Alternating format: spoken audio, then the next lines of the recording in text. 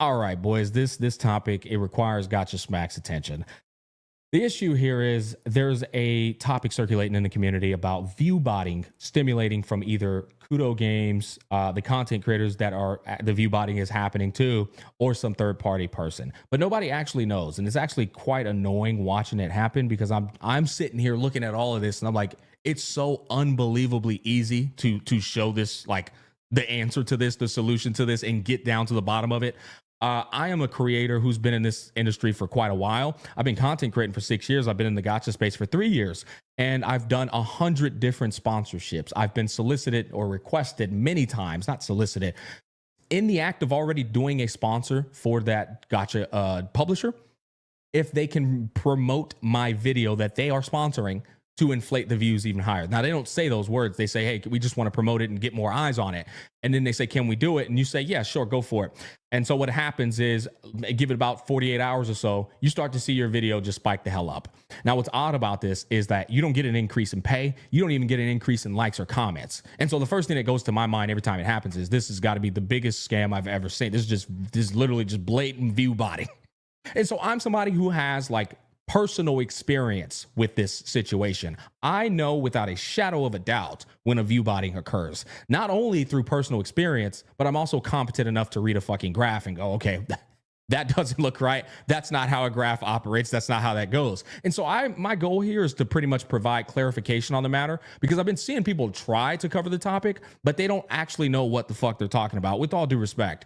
And so that's what I'm here for. Let's go ahead and get into it. First off, Kekvin was the first guy to cover it. And he titled this video, Wuthering Waves is Botting Views. He put a thumbnail with, I believe, like some of the creators that are involved in this topic, not necessarily pointing the finger at him, right? And so we get into this video and I see that he's already getting like dislike bombed.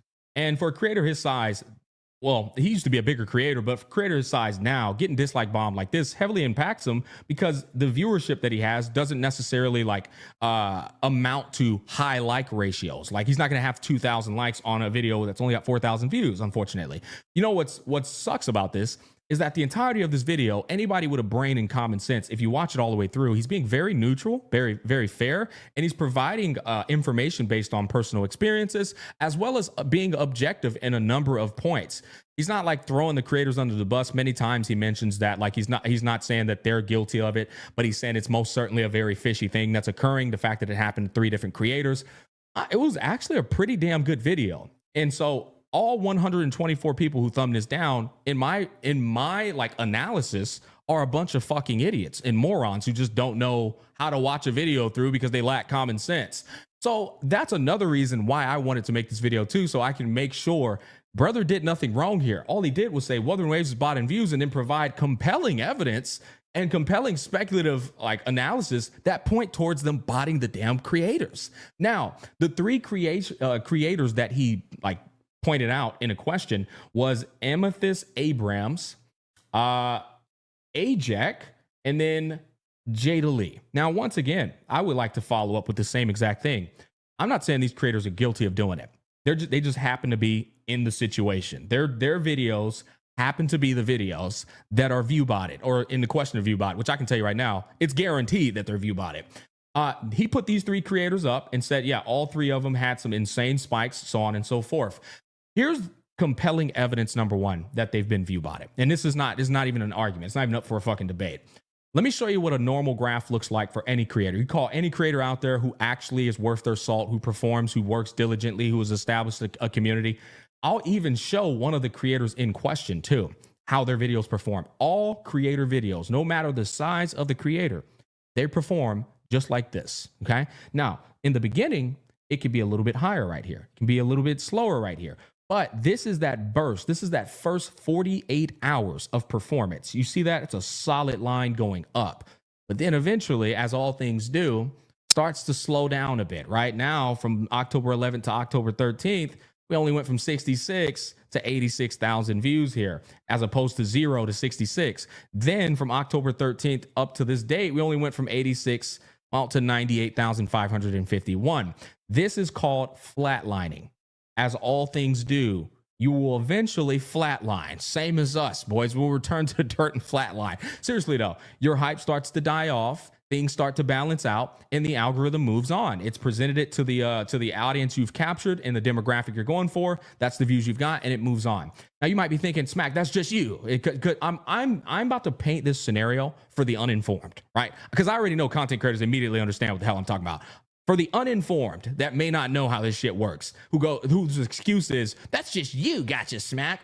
Asmongold, galactic content creator, 1.09 million views. Starts off like this, boom. He even has a solid, it takes a while for his shit to round out. But it, as I said, as always, it eventually starts to round out and then flatline. Now, he's a monumental creator. And so that shit takes a while for his to flatline, but it eventually does. You know, another monumental creator, Maximilian Dude. Once again, strong start and the finish, starts to curve, and then immediately flatlines. All of us, no matter the size, this is how a graph looks when you're performing content. Even Mr. fucking Beast, the biggest content creator on planet Earth, is going to run into that flat line, okay? Nobody escapes the flat line, boys, all right? And there's never, ever a second spike that shoots up to meet Guardians of the Galaxy, ever. This does not happen. It's unprecedented. It's unrealistic. If it does, that's a red flag, okay? Furthermore, no graph goes flatline. Oh, jump up to there. Even if you get a second win, it won't reflect on the graph. It's just going to be like continuing to do what it does. It might raise just a little teeny bit, but that's it. Now that you have that, let's take a look at the 3 creators in question and their particular videos that have been questioned in terms of view botting. What do those graphs look like? Jada Lee's live stream. Brother, that graph... That graph looks like Tony Hawk Pro Skater, bro. Like he's about to go up to that bad boy, go up in the air and bust a trick and then come right back down. That graph looks like the snowboarding game I played back in the Gap. I can't remember if it was PS2 or if it was GameCube, but that snowboard game, S2 Tricky. Yeah, it looked like you about to go off one of them slopes, okay? And Ajax video, I don't even know what's going on here, but that's the same thing. These graphs aren't rounding out. These are across multiple days. Okay, I want to make sure we're clear here. October 12th, October 15th, yeah, and then just Tony Hawk Pro Skater. Okay, final Amethyst Abram. I'm sorry if I mispronounced the name. Tony Hawk Pro Skater. You telling me that they are Tony Hawk Pro Skating, but the biggest creators on the platform aren't Tony Hawk Pro Skating, and a mid-sized creator that's established like myself aren't doing it? There's always a bit of a weird situation here. Keep in mind, my slope right here is the very first 48 hours, the most powerful time period for a video to perform is the first 24 to 48 hours. After that, the round out occurs. What's weird here is that this is October 11th, right? October 12th. I mean, bro, this is days later popping off and just going up Tony Hawk Pro Skater mode. It just doesn't make sense. The round out happened and then a spike occurred. That is undeniable evidence that this is just artificially inflated views in the forms of view botting, so on and so forth. Now, if you take this exact same creator, and click on any other video, round out, right? Oh, that's not good enough for you. Let's click on the one right before that. Give us some time to load. Come on, Unc, round out, okay? It doesn't matter what video you click on, unless it's artificially inflated, it's always gonna round out. This is just the nature of how graphs perform. It's the same thing here. Click on any other video. Click on this one right here, boom, round out. You see what I'm saying? So I think you guys get the point there. Now there's one more undeniable, this cannot be denied as compelling evidence, and it's in your analytics. So I have a video that this literally just happened to me recently. Playing Ananta changed my mind. It's at 270,000 fucking views. I have been on this platform for 6 years. I have never once gotten a video to perform on that level, ever, in the history of my channel's longevity. But that's not enough to convince you. The other thing is, I know what my videos perform, right? I can tell you exactly what a 30,000 view video is going to get in the form of likes, in the form of comments, like a volume. I know what my likes and comments look like. Furthermore, I just know how YouTube works. This video has 270,000 views, and it doesn't even have 3,000 likes. It only has 260 comments. Now, what's interesting about this is that I went into my YouTube studio and I said, maybe I got paid more off of it. No, I never got paid more off of it. Here is the graph of this video. Okay, I made $118. I'll just go ahead and tell you, for 270,000 views, I should have made like $800. But I made $118, and there's a massive variable on the screen right now that tells you this video has been compromised and artificially inflated in views. And this variable is what every single creator out there can look at to know how much they've been view botted, okay? It's called YouTube advertising, okay? YouTube advertising, it's quite interesting. And the reason I say it's quite interesting is because it will give you an absurd amount of views. 236,000 for this video in particular. Outside of that are my views, my actual views, right? So if we deduce that from 270, well, that means I'm really sitting at about 34,000 views, which means the rest of them were literally botted views, or whoever the fuck they showed them to. I don't even know how they're counting the views. I feel like they're showing gaming content to some hairdresser in Wisconsin that's never played a game in her life. Who the fuck knows? What I do know for a fact is that none of this ever gives me new subscribers, new comments, new likes, or even money. I don't get none of those above. And so the only other direction to look at is fake viewership, inflated viewership, fluff. It's just bullshit. It's just made to look nice. And the thing is, if you want to know if any creator is artificially inflating their views, just tell them to click on the video, go right here, go to YouTube advertising, and you'll have your answer. You'll have that answer as clear as day. And you want to make sure they're not doing the last 48 hours, right? In the last 48 hours, this is not happening anymore. You want to look at the life of the entirety of the video since published, and it'll tell you how much of those views are coming from YouTube advertising. 270,000 views. Look at this goofy ass graph here, bro. It's like it rounded out. This is the round out period, right? This is from September 30th to September 3rd. So that was 4 days. And 4 days later, it decided to just go straight up to the moon where One Punch Man is, all right, holding his breath, and then go up to the moon some more. It's just like, brother. So like when I come back to this, I can tell you a surefire way. I'll literally tell you where the view botting began. Right here, she had a nice little strong start, right? This was like literally October 11th, October 12th, October 13th, October 14th. This was all organic viewership. October 14th to 15th, oh, a 30K pop for no fucking, just why not? Just 30K pop? Absolutely not. Boom, inflate it. Boom, inflate it to the fucking moon.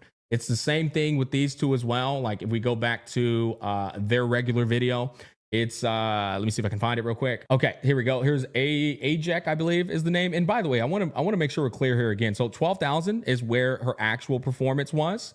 And then from here, yeah, this was just die. I'll even give her 21. I'll give her 20. No, I don't even think I can do that, realistically speaking, because it rounded out. It rounded out here. And this is over the span of a number of days. Yeah, it just rounded out here. There's no way it just starts ramping up like this. It's unnatural. It's uncanny. But if we can give her up to 21,000 views, just being completely fair. And after that, bro, this just gets diabolical because you're looking at the round out. Like I said, all rounds, they round out. They always do. Like we can give about here, but then it just starts getting weird. You know what I mean? And so with all the things I've just explained to you, this is how you can verify, undeniably so, the Tony Hawk Pro Skater ramp, the round out turning into that Tony Hawk Pro Skater ramp, YouTube advertising. You can look at the percentage there. It'll inform you. And then most importantly, the last bit to tell you that it's definitely Wuthering Waves is the WUWA creator tag being in each and every one of these creators' fields. That there alone is enough like incentive to know that it's most certainly, it's not a third party. I hate when like you get Kudo bots who try their hardest to like take the responsibility off of Kudo Games. Oh, there's some third party. I have never in my 6 years gotten third party YouTube view inflated, ever. Not a single time. I know every single video that has YouTube advertising on it that came from the developer that I was sponsored by or in some way in collaborations with. I can go to each and every one of them. I just don't want to throw the rest of these other companies under the bus because in reality, all of them are doing it. They all do it. Like they're all gotcha companies that do the same thing. In fact, I don't even think it's just gotcha companies. I think a lot of companies do this because here's the one sneaky thing with YouTube advertising. If you're sneaky and you're smart, some videos get way more likes and comments than the views, right? You'll have a video that has, I've had videos where they were so liked by the communities, 40,000 view video, and it had 5,000 likes and 2,000 comments, some shit like that. Those are like the kind of numbers that actually match up in my experience with like 80 to 100,000 views. And so you could YouTube advertise to artificially inflate the views to match the likes and comments. I'm putting a lot of creators on game right now. Not that I do this shit, I don't, but I'm just letting you know when you watch some of these trailers from Wuthering Waves and these gotcha companies and you see, wait, that shit was at 400,000 views in 24 hours. How the fuck did it get to 2.2 million views in the next 48 hours? Well, they just inflated the views and nobody's going to question it because we all know how likable the trailers are by the community. The community will give a trailer with 200,000 views 20,000 likes. That's an insane amount of likes. And then it'll be riddled with comments of, I love this game, my favorite game and all that. And so if you boost the fucking video up to 2.2 million views, nobody's going to question it. It's a lot of likes. And most importantly, the public isn't as informed about these analytics and how the flow and fluctuation of how it scales. They don't know. You don't care about that. You're not a content creator. And so I do think it's unfortunate because some of these creators on Twitter and such, they put out tweets like, you know, when did my WUWA 2.7 reaction get this many views? Thank you guys so much. This is now the biggest vid on my channel. You know, in my mind, I think that is, I have no reason to believe it's not genuine, right? I think this creator is genuinely happy and she should be because she believed that was actually the performance of her video. It's unfortunate when in reality, Kudo just inflated the living fuck out of it. I saw this creator too. I bookmarked both of their stuff. 150K views, you guys, or something else. Thank you. And the reality of it is, man, that is just simply just not the truth. With all due respect to them, the Kudo Games inflated their shit. I'm going to give them good faith and say, unbeknownst to them, you know, I had no idea. Dude, 160,000 views with 1,000 likes and 107 comments.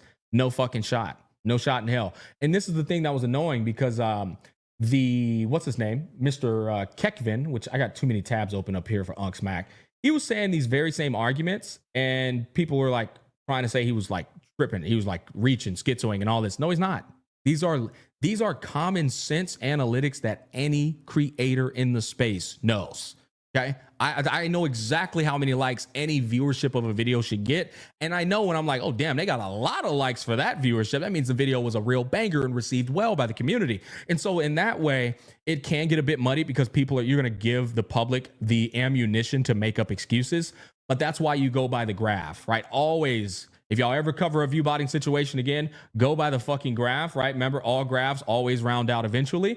They never do Tony Hawk Pro Skater at the end of the graph. That's just not how that shit works. Over the span of multiple days, bro. I also wanted to bring up Marco Meatball's live stream just to let you know that was purely organic viewership, right? Rounds out normally, looks good, performs good. It's organic. I mean, and here's the thing.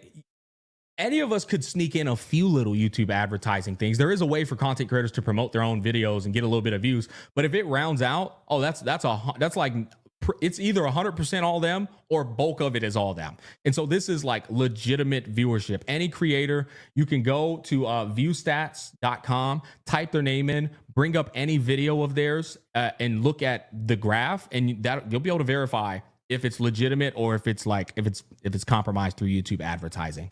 Anyways, that's gonna wrap up this video. I wanted you guys to have a bit of clarification on that. The number one way, once again, is to show the YouTube advertising. That will give you the surefire confirmation, but that would require the creator themselves to share that with you. This is a cut in. I just realized I should probably show you guys what my own YouTube dashboard looks like for the live stream that I did. So the live stream I did, I got I pretty much made $500 off of it. In the last 48 hours, it's still climbing, getting views as like time trickles in, but you can see that round out like you normally see. If we come over here to reach and then we click on viewership, and let's do not since published, let's do lifetime of the video, of the entirety, the live stream and VOD afterwards.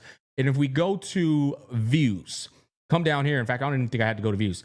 Browse features, YouTube search, suggested videos, other YouTube features, channel pages, others. If we go to see more, you should not see YouTube advertising in here at all. If you see YouTube advertising, that is going to be the inflated views. And I know you're probably thinking like, damn, so YouTube advertising is not really advertising shit. Yeah, that's the information I have always come to learn about it. In the history of my YouTube tenure, YouTube advertising is just, in my experience with all the things I've seen, it just equals botted, inflated, artificial views. Because like I said, no comment, no like, no subscribes, no extra pay, nothing gets added in with those views that get attached to that YouTube advertising. Which, are the gotcha developers aware of it? I have no fucking earthly clue. I would like to say they are. They've probably learned how these things operate. Is YouTube aware of it? Absolutely, I'm sure they are. But yeah, I just wanted to provide clarification there. That's how a video is always going to look. Now, if you guys want to get this 98K to 100K so my OCD doesn't fucking just make me pass out, that would be nice. We're only 2K away, boys. It'll probably climb there eventually, but you know, just a little self promo. All right, this was a cut in. Let's get back to the intro, to the ending. That said, hopefully you guys understand now how that shit functions. Yes, Kudo Games is absolutely view botting certain creators. There's no doubt about it. It's not even a fucking debate at this point. It's not some third party guy, bro. Shut the fuck up. Stop defending Kudo Games. They're doing it like the rest of the gacha companies out there, boys. And once again, Smack shoots it straight because, well, that's just what I've made a career doing. Thanks for watching. I'll see you guys in the next one.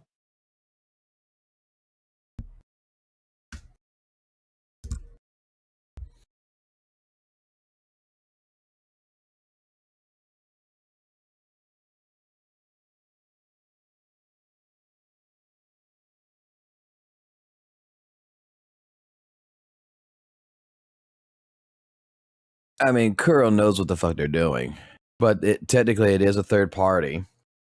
And what it basically, like, I've gotten like 4 or 5 of these letters through my time period with Weather and Waves, where it's a company like, you know, hey, FOXSOL, I'm Kira from TechDo Hong Kong digital agency that connects with 80,000 advertisers around the world. We currently have a YouTube campaign by Weather and Waves, about 2.6's updates for the games. Who'd love it, blah, blah, blah. Get your details, and they'll give you, you know, what kind of deliverables you need to do. You need to put the YouTube creator. You need to put like the Weather Waves creator stuff and everything. So basically, it's just a PR company for Kuro Games that Kuro Games hired that just goes out. Now, I'm not saying this is all of them, but like I've gotten like several of these emails multiple fucking times.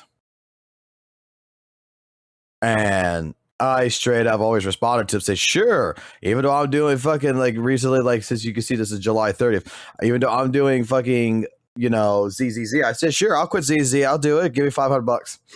That's exactly what I told him. The thing is that what YouTube advertisement is, and to expand upon that a little bit, is it's actually, you know, like you watch a video and you'll get like that preloaded ad in the thing, the video, you gotta wait like 5 seconds to press the skip button. Yeah, that's what the YouTube advertisement views are coming from. I've known some YouTubers who actually spend the money and advertise. I've actually done it in the past and tested out, where you could spend basically like $30 and it'll give you like 100K views if you really want to. It is. I got one friend who still does it to this day. Is just the idea of it is that he puts his videos on top of every other videos. And you actually have to click the ad to go watch the channel. But if you just leave the video there, you know, it's like watching someone else's video and then they can skip off of it and they don't become a subscriber or anything. It just inflates the views and you don't get no money from it because you're an ad. It's kind of stupid and such, but that's what it is. 100% like Kuro, Hoyo, Nebula Joy, Netmarble, even like Capcom's done this, Arc System Works done this. Like I've had a lot of my Guilty Gear videos get inflated. Now, in the realm of the Tony Hawk, like he's talking about, in the realm of the Tony Hawk bullshit, right? Let me get back to his video real quick. Let me explain something else too. There's one thing that I will make a slight correction on. Okay. You know, let's see. Let's get to his graphs here.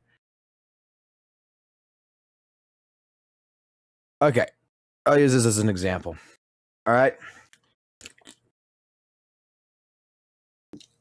I've had this happen to me because of my lore videos on Guilty Gear. And this happened in particular because I did my lore videos during Guilty Gear XR days. Right? And then all of a sudden you have Maximilian dude who plays Guilty Gear Strive that plays Biking, and YouTube will take that video that I have and put it as a recommended video after his video for the Biking lore because it correlates together. To where I've seen it to where, you know, I have a flat line like this in a video, then all of a sudden the fucking video just goes back up for a little while and then it flat lines again. And it's just like, what the fuck happened? It's because sometimes, and it's very rare, but sometimes the video that you have can come back into, you know, an organic viewership because something else happened. So it's just like the case would be if, you know, ZZZ has gotten, you know, a little bit of a case scenario because Flats, you know, has started playing ZZZ. So when he's done playing ZZZ and everybody's done watching his video, it's going to try to find videos that might be days, it might be months old or whatever, but anything related to the topic that he's doing is going to try to find. And those videos may get inflated because YouTube wants to push that algorithm.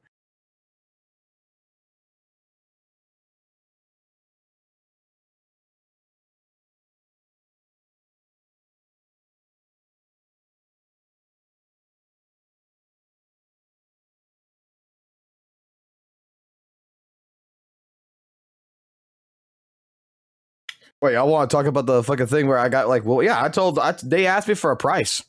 They asked me for a price to go ahead and go back into fucking playing Weather and Waves. I told them $500 and I would do it for 3 months. No question asked. This company right here.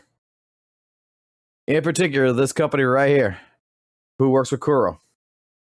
This is the company that Kuro fucking hired to go ahead and to connect with creators who are outside their content creator program. And they're the ones that offer me money. See, Google Ads and such, they're the ones that they'll take the entire premise is they'll take the video. You make a deal with them. You get paid by them to make videos and such about Weather and Waves or whatever game they want you to cover. They will put on Google Ads, Meta, whatever, and they are going to shove it up the fucking ass of the YouTube. they're going to shove it up YouTube's ass.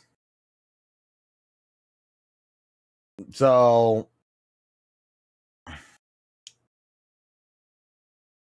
Kuro Games view botting situation.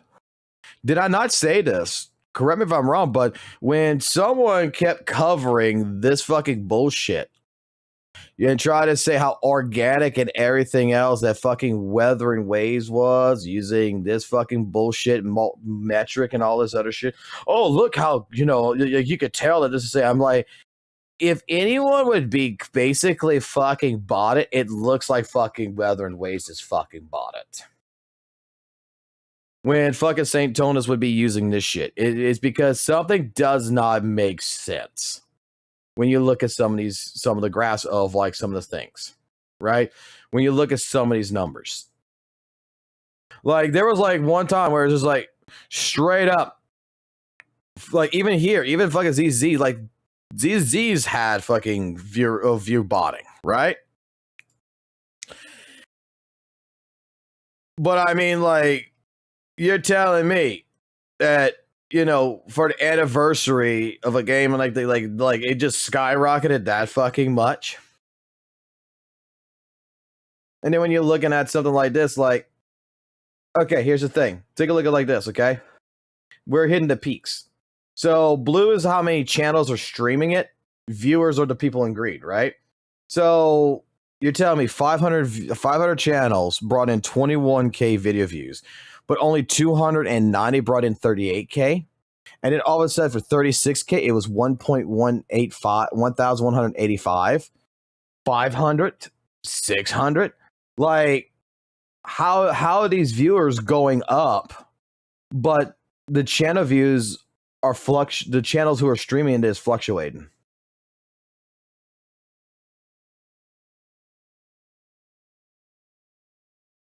Like,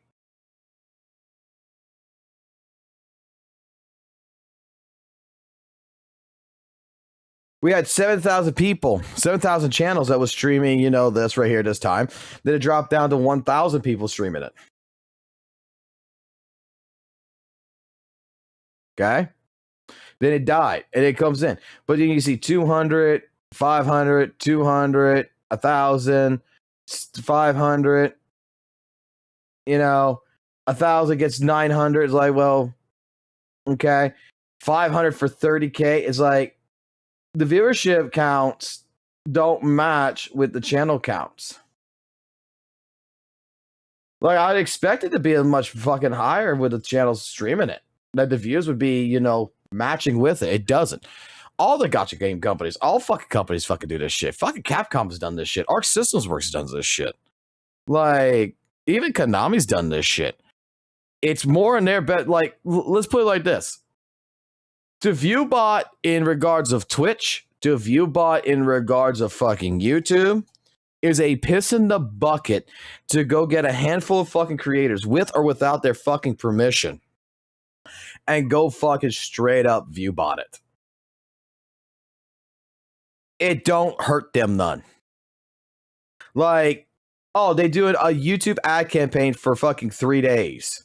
They put in $1,000 in it. You think $1,000 fucking hurts fucking goddamn Kuro Games? You think $1,000 hurts Hoyoverse? Absolutely fucking not. They just take $1,000 and throw it into the fucking campaign, and some poor YouTuber gets 183K video views, which they're not making no actual money from that. But it gives that game a spike to make it look like, it's a popular fucking game in terms of advertisement. Genshin's done this. Honkai's done this. Zenless Zone Zero's fucking done this. Fucking several fucking games have done this. Dude, I've seen this shit with fucking goddamn fucking Guilty Gear. I've seen this shit with fucking Street Fighter, with Capcom, with fucking Resident Evil. It's just that typically, most companies typically will go to the content creator and say, hey, look, we want you to part of the creator program. And you talk to them and everything else. Then they give you, like I said, like the email that I just showed a little while ago, is they'll give you like specified things to do, like put a hashtag in it, stuff like this. They'll give you specified information on what to do so that way they can actually cut it and use it for fucking their advertisement program. And then they'll advertise it throughout YouTube, through Google, whatever. And again, it don't hurt the company. It could technically make it look like the fucking channel is view botting, and then people will accuse the channel for being a view botter. But in the grand scheme of things, it does not hurt Kuro. It doesn't hurt Hoyo. It doesn't hurt Capcom. It doesn't hurt Arc System Works. They're paying money to make their game look fucking better. So, yeah. Like, definitely 100%. Weather and Waves, a lot of its viewership is artificial. A lot of Genshin's viewership is probably artificial. A lot of HSR's viewership is probably quite artificial. When it comes to ZZZ, it's probably to a certain degree also artificial.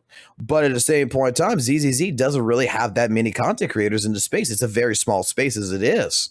It's very niche.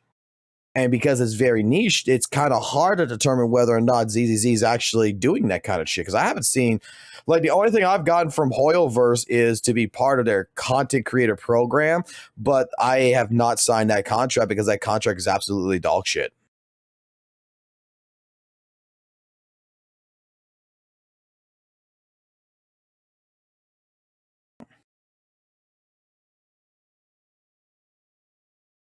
So, yeah, when you look at like all of these people who are getting view botted, quote unquote, advertised botted for videos with Weather Waves, yeah, Kuro Games 100% knows that fucking that's happening. Kuro Games is spending the fucking money 100%. Kuro Games don't give a fuck. Again, it's cheaper to go ahead and do that in the end of the day. It's actually fucking cheaper. Because Kuro has always been about advertisement. They have used cosplayer groups from South Korea to go ahead and make ads and stuff like this. Why do all that when I could just go ahead and the same amount of money that I would be spending for cosplayers or something? Why the fuck would I do that? Where I just tell the third-party company, hey, look, we give you a budget of $250,000. And they're like, huh? Yeah, we give you a budget for $250,000. And with that $250,000 that we're going to give you, go advertise our game. And then the best route to go is that with $250,000, you go find 300 fucking Weather and Wave channels who's already covering the game for free, who's making videos on YouTube. You find a bunch of them. That's why if you're a content creator, you get emails like that shit. Like, you will get fucking straight up emails about, hey, we would like to, you know, advertise this, do this. Like LDSHOP and everything else, all these companies that do this kind of shit, especially when it comes to content creators. They will straight come out of their fucking buttholes, and they will look for any and every single channel, whether big or small, and they're going to hit them. And they're going to hit them as hard as possible. And then if they can get a handful of these channels, yeah, it's better advertisement. They don't have to go hire someone to edit a video. They don't have to put in the thing. I mean, goddamn, have you guys not seen like WUWA fucking advertisements?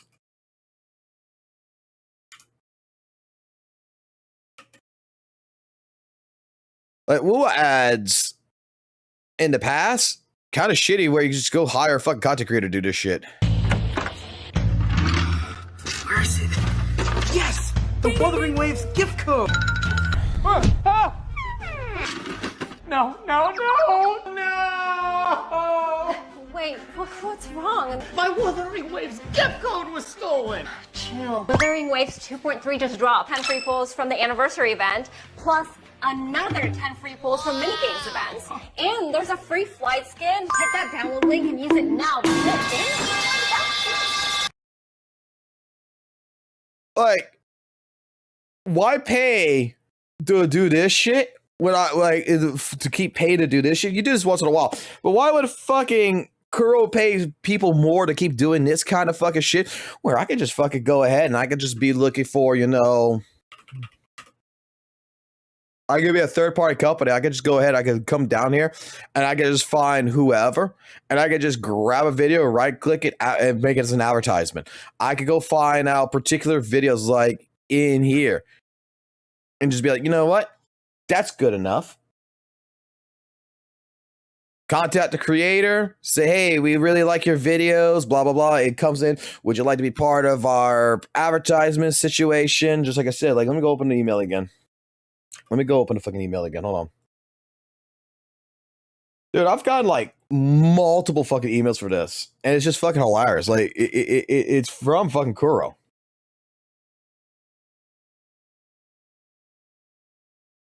Same company.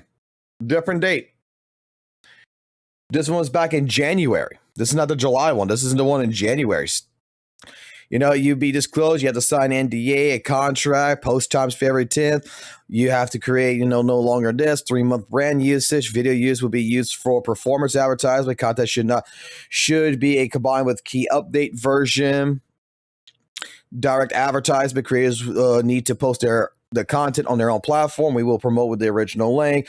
All views advertised will be directly added to the video. Non-direct, if it is a non-ad one. Distribution rights, you know, we authorize to globally use it. We get, like, I've gotten multiple. You know, I've gotten multiple fucking contents of this shit. Like I said, I got the one back in, like I said, July, when I fucking told him $500. I'll do it for $500. And if you were here at the time, I wrote that fucking email right fucking here during that time period for those fucking emails. Like $500, I'll stop doing fucking goddamn ZZZ.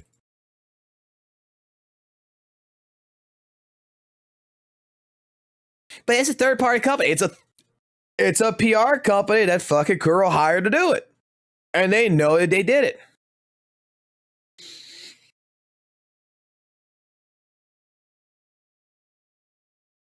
Like, this is how it works. It's not a big deal. Every company fucking does this shit. And like I said, it's smarter just to find content creators that's already making the content and just using them as the ad. Oh, no, they never paid me fucking $500 because they never came back to me with that fucking deal. They never came back to me with that. If they would had, I mean, I would have been kind of shit out of luck, to be completely honest. But it makes a better fucking deal. It makes better to go ahead and just find content creators who's already covering this shit and just hire them, basically. They're the advertiser. They already got it. We just boost them up, make them look better, make it look more popular with certain content creators as such, and our game looks more popular at the end of the day. Gotcha smacking them is not wrong.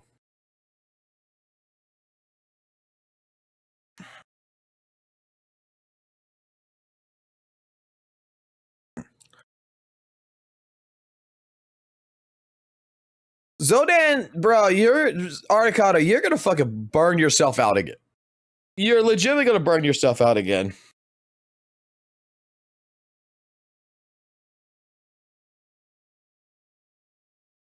Bro's making video content every fucking day. I hope he doesn't fucking goddamn burn himself out.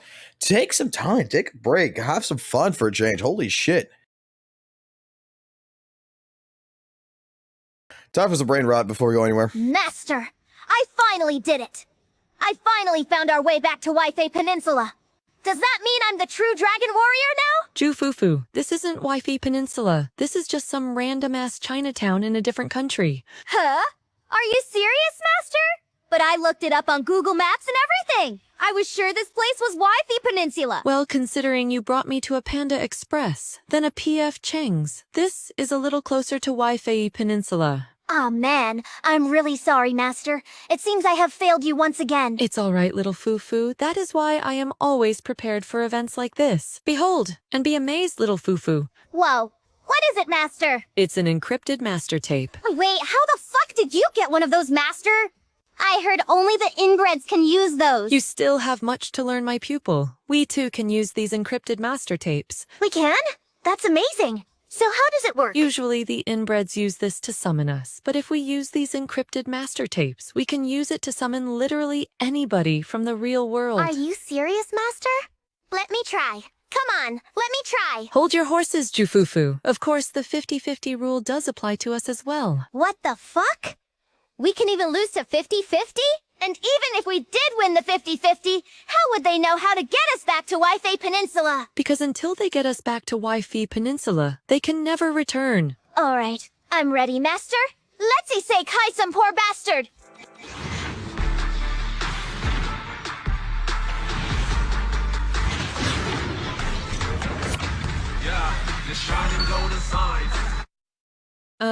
Who the hell is this? Did we win the 50-50? Is this even a real person? I got no clue, Master. I don't even think she's from the real world. I'm actually a guy. We lost our 50-50 to a femboy. Fuck.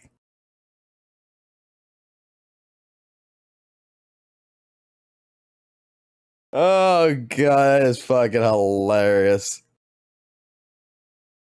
Yeah, it's fucking hilarious. I want to watch this one though.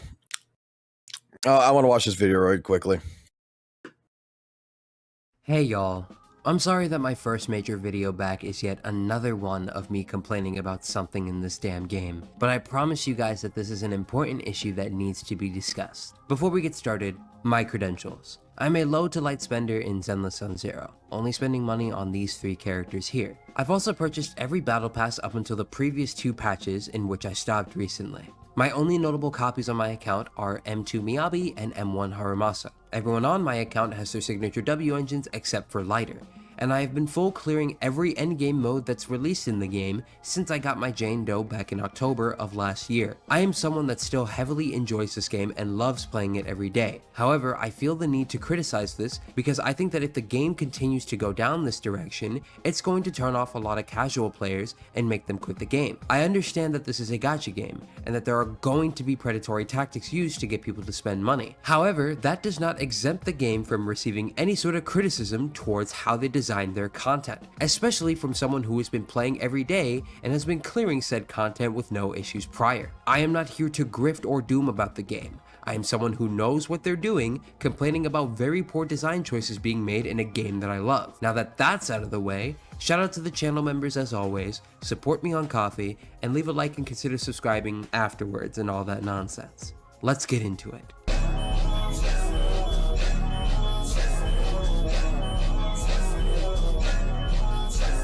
I hate Seed. I'm not gonna go over everything as to why I hate her, but this is a child that's feeding into the dev's foot fetish. This sucks because I actually like Seed's design.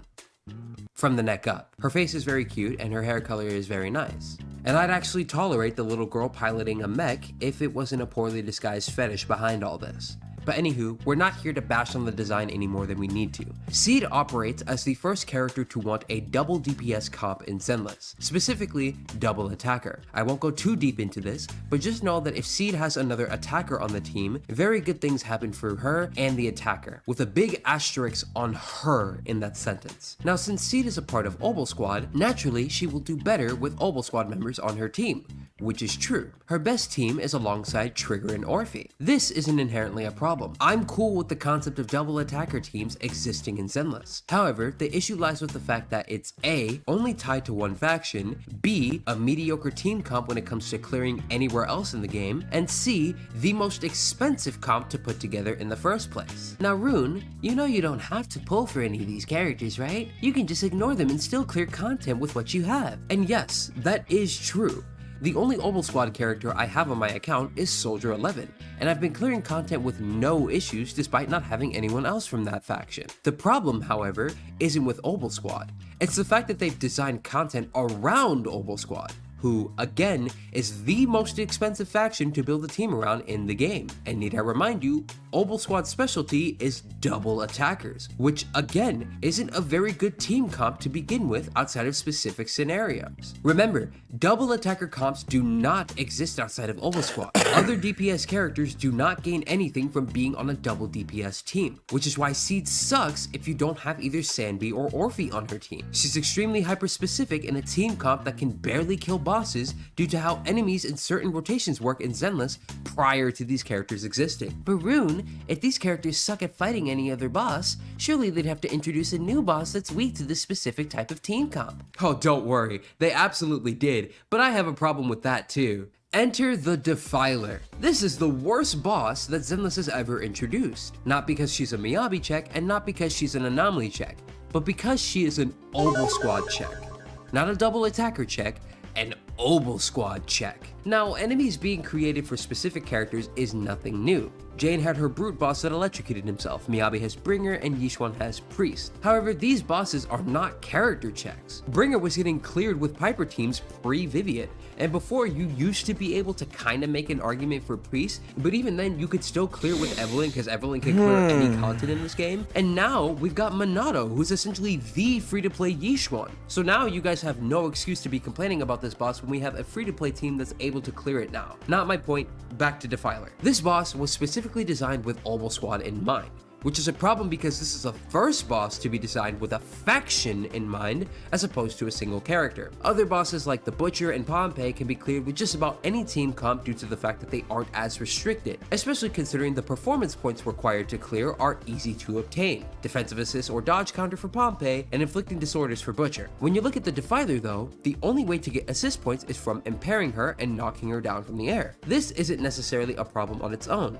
It's the fact that these are tied to phases where you can't deal damage to her at all is the problem. Now granted, it's pretty easy to impair her so long as you have 2 defensive assists, and someone who can burn through the bud easily. However, because she has 3 phases where you can't deal damage to her, even after getting the max points, you're still going to have to rely on doing as much damage as possible, which is a problem considering that she's basically invulnerable for 40% of the fight. Looking at these 3 phases, she has one where she's in the air and you have to parry her attacks, the Tsunami phase, and the Soldier phase where you have to parry her onslaught of summons. Now yes, 2 of these phases give you performance points which are very much needed to clear this boss, but the problem lies not only with the 3rd phase, but the fact that this boss has 3 phases to begin with. The 3rd phase has Defiler summoning soldiers to attack you. The only thing you can do during this phase is parry the soldiers until she comes down from the attack. And not only does this waste time, but you also don't even get an impair from this or the ability to follow up with your defensive assist afterwards. This is bad because this phase happens usually at the end, and after it's done, she'll be finished with any specific gimmicks for the rest of the fight. However, it doesn't matter since you'll have less than a minute to gain 10k points anyways, which is super problematic if you're not running an Obel Squad based team. I just barely managed to clear this with my M1 Haru team. And before you say, oh, just put another attacker on the team to make use of the buff, I'm not going to ruin my team comp just to make use of a buff that only caters to one specific team comp. The only way that I can make a double attacker team comp work for Haru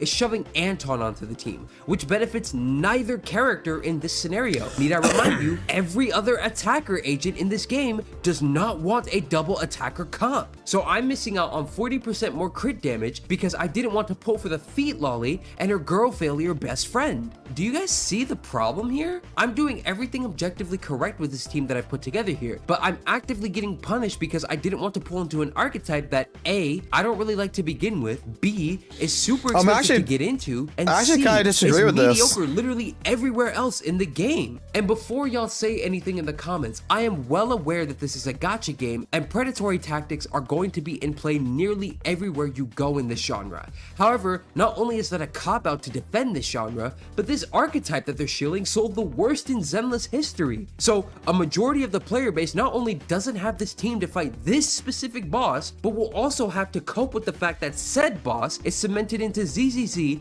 as official endgame content, and they'll have to deal with it for as long as they continue to play this game. And it's all because they tried to sell an archetype that doesn't even work at the end of the day. What good is building into any of my Rupture characters if the ZZZ devs are going to decide to release another faction one day that's double attacker? The only thing that I can hope for is that this never happens again, but I'm still stuck with the Defiler every time she comes around until I get those characters. And for those of you who don't know me, I've been clearing content with Miyabi, Astra, and Yuzuha band for a while now. I just recently added Yishuan to that list too. But every time this boss comes up, I struggle because my M1 Haru isn't enough. Am I supposed to end it all because I don't have Seed? And even if I did have Seed, I'd need both Orphe and her W engine to clear comfortably. This sucks at the end of the day. A boss that's designed with a specific faction in mind that has not one, but 3 invincibility phases that do nothing but waste time, plus a hyper-specific buff that punishes you for not running that specific team comp, which would actively hurt your DPS if you don't have the 2 specific agents that only work with this team comp. Any other time people have stated that you cannot clear without X unit has been disproven multiple times over. And while the endgame is still clearable now, this is the only instance in which the game is punishing you for not getting just 1, but up to 3 agents if you care about getting a high score in this mode. This is bad game design. In a game full of skill expression and strategic team building, you are punishing good players and even worse, casual players who just have to clear endgame content and get better at the game by enforcing this archetype that doesn't work. I don't care if this is a gacha game. This sucks. Unless I'm stuck with the score that I can. Let me put it like this so far. Like, I get his point. He's not wrong about, like, it was so for the archetype of, like, Obel Squad. Okay, he's not wrong. And personally, for me, I love Blue Panda. I think Rune's great. I think Rune's a great guy. I love his content. I just I don't know, like when Defiler came, right? I was cleared Defiler without Siege, without Obel Squad. And I think the problem that is the design of the boss in particular for a lot of people is, like he said in here, is the fucking goddamn 3 phases, okay? But the fucking 3 phases are made for casual players. That's the fucking problem. It's a miss. It's a miss on the boss. I understand what the design aspect. If I look at the boss, what it's really was actually designed for with those 3 particular impair factions, those 3 phases, would kind of fucking it should have stopped at the second one. Like the tsunami part, it should have stopped there. But they did the shield thing at the end. It was designed in all honesty for casual players. To basically say, here is guaranteed performance points. You don't have to worry about disorder procs. You don't have to worry about parrying. You don't have to worry about doing extra damage, all this other stuff that you normally would do. It's simple. It's straightforward. No one can, I don't think anybody that I know of can miss 5K fucking performance points of Defiler unless you are doing on purpose to fucking miss that shit. Like, you're going to get 5K because just impairing it twice gives you fucking 2,500 points. So the first 2 phases, basically, if you parry the fucking goddamn the knife swinging in the air the twice, you impair it. You get the 2,500. You impair it after this, you go ahead, you do the tsunami shit and everything else. You know, I believe that gives you like the other part of it, where if after you do the parry and everything, it's another 2,500. The third one only gives you like 1,600, but by that fucking time, you already got the 5K fucking points. It's just like, it's guaranteed you get 5K points. I think it's a fun boss fight, but I think that the boss fight needs to have something else that is involved in it that makes it to where it's better. Archetype styling of this, I've beat the Defiler with M0 Hugo. It wasn't fucking easy. It wasn't comfortable. It sucked. But I found that, like, compared to me using Seed and Trigger and putting like another attacker, I didn't have Orphe. Maybe Orphe was the key for that, because I didn't build an Orphe. I didn't find Seed and fucking worked well with this team. The team that I find and I like to use against the Defiler in particular is Jane Doe, Alice, and Yuzuha. A physical team. Like, I feel like Yuzuha and Jane Doe was really fucking strong and did a great job in it. Did an absolutely great job. I can deal with hey Blue. I can deal with character checks. I literally clear content without these skilled characters all the time. Defiler is just worse when it comes to this stuff. No, I don't disagree with that. I don't disagree. Like, Defiler, it's not but I'm gonna say like this. I don't think it's a bad boss. I just feel like when it comes to the Defiler, that the big fucking issue that comes here is that we got some restrictions, right? And it's a gacha game. It's gonna have predatory. You even agreed to that. You even know that. All right. There ain't no point talking to you about that one because we're on the same page when it comes to that. I'm just gonna say like the Defiler in general, like I think the biggest problem is that it's just. Again, it's the phases. I think that is I think the fight itself is very cinematic. I think it's very great. I actually like the way that the Defiler plays personally, but everybody that I hear about talking about what they don't like about the Defiler is the three phases. It's just I can't do damage during this phase, and this phase is a time waste, and they just don't like it. And I think that should be reduced for players, but at the same point in time, I'm kind of looking at it, and if you're a person who's played since 2.0 and you're just a new player, I've heard new players bitch so much about like proccing disorders on the butcher, that they have to do this they have to do all the fucking parries with miasma priest. I've heard new players who quote unquote I don't want to be sweaty, who has issues with impairing bosses and such to get performance points, that they don't want to do all this work, that in all honesty, the Defiler gives them exactly what the fuck they want. Like, Defiler gives a brand spanking new player exactly what they asked for, which is guaranteed performance points. Because I've heard, like, dare I say, I've heard even St. Tonus in the past complain about, well, I didn't get all the performance points because I got to play sweaty and I don't want to do all this stuff. I've heard this kind of arguments from several different people who either is outside the community or relatively new that don't like to play the game.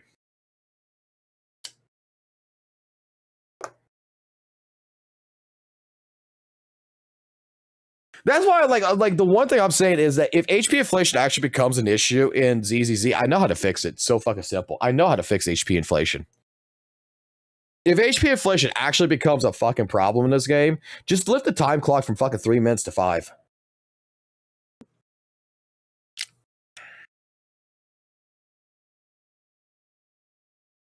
And you know what's funny?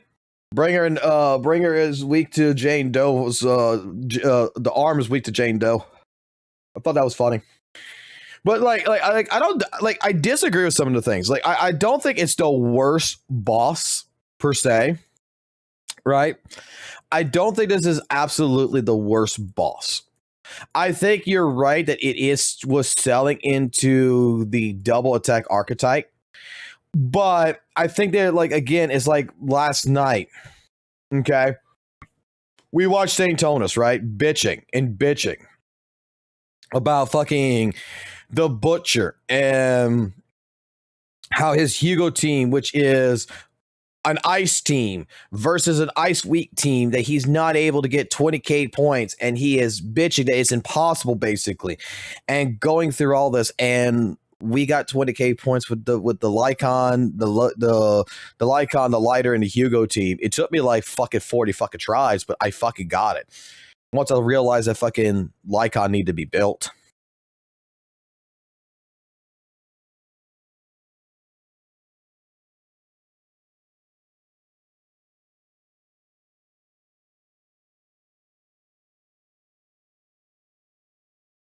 No, like HP inflation is not a problem. No, I completely agree. It's not a fucking issue right here. Like, this is a boss design. Okay, this is a boss design issue. But the thing is that, like I said, like, looking at the boss design, like, I have no problems fighting with Evelyn. I have no problems fighting this with A rank Monito. I've been fighting with this boss for the last couple of times. It's the only thing that does get kind of annoying is the phases. The 3 phases do seem to get kind of annoying because they try to make the fight more cinematic than actual play. Okay, and luckily for us, the next DA boss, the Wanderer, is not going to have this, because you can fight the Wanderer right now. The next boss is not going to have this kind of issue. Okay. And there's another boss that's going to come out which ain't going to have this issue. So this was a miss. Okay.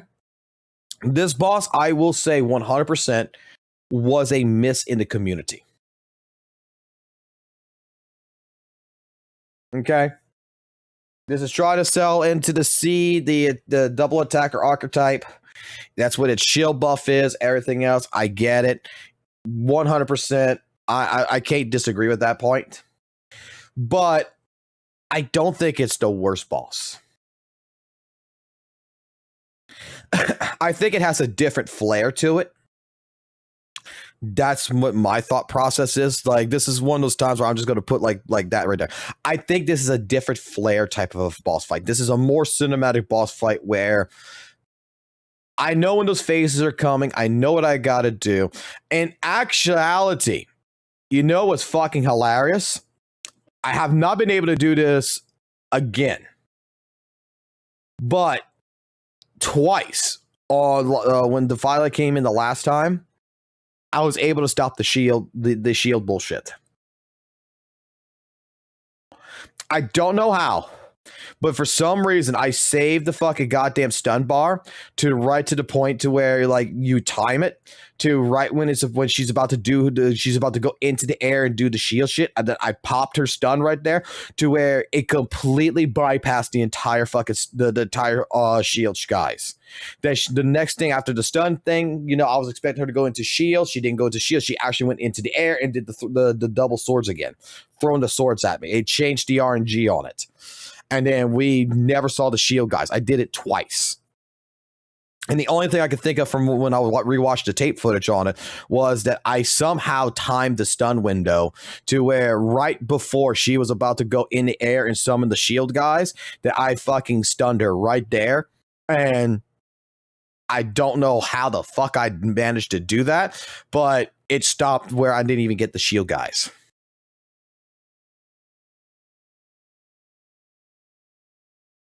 This is a poor design choice for some people, and this is going to be a design choice that some people are going to like.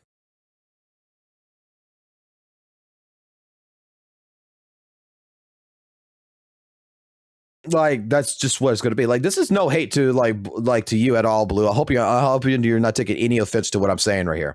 Like, this is like one time that I'm just going to say, like, I'm a person who actually liked the Defiler. I actually like it.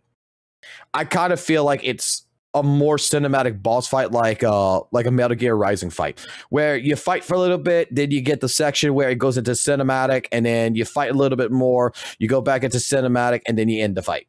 Like, that's kind of how I feel about it.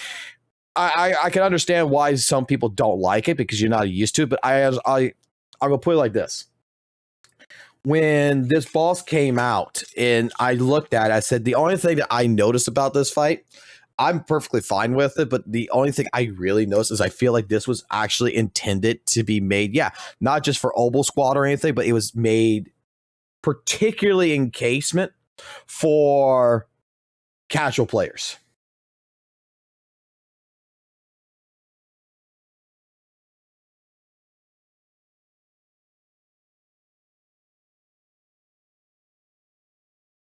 Don't call him a clown. Blue Panda is not a clown. Rune's a great guy. Rune's got his opinion, and Rune's opinion is perfectly fine. Just because you guys are like, oh, I could do this with M0 thing, and then like respect the person. This is not St. Tonus, man. This is not a person who plays fucking ZZZ once in a fucking blue moon. This is a person who plays it regularly. Okay? And his thought patterns when it comes down to this is absolutely valid. Okay? He doesn't like it. He has his thought processes of what it is. And while, you know, hey, I see what his point is, but I slightly disagree with it of my point of view, does not make him an enemy. So chill out on that.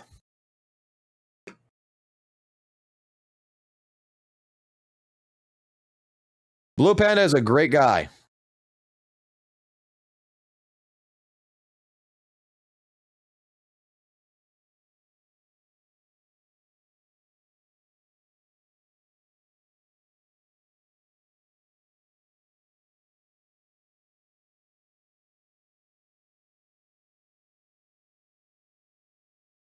We could disagree.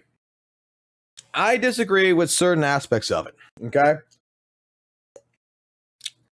You guys might probably disagree with me when I tell you that this is for casuals. This is for a person who does not want to think about performance points. Okay, this is what I like. This is what my thought process of the Defiler is. Defiler, you're guaranteed in 3 phases. 2 phases, which is completely unavoidable. 1 phase, which you can fuck up on. But if you do the other 2 phases, you impair her 2 times, right? Like, y'all probably gonna disagree with me.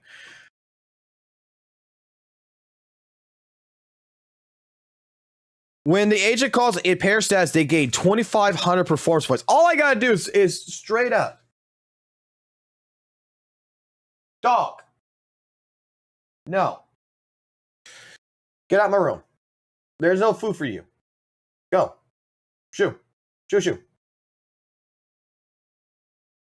Don't make me get Hassan. Go. Shoo. When I read this, they gain 2,500 performance points. Just put them in this, the impair status.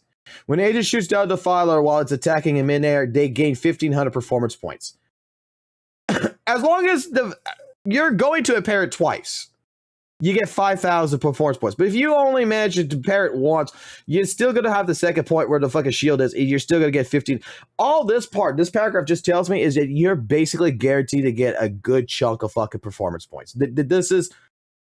This to me was a boss that was straight up designed with the idea built into it to make it very, very well made for dummies. The reason why it's so cinematic is it's made for the purpose of we want to make sure you get these performance points. I personally I can understand like someone might not like this. Okay. Someone might not like this entire cinematic shit and everything else and all this. But the more I played it, is like, I feel that like a casual player would love this. Because you're not worried, you got to proc disorders and everything else with this. You got to parry and impair him ultimately, and you can fuck up all your parries. This feels, out of all the bosses I have felt so far in this game, I don't feel like you could fuck this up. And that's because of how the boss is designed. I feel like how the boss is designed, the Defiler, in this particular case, you really got to try to fuck this up. Do you understand what I'm getting at? Like, out of every boss I've fought in ZZZ so far, in DA, where I'm working on performance points, and I'm noticing, oh shit, I've only got 1,000 performance points. Oh shit, I only got 12. I don't think I've ever came out of fucking Defiler without 5,000 performance points. And I didn't even try to doing the performance. It never came to mind that like, oh shit, I need to work on performance points. Like other bosses. This one right here, it just the way it's designed it feels like I'm just guaranteed 5k points because of how it's designed.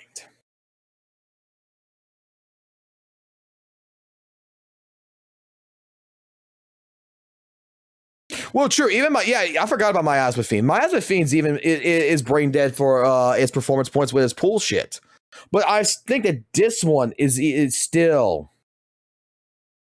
I still think that this one in particular is still more designed because you can still fuck up with the Miasma Priest, like in the sense of like the pools where if you don't parry it or you don't run away and you get hit by it, like there's still and there's only one phase through it. That there might be some people out there who says I can't dodge.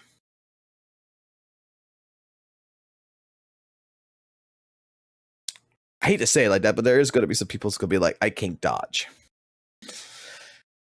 This one, like I said, I never has, with all the fucking parts to it, I've never really, the more I look at it, like I said, personally, like the way I look at it, this is just, I think it's a good boss in regards for like certain people. I think it's fine. I don't have a problem with the Defiler.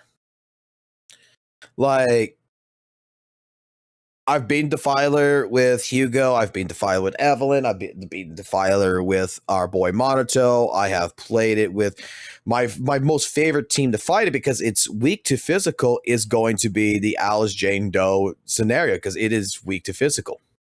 Top of which I need to restart the game because it's fucking doing this shit right now. It's crashing out because I didn't start. I started the live stream, but I never took down ZZZ since last night, so I need to restart ZZZ.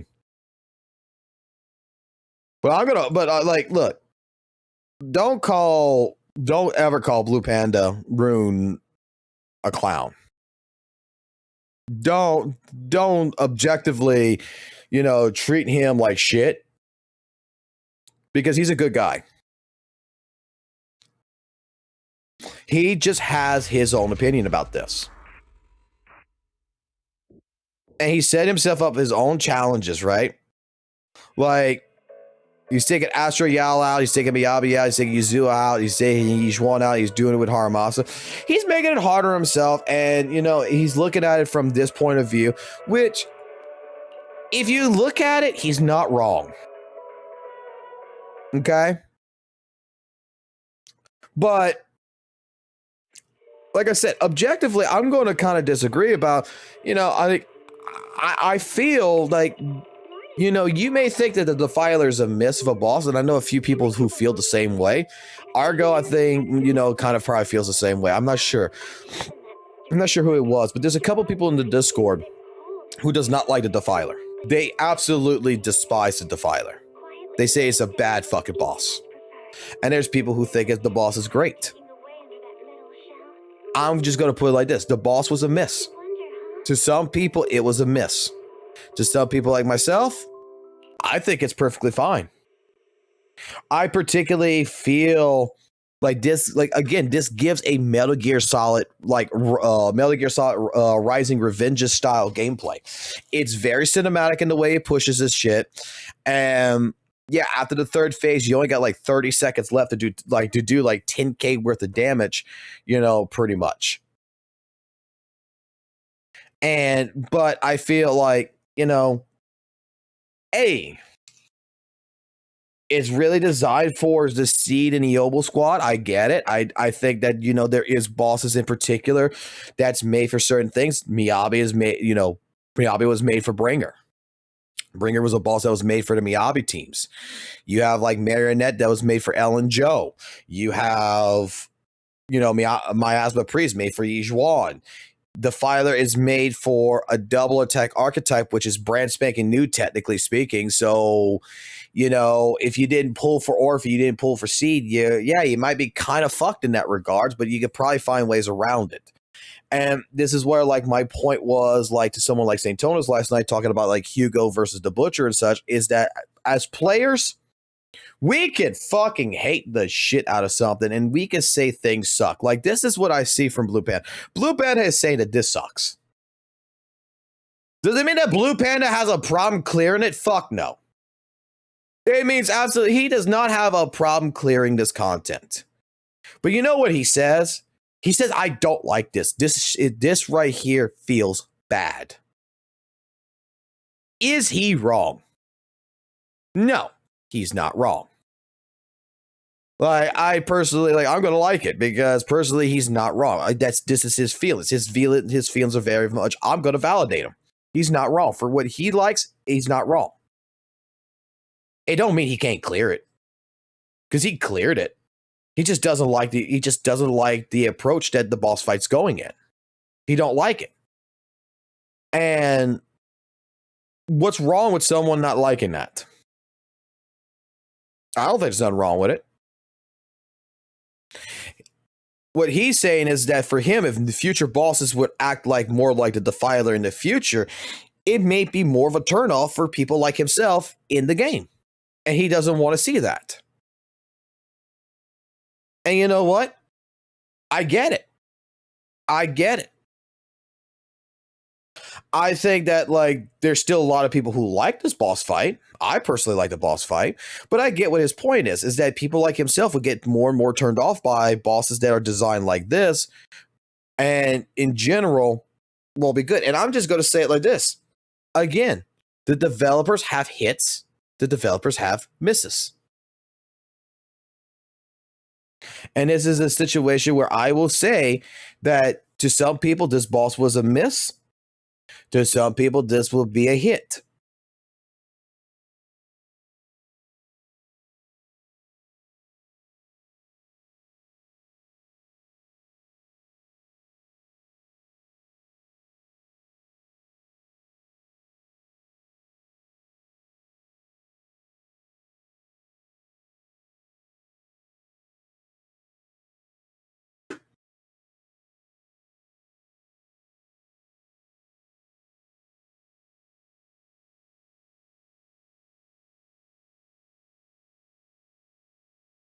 I mean, like, look, I don't know if Blue Panda is still here or if Blue Panda left.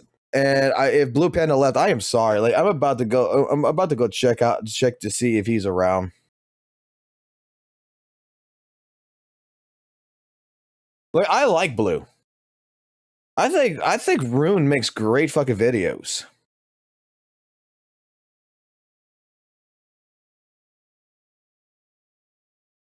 And I hope he's not upset. Because some of y'all are calling him a clown and everything. Y'all are treating him like he's St. Tonus here. And that's not right.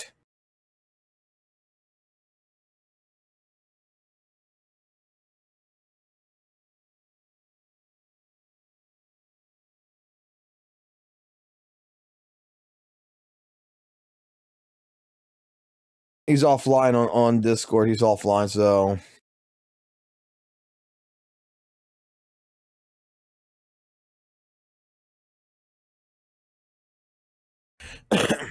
Like, I want this clear, okay? Again, there's a difference. There's a large difference. There's a large difference between a person who, again, plays Zenless Zone Zero for a month, once a month, once in a fucking blue moon, versus a person who plays it regularly, right? Like, when it comes to certain observations, I've even said that St. Tonus, for example, is correct in some of his observations. When it comes to someone like Rune is straight up a guy that I legitimately 100% am going to defend on this one because he plays the game. His opinion, match. I'm sitting here, I'm listening to it, and I know I'm saying that I disagree with some of these things. Okay? But I don't think that, my disagreement with him is necessarily saying that he's wrong.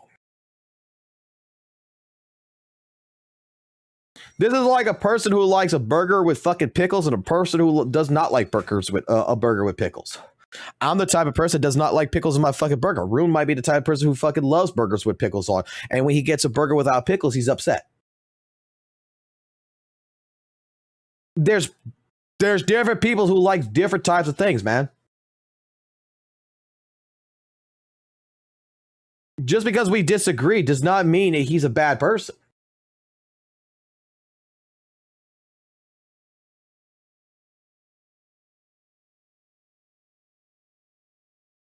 Right. You could disagree with him.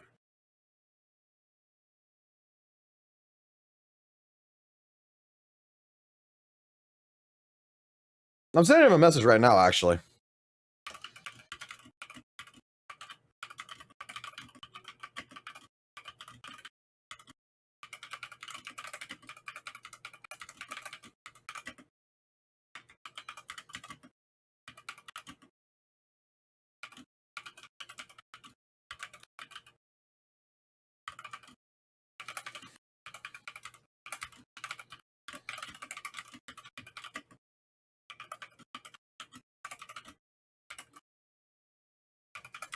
What?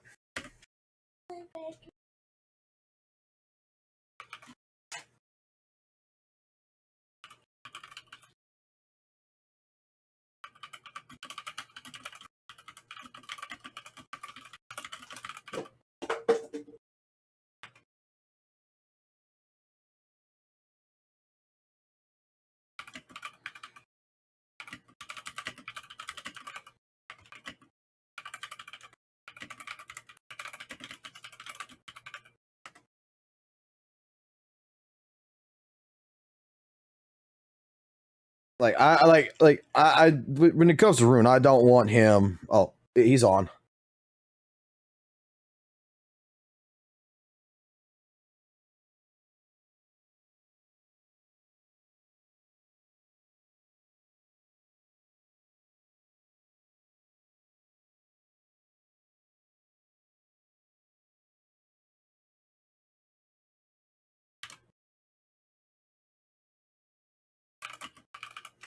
No, I think he just went to bed. Okay.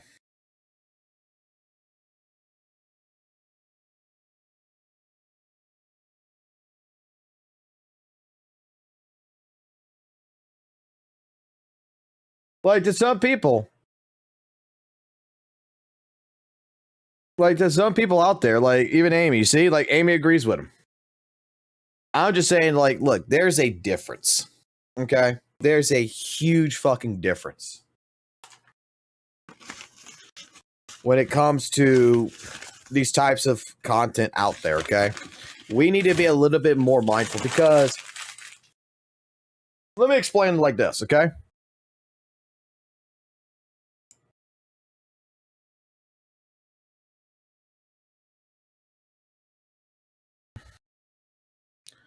This is a person with some amazing goddamn fucking thumbnails, by the way, that has been playing ZZZ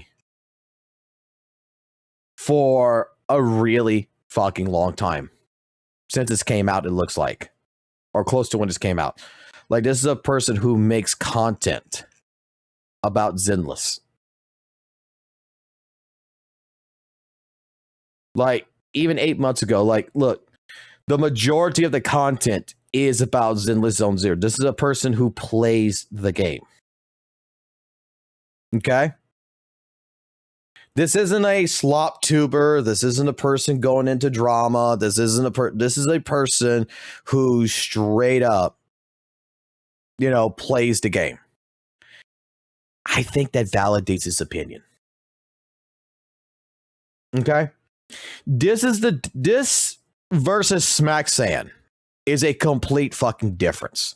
Smacksan didn't play Zenless Zone Zero.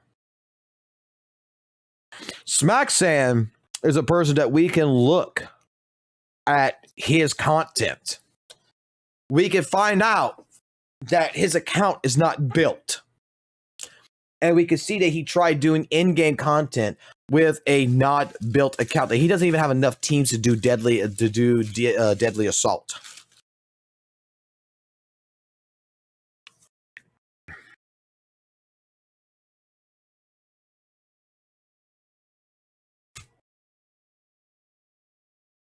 So, this is why I am straight up like going to defend the shit out of this person here.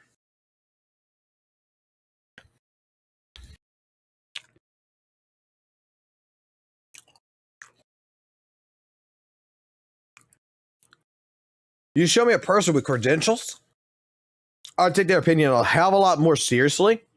And I will be the type of person that, you know, will be like, you know what?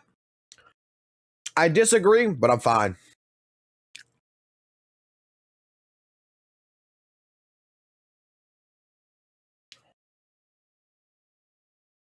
I think the fight's great.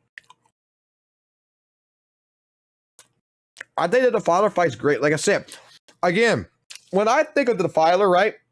When I think of Defiler,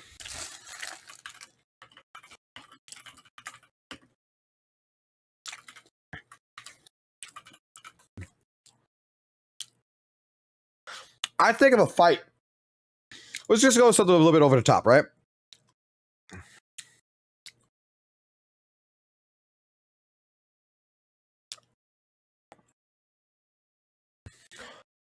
I look at a fight like this, like Metal Gear Ray. We can use as an example. What? They have a Metal Gear here? Right. You're fighting in the fight, right? You're on the ground. You're fighting. You're lowering its health. You're repairing its fucking legs. You're fighting the fight, right? And what happens in the middle of this fucking fight? A couple of times.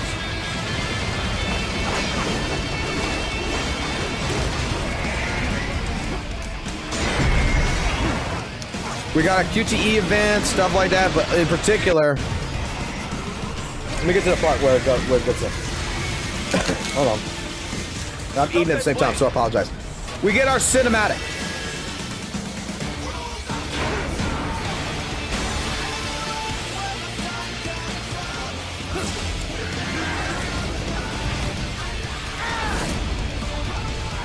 This is the moment where I get my performance points. This is what I think about when I look at the Defiler. I think of something like this.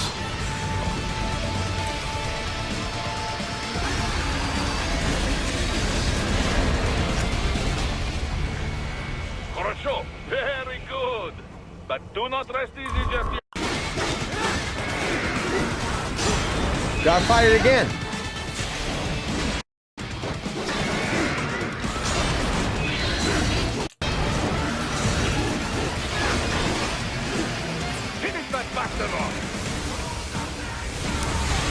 And then we got a whole entire cinematic that goes with the fucking fight. This is what I like about the Defiler. This is how I feel the Defiler fight's kind of like. It's not exactly like this, but this is how I feel about it. This is the best way I can try and express my example. In particular, I like this fucking part that happens right here. Grabs the fuck out of you, throws you in the goddamn fucking the bell tower up there.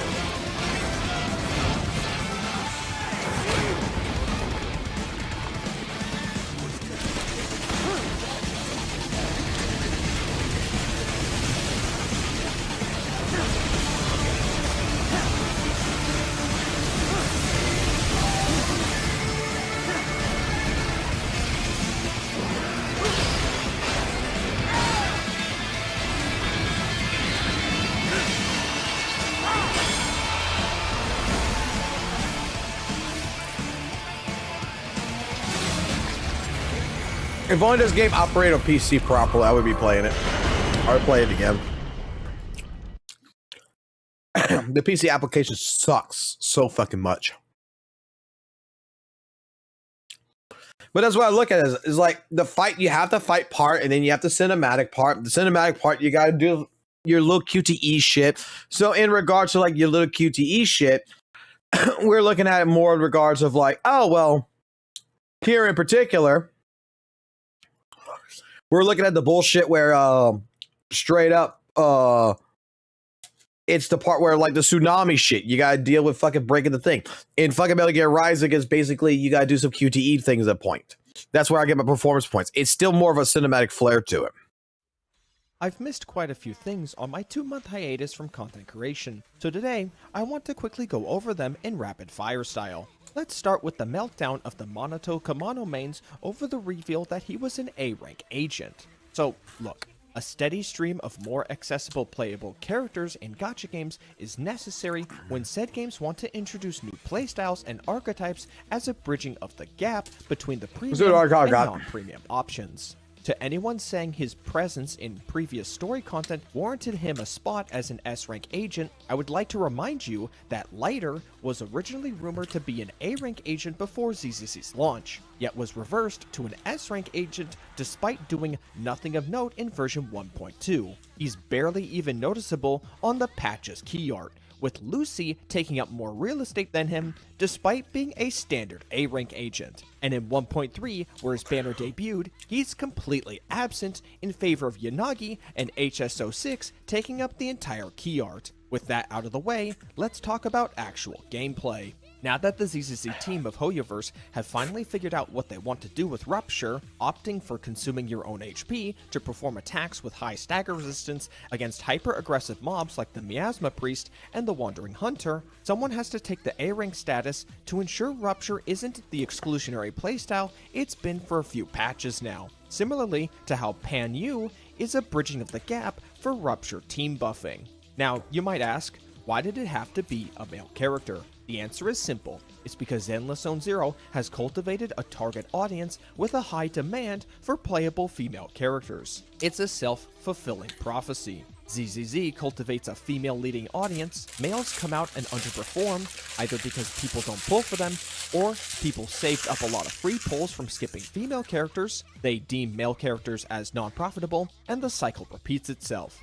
Male characters are only ever trotted out when Hoyoverse can accurately predict an oncoming dry spell, either from selling too many desirable female characters at once, or when the player base is aware of an oncoming female character who will consolidate a lot of revenue for them.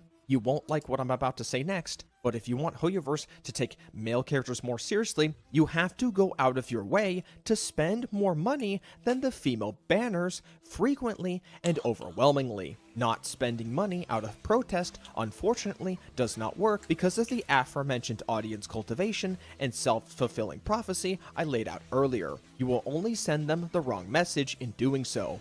And I say this as someone who just recently toyed around with Monoto's kit and found out that I actually find him more fun to play than either Yijuan or Yidari, and I am currently building him. But the problem with investing into Monoto is if I want a good team for him, I have to pull for Lucia and for Jifufu, which only continues to perpetuate the perceived high female character demand. Banyu truly is the last chance ZZZ players will have for a long while to attempt to get Hoyoverse's attention for the demand of male characters. I myself, however, will not be contributing to Banyu as his design and characterization is not my cup of tea. I'll have you know, my favorite kind of male character is someone like Aventurine from Honkai Star Rail, a self-centered narcissist with a flair for the dramatic who's antagonistic to the player and is not afraid to show off some flamboyant traits. 君は断れない。断る理由がない。断る余地もない。おい。And to anyone bringing up Love in Deep Space, what about it? I'd bet my left ass cheek that most of you bringing up lads don't even play it and just see a big number on the monthly revenue chart and think I care what it has to say. Next! Let's get this next one out quickly. The designs of both Lucia and Yidari, as well as the design changes that Lucia got. Hoyoverse is no stranger to squirting out poorly designed characters. Just look at Mika from Genshin Impact as the poster child for that. Obviously, I agree with the shared sentiment that a lot of the design elements from the waist down are way too similar to Yijuan, and their attempt at redesigning Lucia only made things worse. But it honestly just do be like that sometimes. And quite frankly, I don't care.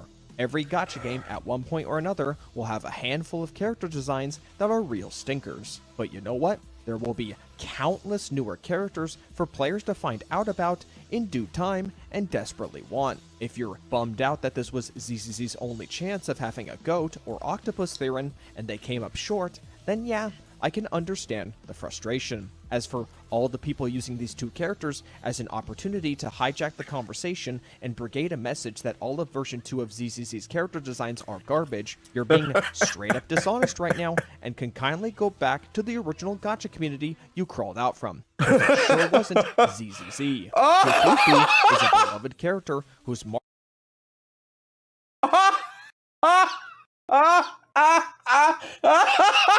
Hey, go back. because it sure wasn't ZZZ.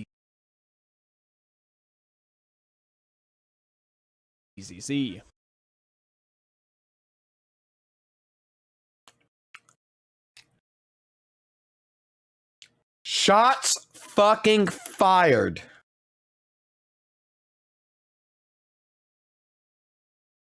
Oh my God.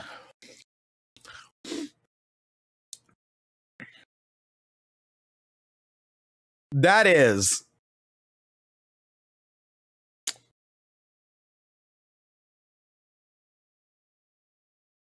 was not expected. That was definitely not expected.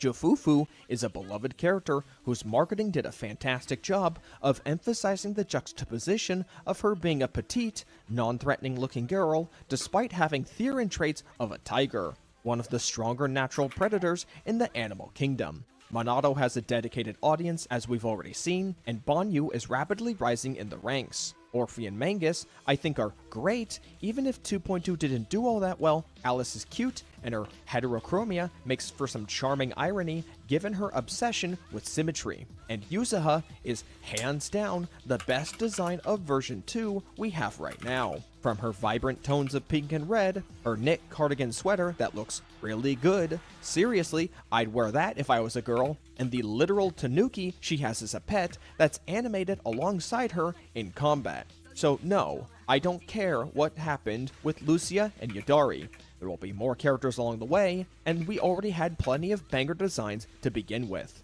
As for what I thought about the story content of version 2.2, I think the story pacing was too slow at the start and could use some trimming. Having been exposed to modern gacha storytelling content for years now, I don't want my story updates to be no more than 4 hours long. That goes for all Hoyoverse games, Wuthering Waves, and whatever other big name gacha is out there now or is on their way. Why is that? Because almost every time you can guarantee that all of these stories are bloated with the most verbose, overly explained concepts, or painfully slowly paced slice of life moments that exist to inorganically immerse you into the world and the story. The longer it takes for these story writers to get to the point, the more people you are going to lose along the way when you're trying to explain your complex and deep plot and character arcs. Unless that was the intent from the start, with boring paragraphs of yap, so by the time they develop TikTok brains, they'll soyjack to the 2-minute cinematic you put at the end of a 4+ hour story. Getting back on track here, having the dream sequence at the start of the 2.2 story to not so subtly suggest Isolde might have deeper motives that would come at the odds with Obo Squad was not necessary. On a more positive note, the back end of 2.2 story was a lot more engaging, and if it wasn't for Chinese regulations on depictions of violence, this story would have been a lot better with a deeper exploration of the nitty-gritty of ZZZ's world. I have a feeling, possibly a year or so from now, when we're out of this Exaltus plotline, we'll be going after the new Eridu Defense Force and possibly even explore the stories of the rebel forces in the far future.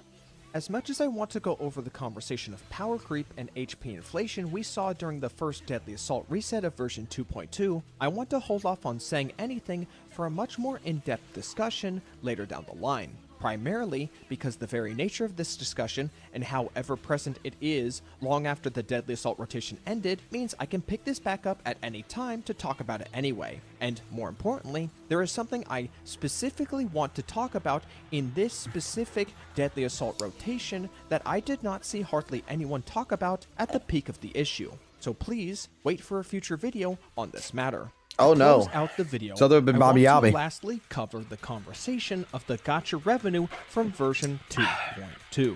Frankly, I don't care about why ZZZ didn't perform well. The seed reveal, the Monato backlash, the Deadly Assault fiasco, none of it matters because everyone is having the entirely wrong conversation. The gacha PvP brain rot that the monthly revenue chart has brought upon online discussions of opposing gacha games acts in direct conflict with pro-consumer business practices as it perpetuates the idea of infinite growth and shuns the very notion of a poor month in sales performance. If Genshin Impact, Honkai Star Rail, Zenless Zone Zero, Wuthering Waves, or whatever game underperforms for just a single month, it's considered a doomsday scenario for their associated communities, and they need to rally the troops to ensure next month they'll make a comeback. No! This is not a healthy mindset, and none of you should be thinking this way at all. If anything, you guys should be celebrating when a gacha has poor revenue, because it means they'll be more inclined to listen to their players when they can't just dangle the latest banner in front of you and expect you to take the bait. If this were Electronic Arts, Activision Blizzard, Ubisoft, or any other company with a negative public reception, the very idea of a group of people rallying to make excuses for a poor quarterly earnings report would disgust many of you. But in the gacha community, it's a twisted reversal of perspective because we can't risk our waifus and husbandos getting hit with an end of service. this kind of infinite growth that's shunned in every other corner of the games industry, yet is rallied behind in the gacha industry, is one of many reasons why gacha communities are practically cut off from mainstream game content creation and social media circles. And the sooner everyone figures that out, the sooner we can stop being shunned for what we chose to spend our free time playing. Yeah.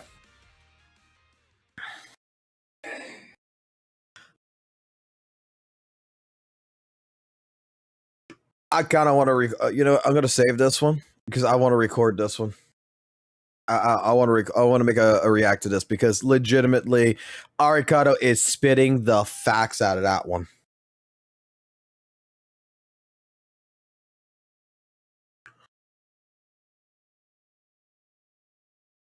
The revenue last wasn't bad. It did work.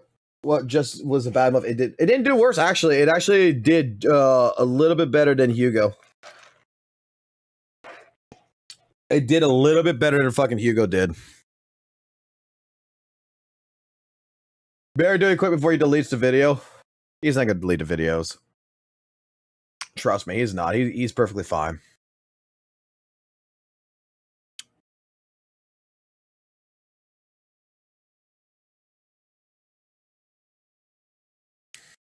Like,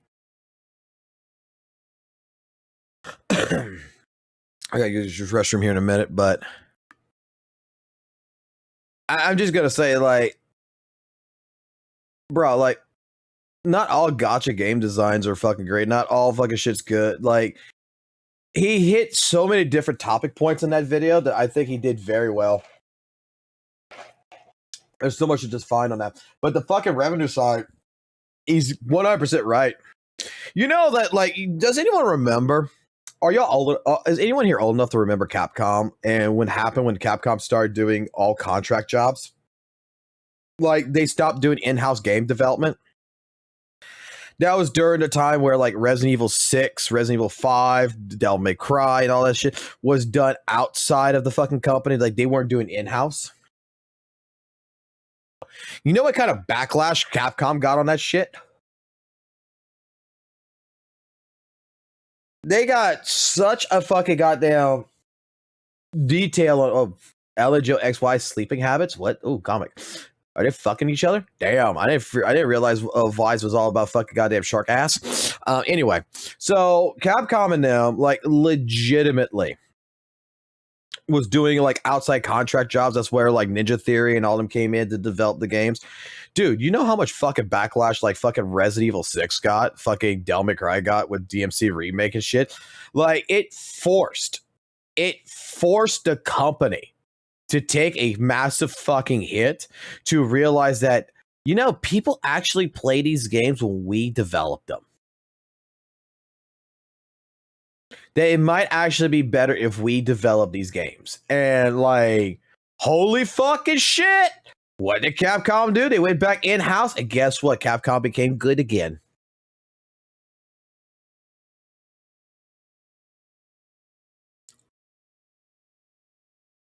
That's why the next few years, they went back in-house.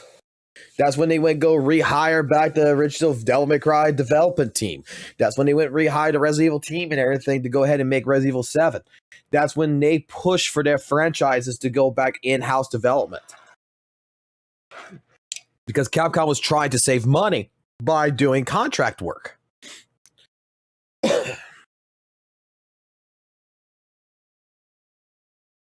That's why, like I said, like, that was a time period where Capcom was trying to get, you know, basically, in their mindset, it was going to be cheaper to pay for outside contractors than pay for inside contractors. I mean, inside workers to do the jobs. So, yeah. This is 4 months old. I don't want to see the 4-month-old video. So I've been playing Zenless Zone Zero for like That's 4 months old. I thought it was like a day old there for a second.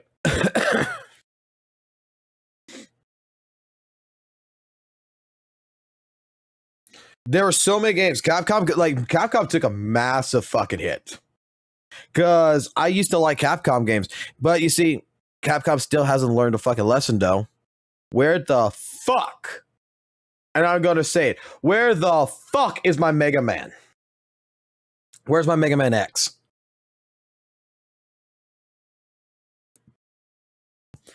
People bitch about fucking Dante, Virgil, and them.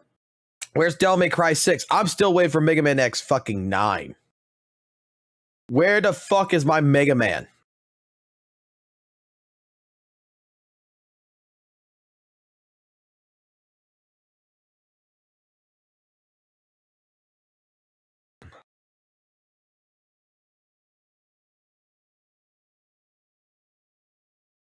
I want to put something on real quick because I gotta go use the restroom and I gotta go talk to the wife for a minute.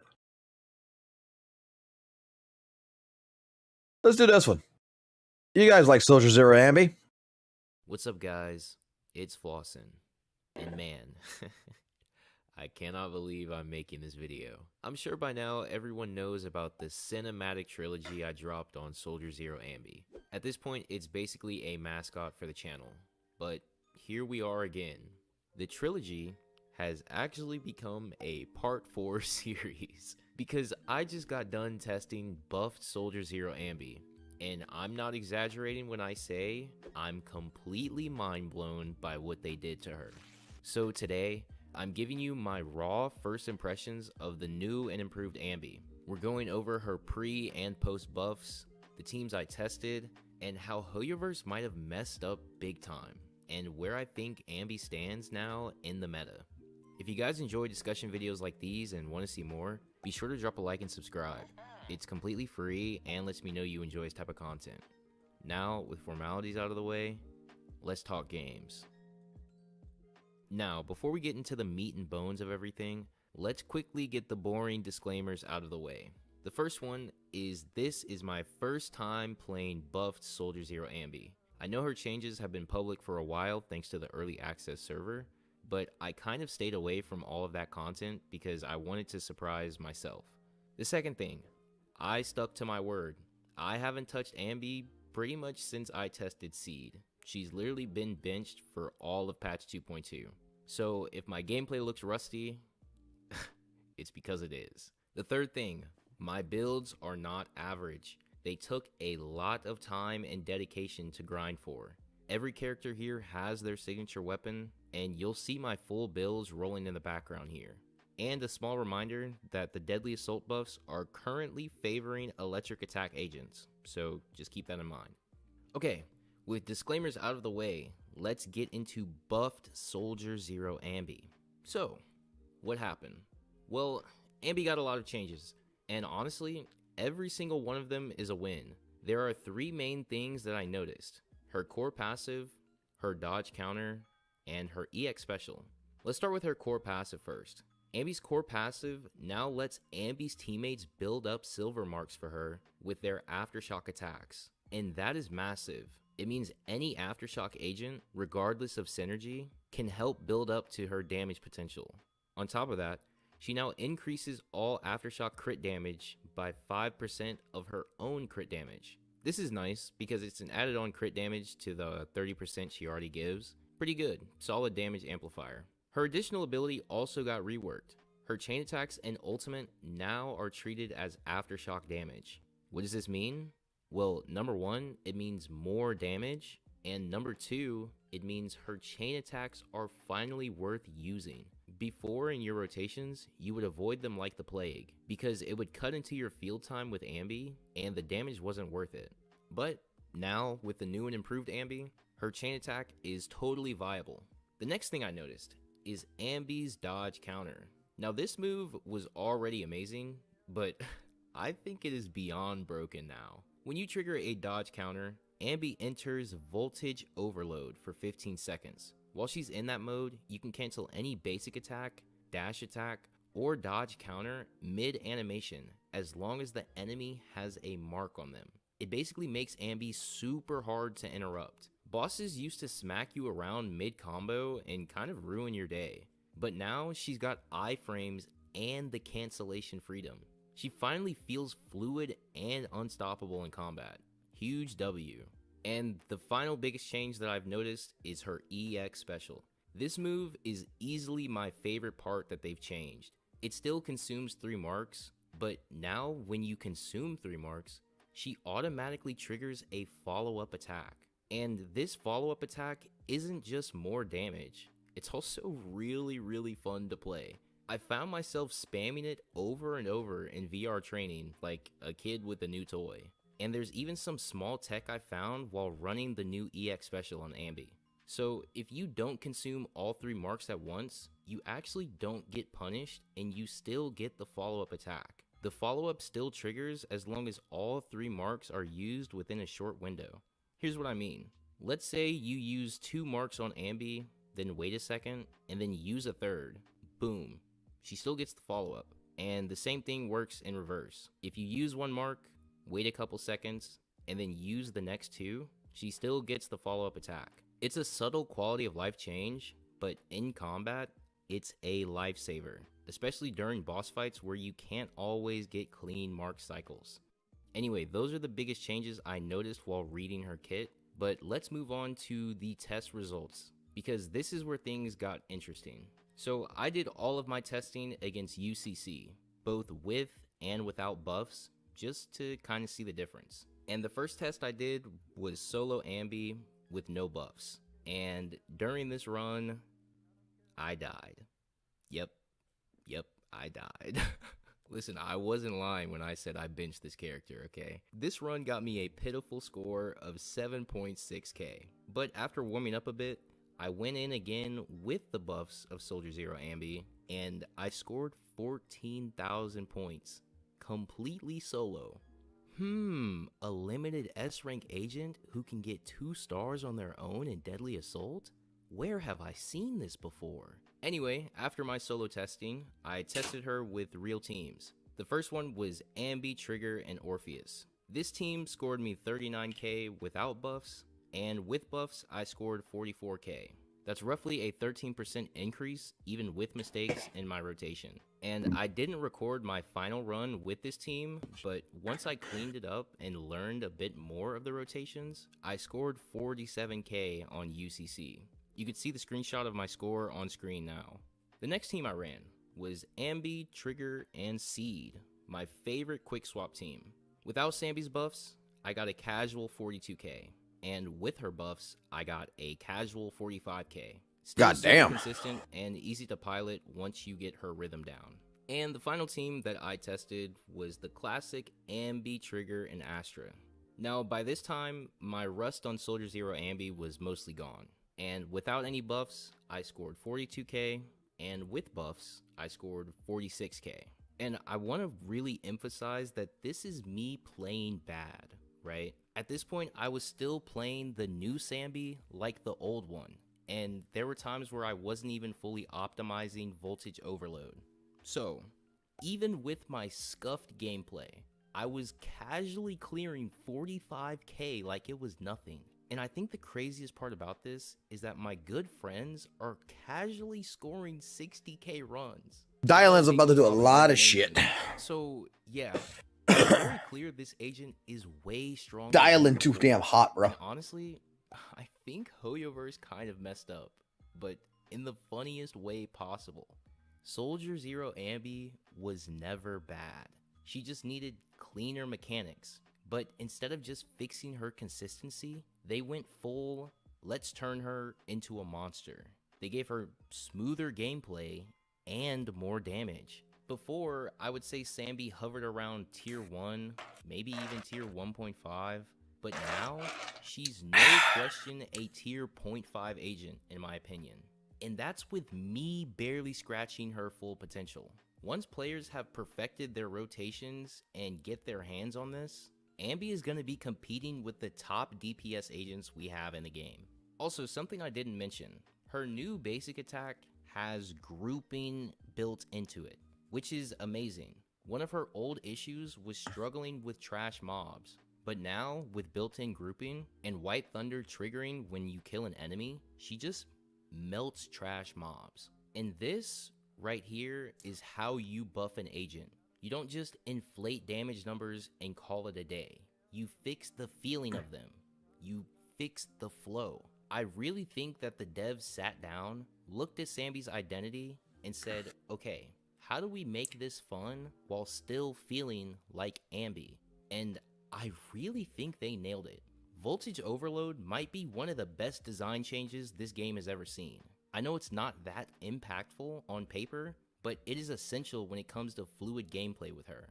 I'm happy, Ambi Nation's happy, and the face of Zenless Zone Zero finally feels like the powerhouse she was always meant to be.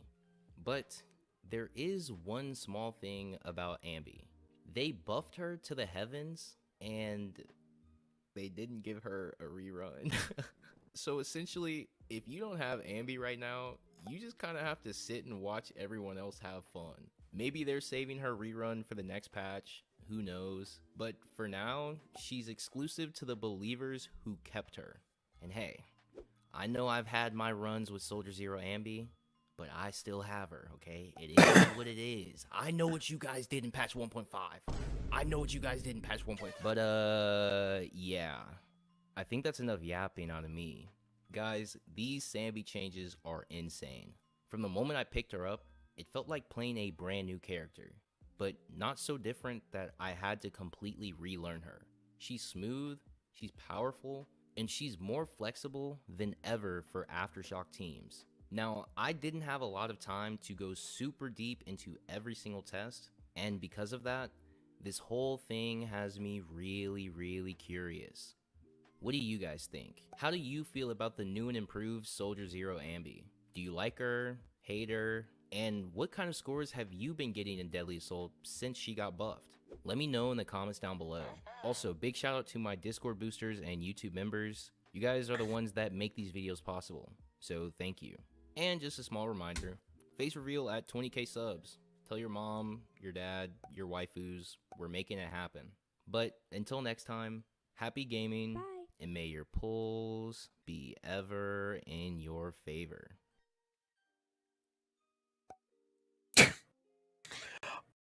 I don't have Soldier Zero Ambi, so I can't really say anything to her, but everybody who I talked to that's talked about her said that she's a fucking amazing. That they fucking love it.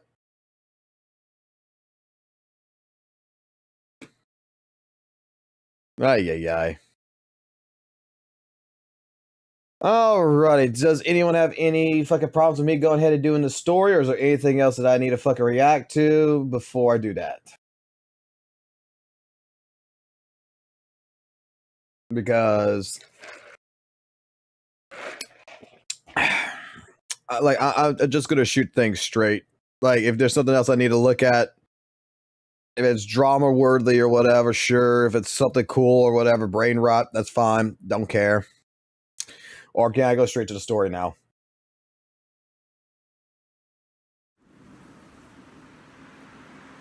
Story. Let's do the fucking story. I don't care. Let's go to the story.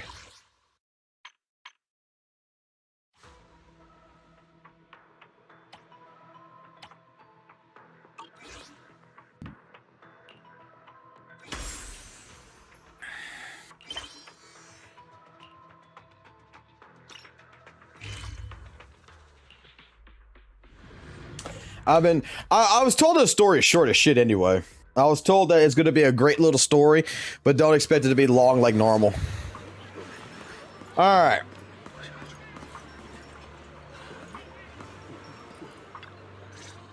Let's see what we got going. What do you mean by that? We found it first. Just because you're wearing a suit doesn't make you right, you know. Don't be so childish. Who found it first is irrelevant. Haven't you heard the saying, opportunity only favors those who are prepared? Is that so? Well, let me show you a little opportunity I've prepared for you as well. Put your fists down, pal. After all the chaos Wi-Fi has been through, now's not the time to start kicking up the dirt again. I'll say it again. Opportunities are impartial. If you want to compete, Porcelumex is always ready. Through legal means, of course. Look at him, Monato! Acting all smug. No, I can't let this go. He wants to compete, huh? I'll give him competition! Wait, we've been over this before. It's impossible without a proxy's help. Oh, don't worry about that. I'll find a way to handle it. Hey, You're letting him get into your head. What happened? Are the miners in Porcelumex at it again? Yeah, as you can see. The miasma is retreating, and a place that was once too contaminated to enter is now accessible. It's called Time-Sworn Hills. It's a treasure trove with loads of unmined Lumite ore resources. Some even claim to have seen large abandoned facilities there. After everyone returned and prepared to begin exploring, Porcelumex quietly got a head start. They spent a fortune to poach all the nearby proxies and hollow raiders. If things keep up like this, we'll end up watching Porcelumex carry away all the Lumite ore to Tops's factories. Be careful around Socks, guys. Socks is it's a double agent. He goes tell everybody everything about what happens in this channel, and that's why I get emails. That does sound pretty frustrating. No wonder Pal is so angry. I feel for Pal. I'm upset too. But there's no way we can afford to offer more than Porcelumex to get those skilled proxies to join us. Wait, aren't you a great proxy? Can you help us, Bell? It's a little bit of a lore. Someone told me Socks is the trailer. No, he's the traitor, not the trailer. That's what it apparently is. Like, I just modded him because he's the traitor. Long story short in this, we had a content creator that got upset. Right? We got a content that I got upset with our chat over 3 chatters in particular that emailed me and was like, you need to moderate your chat and everything else. And then apparently someone said that they saw you, whatever, in there, blah, blah, blah, came to me, said they saw you in the chat and everything else. And it's like, it's Socks. Socks is the one that's reporting us. He's a traitor. Get him into the sock drawer. Put him back in the sock drawer. All right, we're putting you back in the sock drawer. I'm way ahead of ya. If you need to go into the Hollow, just let me know. We'll consider it my first training as an official disciple of Swabian Temple. All right, it's settled then. I'll make some preparations and contact Pal before he does something stupid. Oh, and we should bring her along too. Her? A friend I met online through Spook Shack. She came to Phylum Heights to meet in person. Her personality's a bit different, but don't worry. She's easy to get along with. We can head out once I'm ready. I'll head back to Swabian Temple and get ready with Wise. All right. Let's meet at the entrance of Mystic Wares later.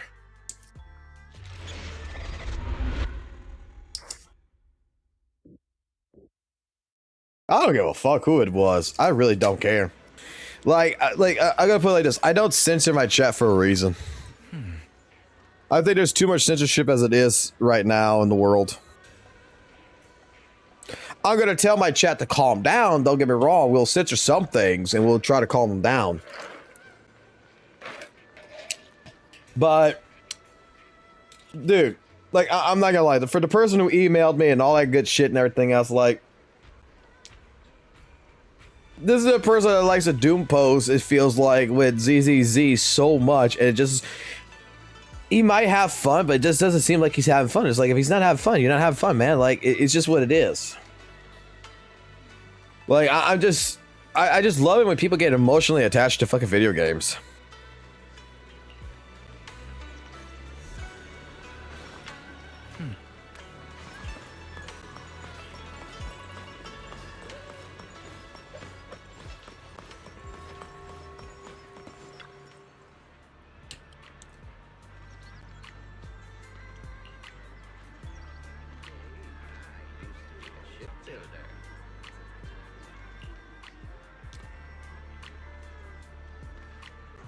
You should really teach it how to speak properly.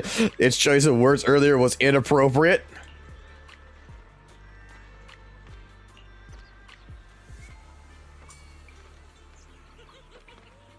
Fuck! Fuck!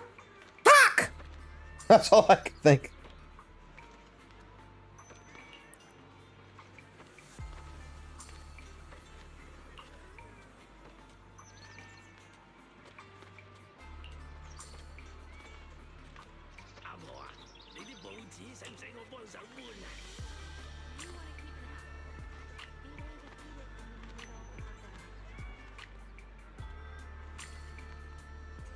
Use socks, Calvin, when jerking your chicken. That will punish. What the fuck are you talking about, Wingshoe?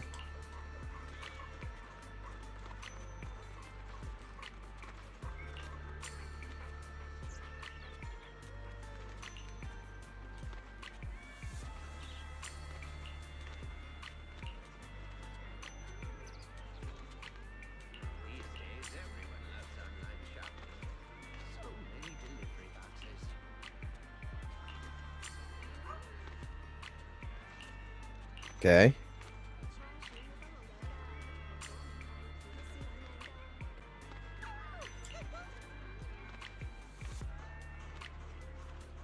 Okay.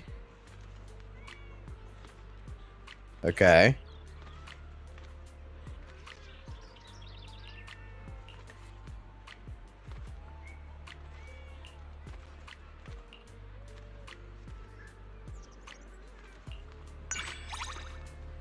Okay. That was just a side mission. Huh? Is he happy now? Oh god. Yeah. Is that what he wanted? We wanted Burger King.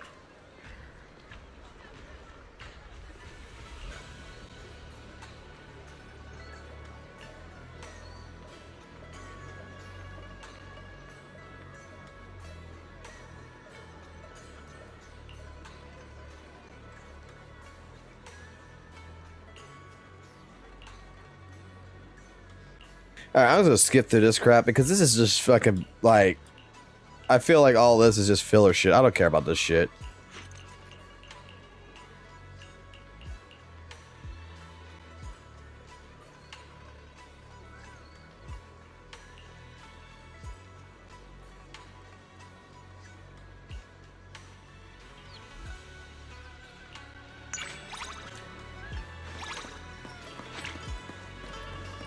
Wait, am I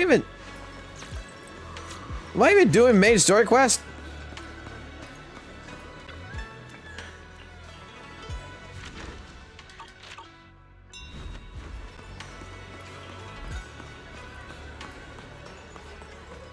This is trust events. Get the fuck off the trust events.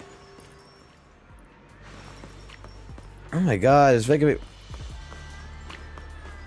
I get off the fucking trust events. Let's just do the fuck goddamn trust events. Get them over and done with.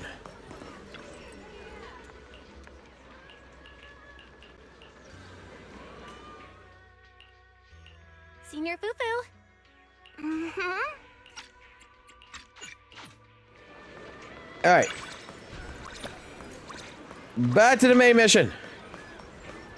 I'm like, what the fuck is going on here? Like, none of this makes sense.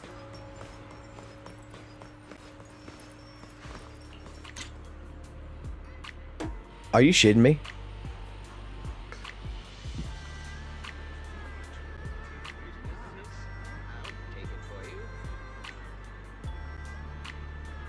I think I'm in love.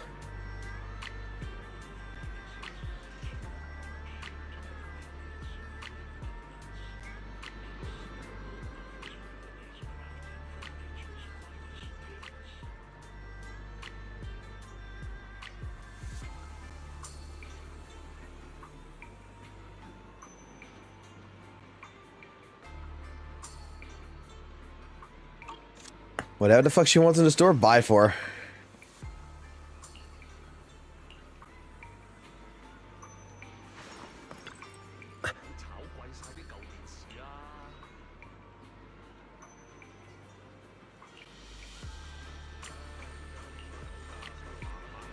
So Monato's in a long distance relationship.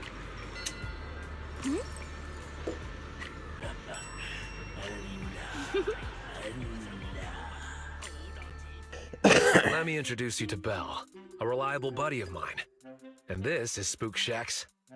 Hello, friend of Aranamamaru. I'm Night Emissary. Huh? Maru, what now? Wait, just use my real name, Lucia. It'll make things easier when we work together. I see. What a shame. I was hoping we could shout our usernames while performing a cool combo attack later. Oh, no need. We have more important things to discuss. Cool. than usernames. Oh man, she wants to Let me fuck. try again. This is Lucia from Spook Shack. We've already known each other online for a while now, and recently decided to meet in person. So we arranged to meet here in Phylum Heights. You know, I love the fact that like we had 100-some people watching here for drama, and then it just dropped to 59 and it's dropping even more. I'm so happy about that. Before I've met the whole crew. Since I have to wait, I thought Because we're gonna get to drama after the some story. interesting ghost stories from the Hollows. Well, that's about it. Got any questions, Belle? Just ask away. I wish I stalked people. I'm stuck in my house. I Doing absolutely nothing. What's Aratamamaru? It's Monato's username on Spook Shack. I thought it'd be perfect to shout during battle. It actually isn't his original username, but I can tell you more about that next time. So, Night Emissary is your username? That's right. If you want to know about the Night Emissary, then you'll need to know what the Night Horror is first.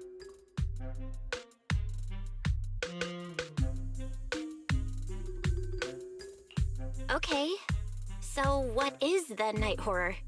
You've asked the right person. I know more about it than anyone else. I've got secrets even the HIA doesn't know. The Night Horror. A beautiful yet terrifying dream ethereal. What exactly is it? Class is now in session. If you have questions, remember to raise your hand. I won't call on you otherwise. This is not the personality I thought she was gonna have.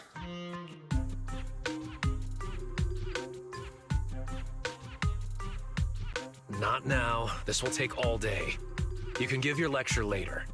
Let's focus on the mission. Remember the details? I remember. We're heading to Timesworn Hills to find the new Lumite ore mining area. Yup, that's right. And then we'll root out the ethereals known as aura spirits and use Ginger Tongue Sway to make them reveal where the mind-reading monster is hiding. Wait, I never said anything about that last part. Are you really planning to do that? Or spirits? Care to clue me in? They're mythical creatures set to dwell in Lemnian Hollow. There's a trending thread on the forum discussing them. It's said that ore spirits are ethereals about the size of stones. When someone picks them up, mistaking them for a mineral, they take over the person's body. But once it comes into contact with Ginger Tongue Sway, it returns to its true form. Not to pour cold water on your idea, but locals have never heard of this legend. It's probably just some made-up story, especially that part about the Ginger Tongue Sway. It's okay. I'll do my best to find them. Maybe they're well disguised. Or perhaps there's something different from what people have described. But if we assume from the beginning that it doesn't exist, we might mistake it for something else, even if we do encounter it and waste our opportunity. I was expecting a high energy Let's go. fucking I was thinking of girl. bringing Pal along, and he keeps ghosting me. The route will be up to you, Belle. We need to find Why the is her mining titty area for the sweaty? Lumite ore before Porcelumex gets there. I saw sweat on her tits. I'm seeing sweaty titties. Why am I seeing sweaty titties? She's got sweaty fucking titties. Holy shit, she got fucking water on the goddamn titties. She's pre-lubed, ready or not. Let's go.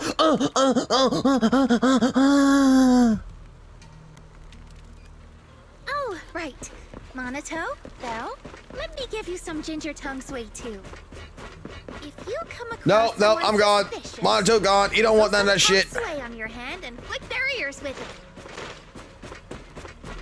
That way. There are ethereals ahead. Okay, I already know how to play Monato. Fuck off.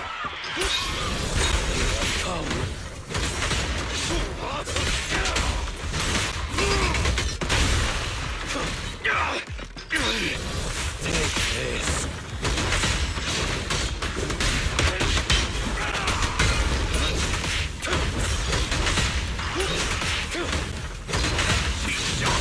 I trust you.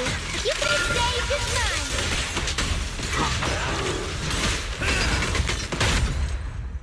This is fucking soul bad guy and a half, motherfucker. There's someone up ahead. Do Do you know them, Monato?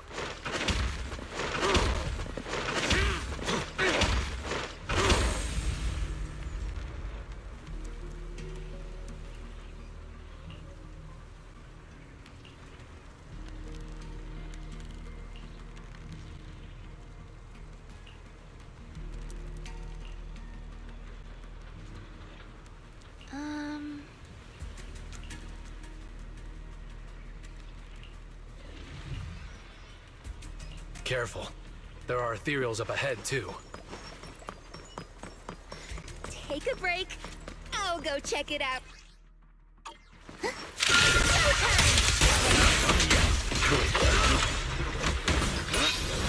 Watch and learn.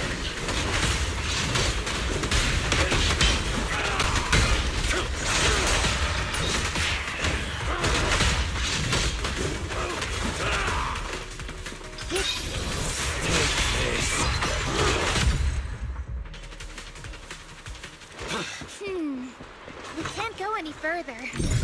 Let's try another path? Nope. Impressive! What was that move just now? That was called magic, motherfucker. Magic. It allows me to see things. Magic solves everything. Don't worry. There's someone up ahead. Found. It's Pal. Pal? What are you doing in the hollow? Oh, it's you, Monato. Looks like you called a proxy for help. I thought Pal was a miner. Is he a disciple of Swabian Temple now? Something's not adding up here. I've been wondering the same thing. Why are you wearing this outfit? Why else would I wear it? A mystic of Swabian Temple should walk the hollow in person, using righteous energy to pave the path of saving the world. The fuck? Master, I've consulted with Beelion on your behalf. The product list from Swabian Temple does not include disciple outfits, nor do they offer costume rentals. Since we ran into each other here, why don't we stick together? Let's go. We need to find the Lumite ore mining area before Porcelumex does. No, you go ahead. Porcelumex and the Lumite ore are only trifling matters now.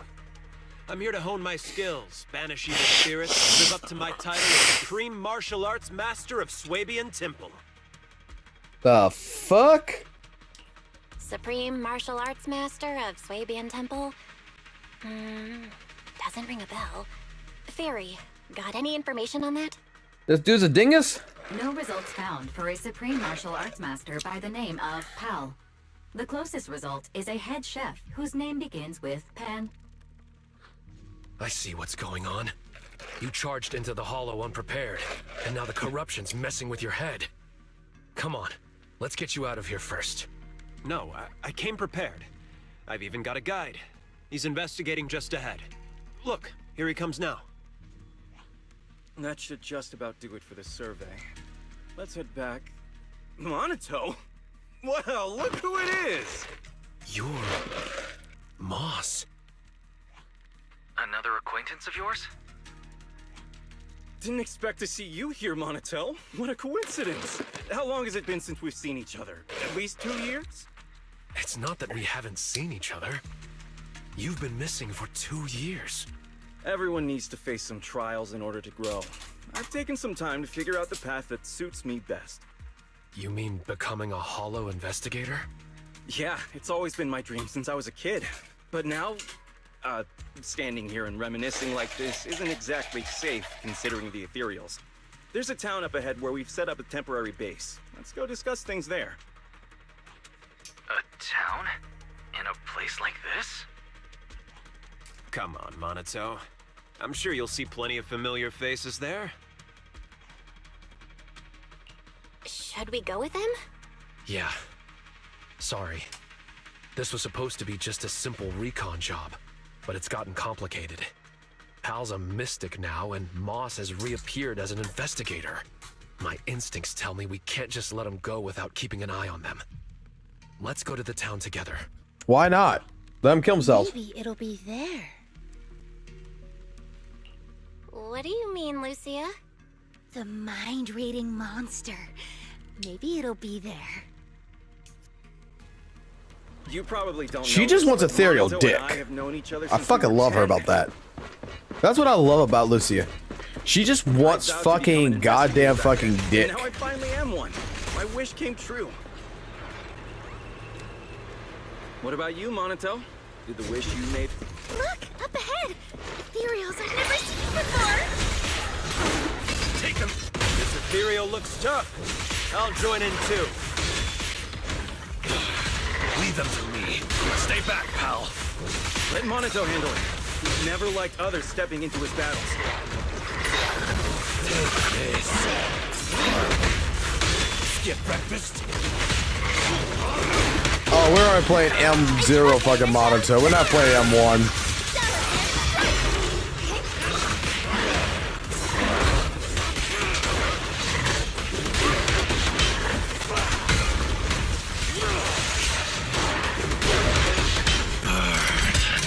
I'm going all in.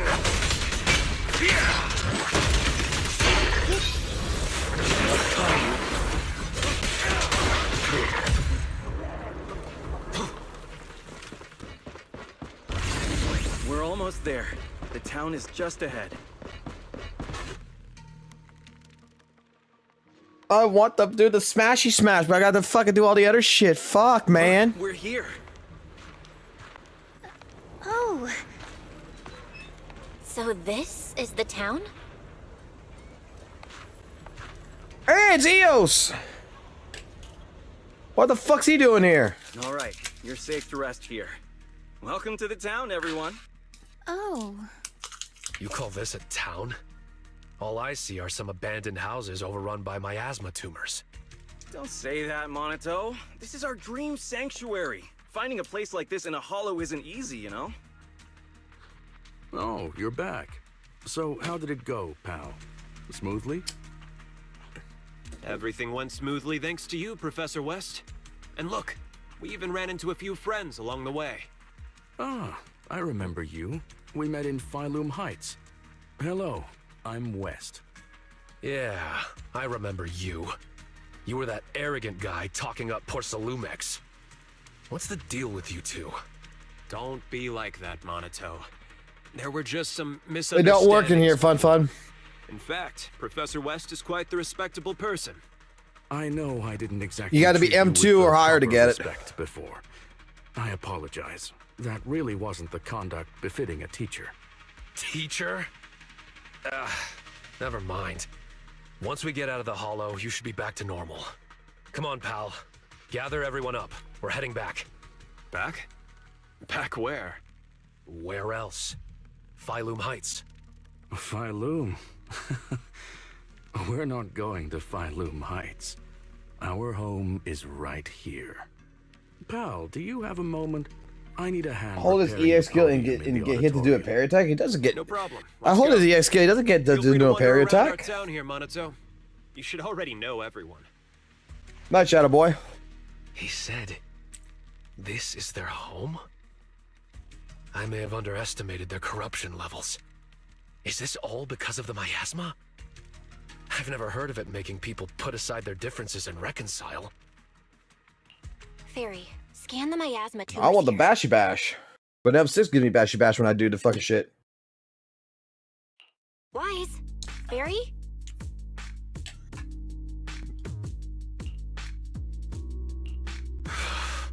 We'll have to carry them out, whether they like it or not. If it comes to it, we'll knock them out and tie them up together. Even if you know the people here, you can't just say something like that. Why not try walking around and talking to everyone first? I was about to do that anyway. Come on, let's see if anyone is still in their right mind around here. Let me correct you. We're all in our right minds, just in different ways. I told you, this is a dream sanctuary. You'll understand, Monato. All right, let's get moving. If you want to gather ghost stories, now's the time, Luke. Huh? Where's Lucia? She's up ahead. While you were here hesitating at the town gate, she walked right in. Quite the remarkable girl. Let's catch up with her, Belle. Since Moss won't be stopping us, we can investigate freely. Of course, my friend. Investigate as you please. We've never had any hostility towards you. But you won't be convincing anyone to leave with you. Leave.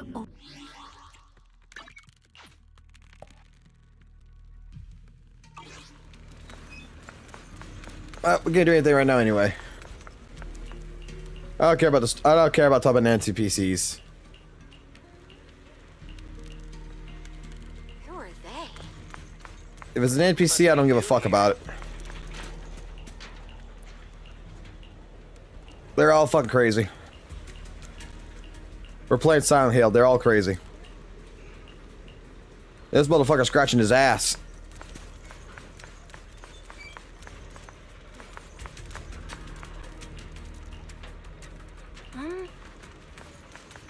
What did you say? Didn't Monato say he wanted to look around? Did Moss hold him up?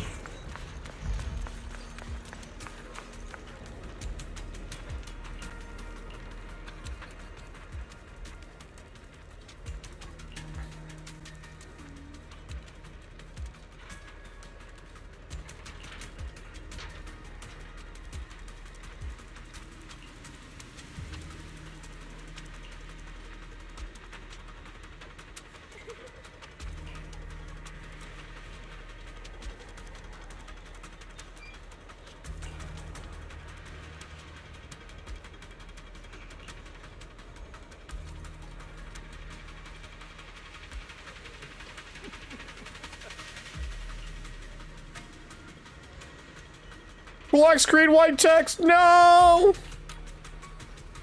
Let's go check on Lucia. This is so strange. These people don't seem to mind being around the miasma tumor at all. Belle, over here!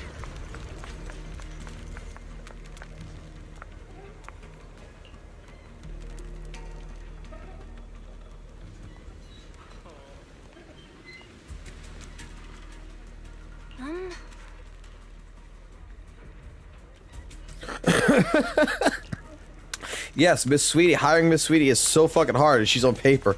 She could become a fucking... That right there. Okay, hold on. Let's go back real quick. This right here, this documentation just proves that fucking Sweetie is coming into the game as a fucking playable character.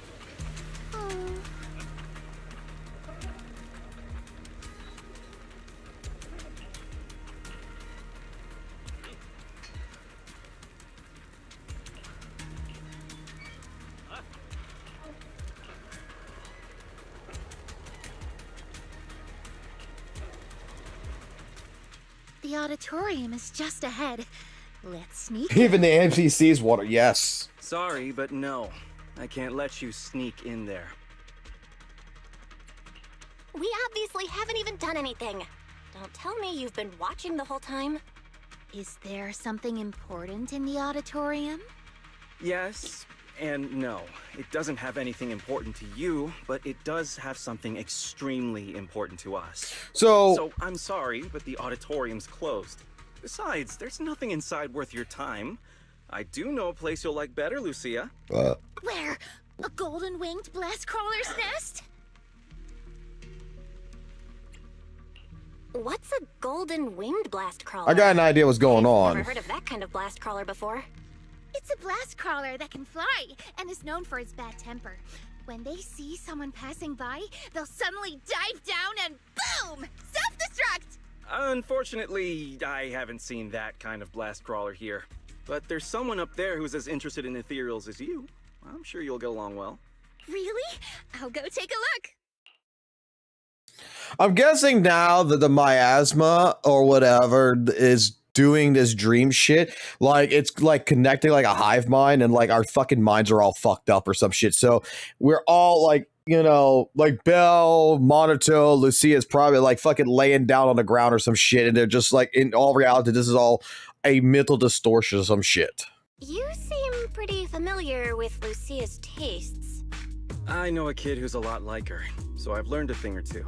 And not only about her. After seeing the Tide Fair as a child, Powell dreamed of becoming a martial arts master. Before joining TOPS, West had planned to get certified and be a music teacher. We're living as the selves we've dreamed of being. Corruption? Illusion? No, not at all. Let me give it That's a what I'm going to guess here. You can call us drowned ideals. We are dreams that have been bound by reality, but now pulled from the abyss. At last able to breathe. And this is all like figments of their imagination that's coming alive. Finally able to take a breath as well. He strayed far from his childhood dream. But as long as he stays in the town, he's sure to remember the vow he once made. As an investigator, you should know better than anyone that we can't stay in the Hollow forever. Everyone has to go back. No, we can stay. We're special. As long as we hold on to our dreams, we can stay here forever. What about you? What's your dream?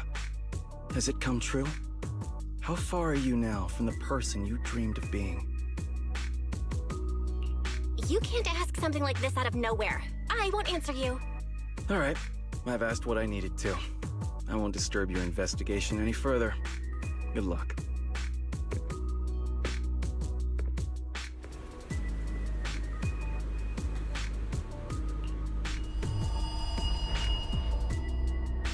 Oh no, the townsfolk disappeared.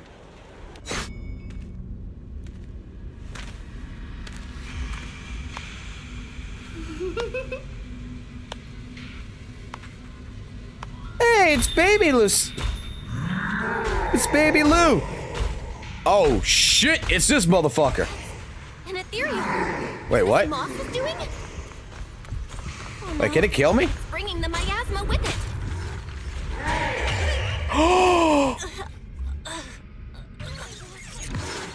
I just wanted to suck its dick.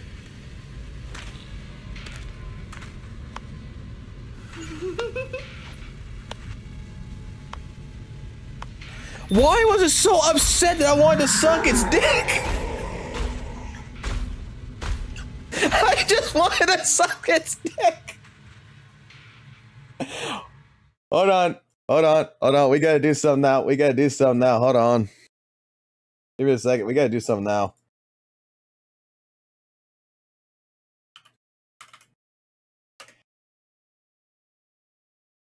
Now the question is it slow as shit? I'm hoping it is.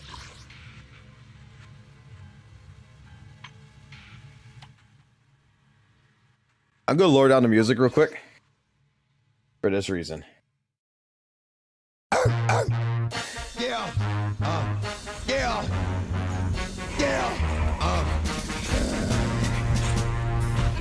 Don't get it twisted. This rap is mine, mother. Not game. I gotta run. Okay. It's what you hearing. Listen. It's what you hearing. Listen. It's what you hearing. Listen. I just want to fuck with it. Wait for you to get it on your own. X gon' deliver to you. Knock, knock. Open up the door. It's real. With the non-stop pop out and stainless steel. Go hard, getting busy with it. I got such a good heart that I make a motherfucker wonder if you did it.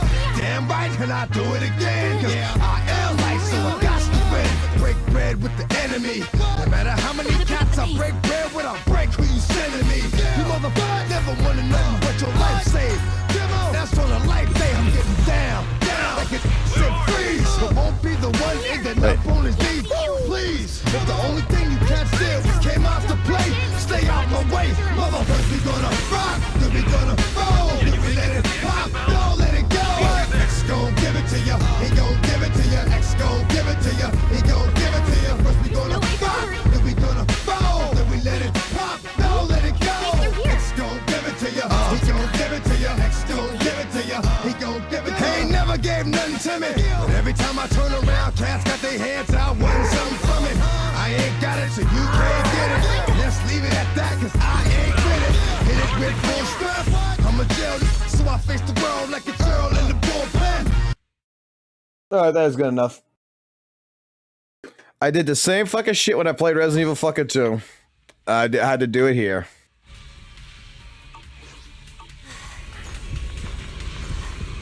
Monato, I'm almost at the exit.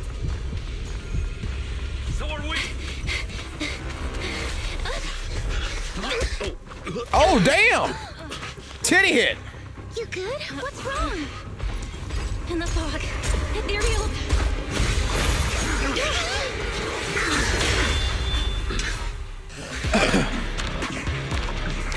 Is he here to help us?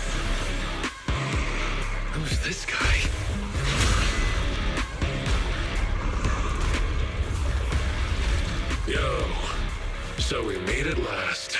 Brother? Wait. You're... what?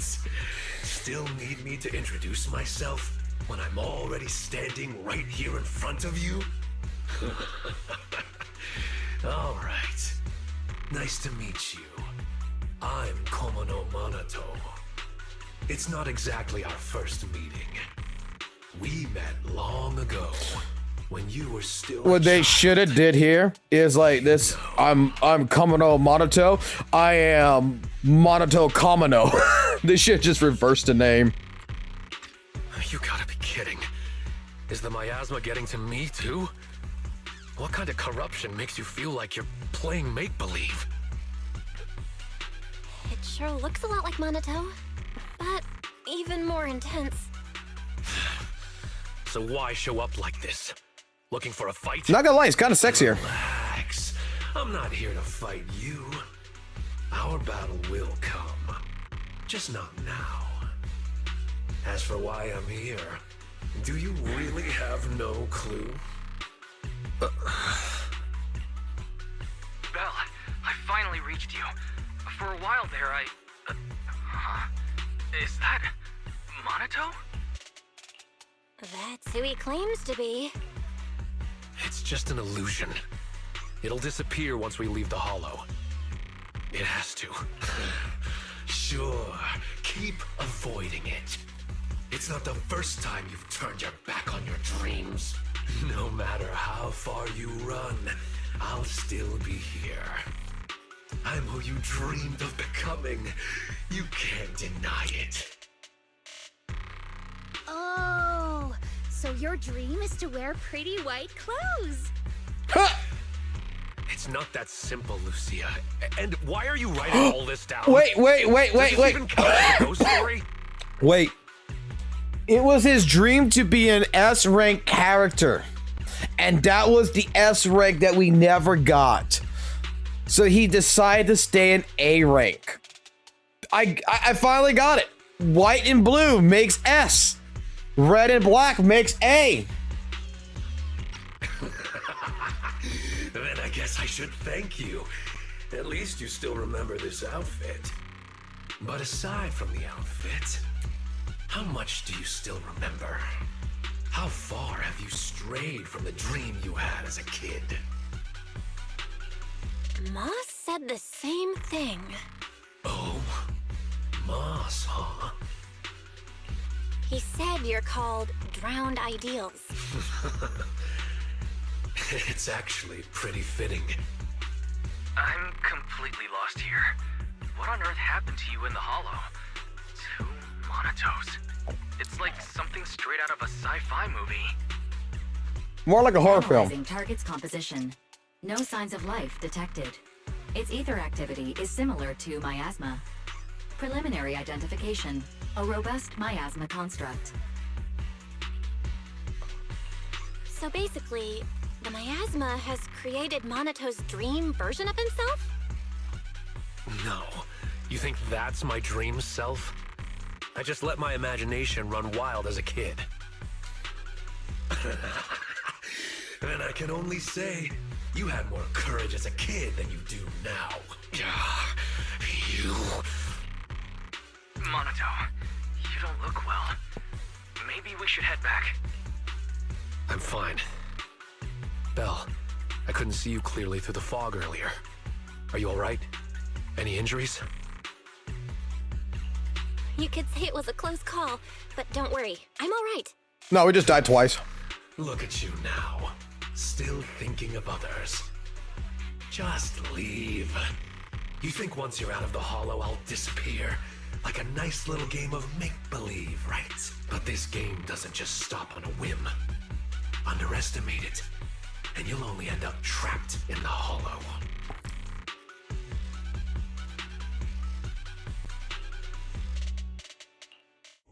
I want to fight him. I want to see Belle get fucking gangbanged by two goddamn Monatos. You're back! Lucia sent a message saying you went to collect ghost stories. So, how did it go? Oh, it was terrible, Yuzuha. They're not afraid of Ginger Tongue Sway at all. Huh? I'll take it from here. Drowned Ideals. The town. Another Monato? Who would have thought you'd go through so much weirdness while I was helping Watch Dance shop for a while?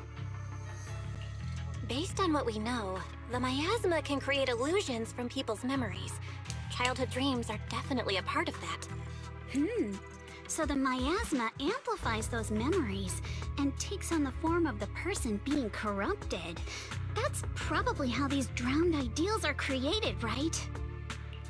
That still doesn't explain the difference between Monato and Moss. We never saw two Mosses, or any other duplicate townsfolk, so it seems drowned ideals only affect those who are corrupted. But Monato was different. He produced a separate drowned ideal while remaining completely unchanged himself. Maybe there are different types of drowned ideals. Some transform a person, others split off into a separate version of the person. Ugh, never mind. I'm just thinking out loud here. Come to think of Mondo fucking embarks his fucking old guts. doesn't mean they're not there. They might just be hiding, like ore spirits. You mean there's been another Moss all along that's just hiding? I get it. We might be overthinking it. There's only ever been one kind of drowned ideal. The miasma construct you saw that looked like Monato. Okay, that explains things. We weren't seeing real people all along. Pal and Moss were both miasma constructs, while their true bodies were somewhere else. You mean there weren't any people in that town to begin with? Then how can we save Pal? We don't even know where he is. Wait, the other me said once I leave the hollow, he'll disappear. That means the real Pal must still be inside. Do you think he's locked up somewhere? I don't know, maybe near the Maybe the town or auditorium? underground. I remember now. Moss said the auditorium has something extremely important to the drowned ideals. I was going to go in with Lucia. Damn. And... Wait. I called that shit. Lucia? Yeah, where did she go? She was just here a second ago. Ugh, never mind her. She was always running off when we were in that town, too. Anyway, we have to get in the auditorium, but I'm sure Moss won't make it easy. That scary ethereal you mentioned is probably working with the drowned ideals. It won't be easy if you want to get in that auditorium. I'll tag along too. But aren't you watching the shop? And if the drowned ideals are tied to childhood memories, you probably shouldn't go there. Don't worry. I'll try to find some other help. Worst case, we can get Porcelumex involved. It's time they did their part. And if we can also get the mystics from Swabian Temple to join, then we'd be set. Sorry, but I'm the only one from Swabian Temple who can go into the hollow right now. The others probably won't be back anytime soon. Really? Talk about bad timing. There are still others at Swabian Temple. I saw someone with gray hair talking to a giant lion. The gray-haired one must be wise. Wait, how do you know that? Have you been to Swabian Temple? Yep, I was just there. I wanted to ask Bee Lion where I could get more ginger tongue sway. I think I'll head back for now. I'm kinda curious about the giant lion Lucia just mentioned. All right, head back and get some rest. I'll reach out if there's any updates. Yeah, get some rest. But remember, don't fall asleep. Huh? What do you mean? Don't fall asleep. That's right. If you accidentally fall asleep now, the night horror will emerge from your dream. Don't pay attention to her. You've had a long day, so forget her creepy stories and head back for a good rest. What was Lucia talking about? A giant lion? It's There's no Piccolo! way it's actual lion? It's Crystalbot! Belle, you're back. Someone's looking for you. You must be the new disciple Yishun spoke of. Pleasure to meet you. Yep, that's Piccolo. That's Crystalbot. And you are? I'm Banyue. I've come here at the request of Ishun Shifu. My friend, I've been tied up with affairs since returning to Waifei Peninsula and haven't been able to visit. I hope you'll understand. This message carries a request. I must return to the city for urgent business, but my new disciples are about to face danger. Unable to be in two places at once, I can't help but worry. Therefore, I ask you to head to Swabian Temple and lend them your aid, turning danger into safety. I'll come in person to thank you in the future. If you wish to meet them, just have them read the back of this note. Is there more written on the back? Let me see. It says...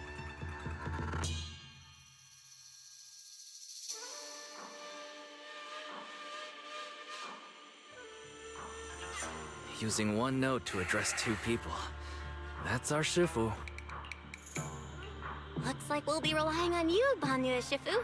No need to be so formal. You may simply call me Banyue. Okay, Banyue Shifu. I don't know what danger you've encountered, but you can trust Ishun Shifu's foresight to always be accurate. If you require my help, don't hesitate to ask. Great. We just ran into a tricky situation. Strange illusions and dangerous ethereals. Just my kind of thing. Punishing wrongdoers is what I do best. Let me know when you depart and I shall be there. It's getting late now, so I will be on my way. Things should go smoother now. I'm thankful that Shifu thought of us even while she's away. But there's one thing I'm afraid even Banyue Shifu can't help with. They can't even pronounce it. No, I just noticed that Bell Wise can't even pronounce Banyue. They all saying there's three different fucking names. It's all similar, but it's three different names. You mean the sudden comms disruption in the town, right? Yeah, that town is pretty weird. We've dealt with sudden signal losses before, but this time it's completely different. The master signal was still active, and we could track your current location. However, two-way communication was blocked by numerous layers of unanalyzable data. They're pronouncing it all You were different. wrapped in layers of film. We could see you moving, but we couldn't get through to you. Things only returned to normal once you left the town. It was pretty nerve-wracking. We still don't know enough about the miasma. It's like there's an unknown power at work. And what we've encountered over the past Who wants few my days D? is likely just the tip of the iceberg.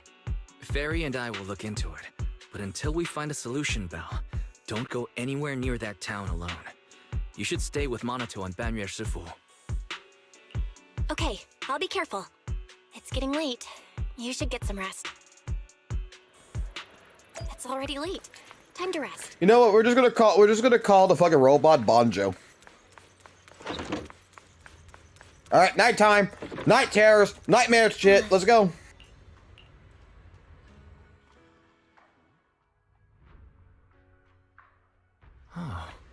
Oh, no night terrors?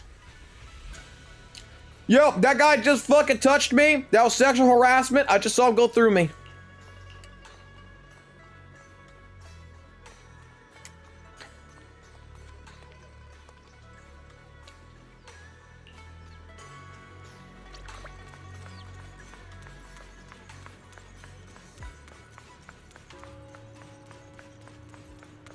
Oh, talk to Sweetly. Oh, sweetie.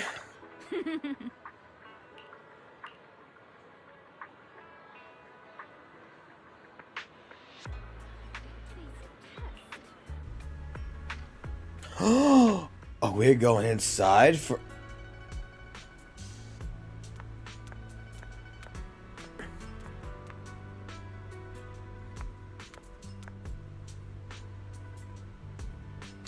It has a butthole. The chicken has a fucking asshole.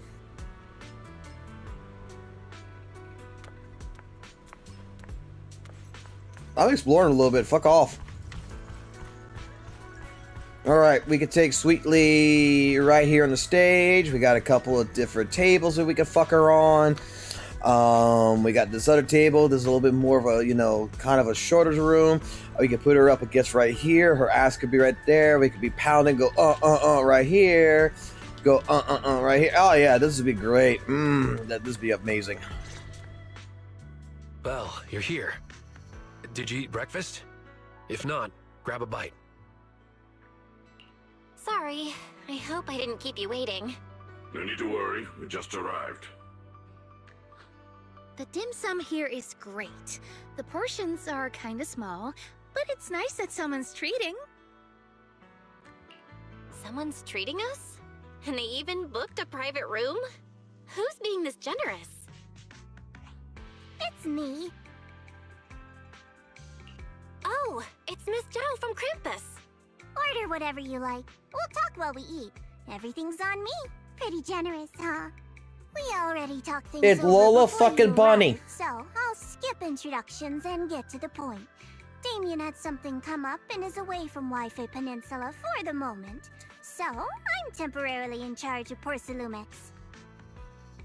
So, Shifu and the others aren't the only ones who left Wi-Fi Peninsula recently. Damien has also left. Could that be a coincidence? I found an employee who violated Damien's work stoppage order by secretly bringing Hollow Raiders into Lemnian Hollow to seize Lumite ore. Stranger still, he soon went missing and hasn't returned. Digging a little further led me to you. She means Pal and West. I told Miss Zhao everything that happened yesterday. From what you saw in the town, it's clear that those two aren't the only ones missing. Others, including some Hollow Raiders, are probably trapped there as well. I've already halted all of Porcelumex's operations in Wi-Fi Peninsula to make rescuing those people the top priority. I really appreciate your help. Honestly, if another employee has an accident in Wi-Fi Peninsula, not even Krampus will be able to protect Porcelumex. I don't have a reason to back down now.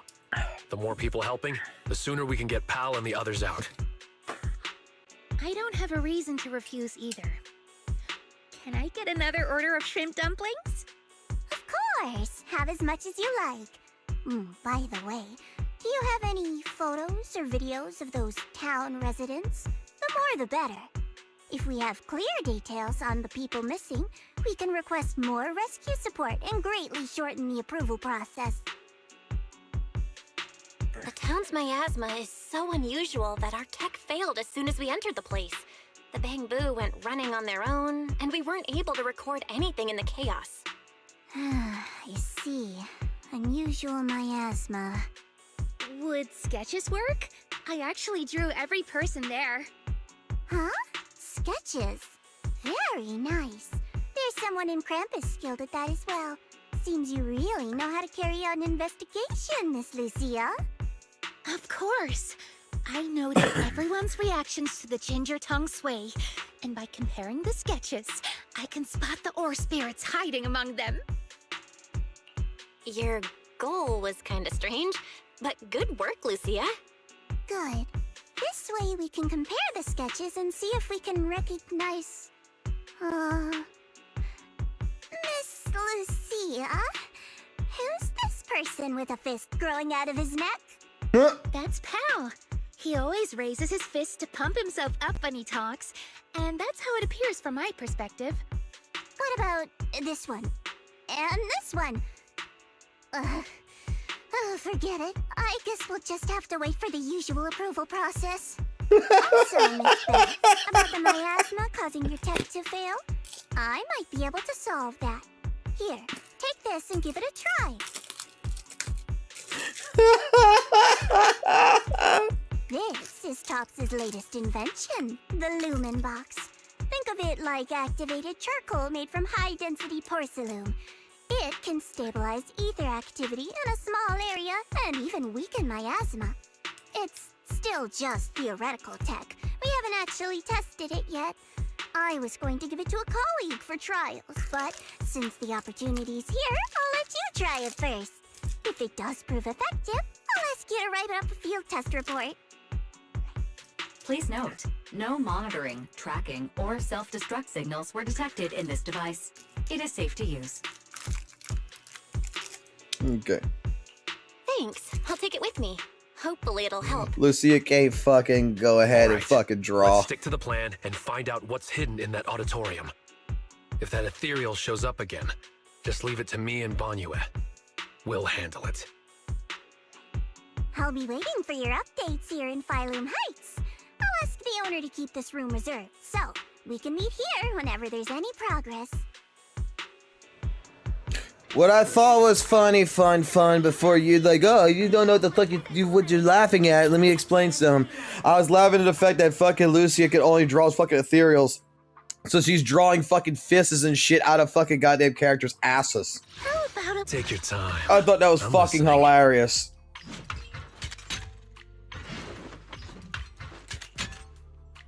Now you're gonna make me go check something.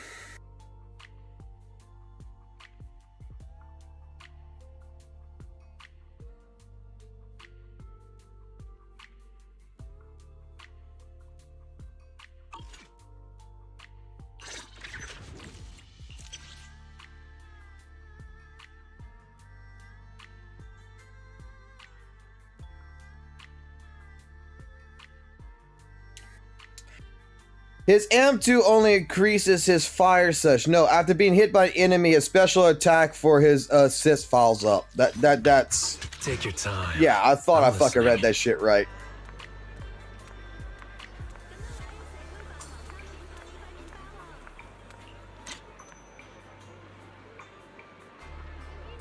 Gosh, he is short as fuck.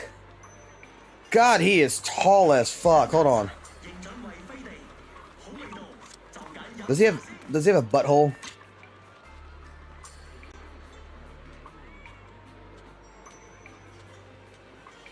The tail says no touching. Don't touch his fucking tail.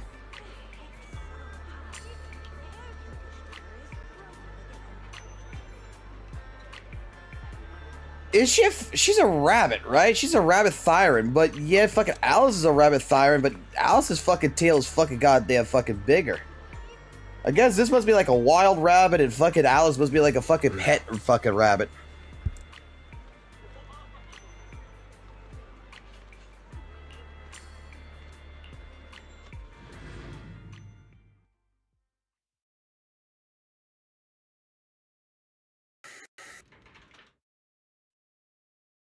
So this is the town.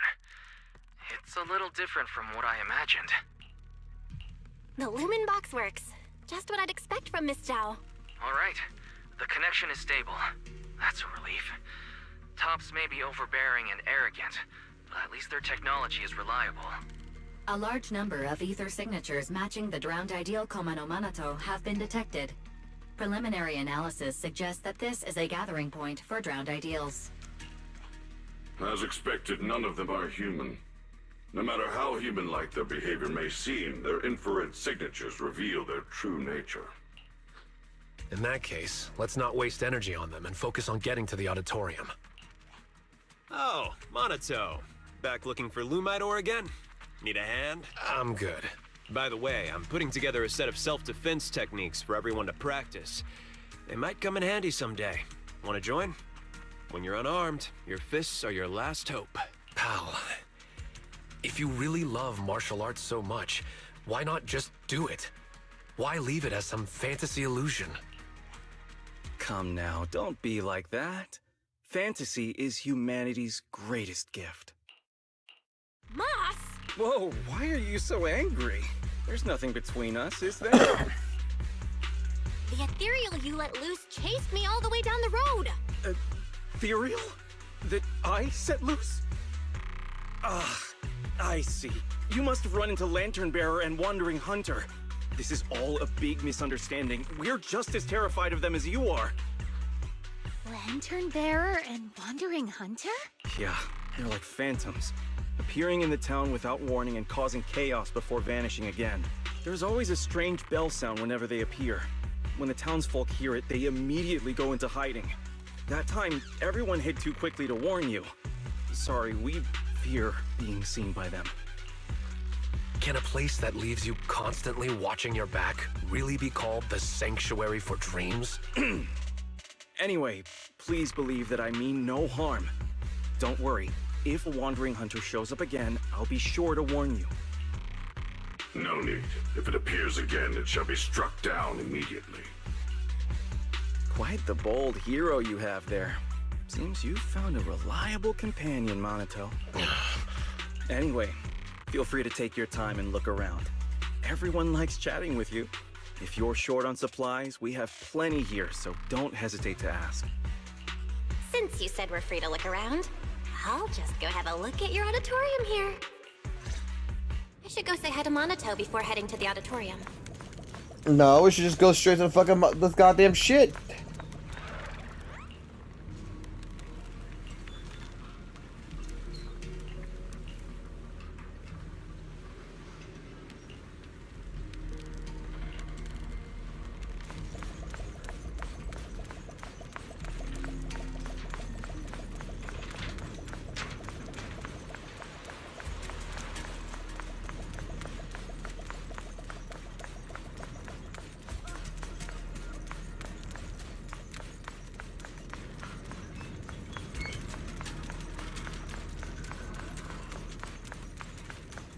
Really? You also run a martial arts school?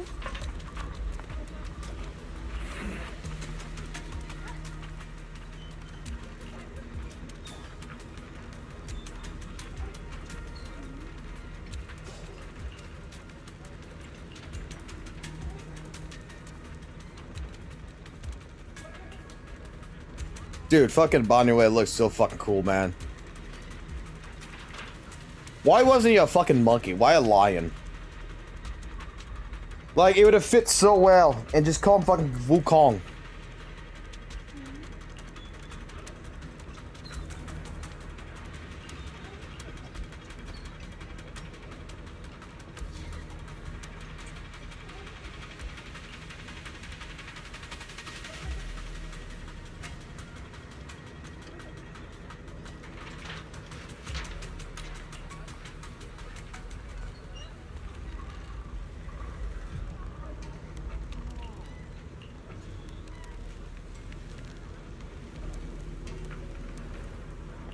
Actually, just as I thought. Hell shows the same ether frequency as the miasma tumor. This town. Is there never mind. Let's check out the auditorium.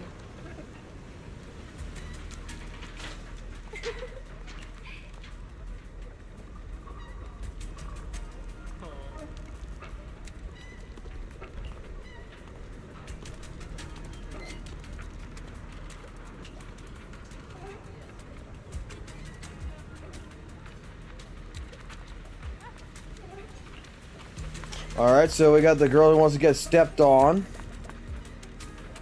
by fucking Miyabi.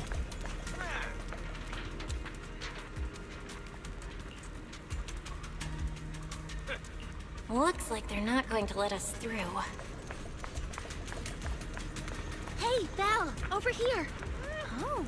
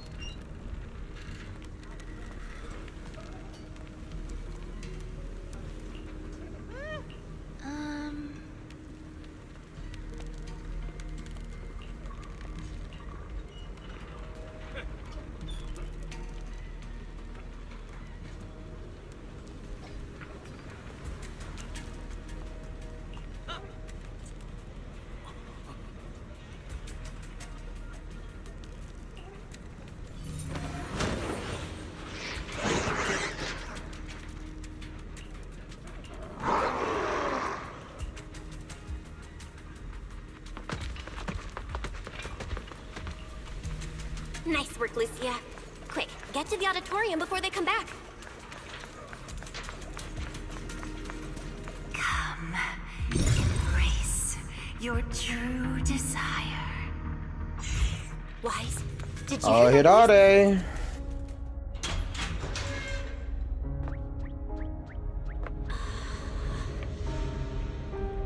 Someone's trapped in the miasma! We have to find a way to help her.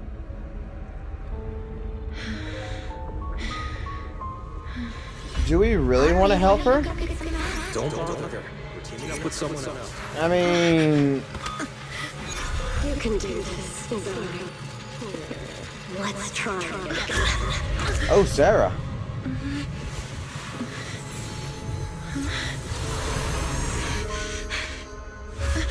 She's in prime position.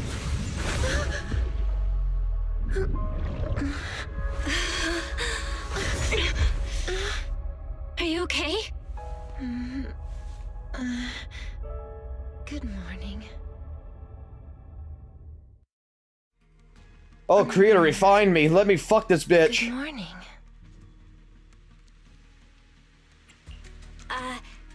Hello. But it's not morning right now. What's wrong? Are you still half asleep? Such beautiful eyes. Am I still dreaming? You're not dreaming. You're in a hollow.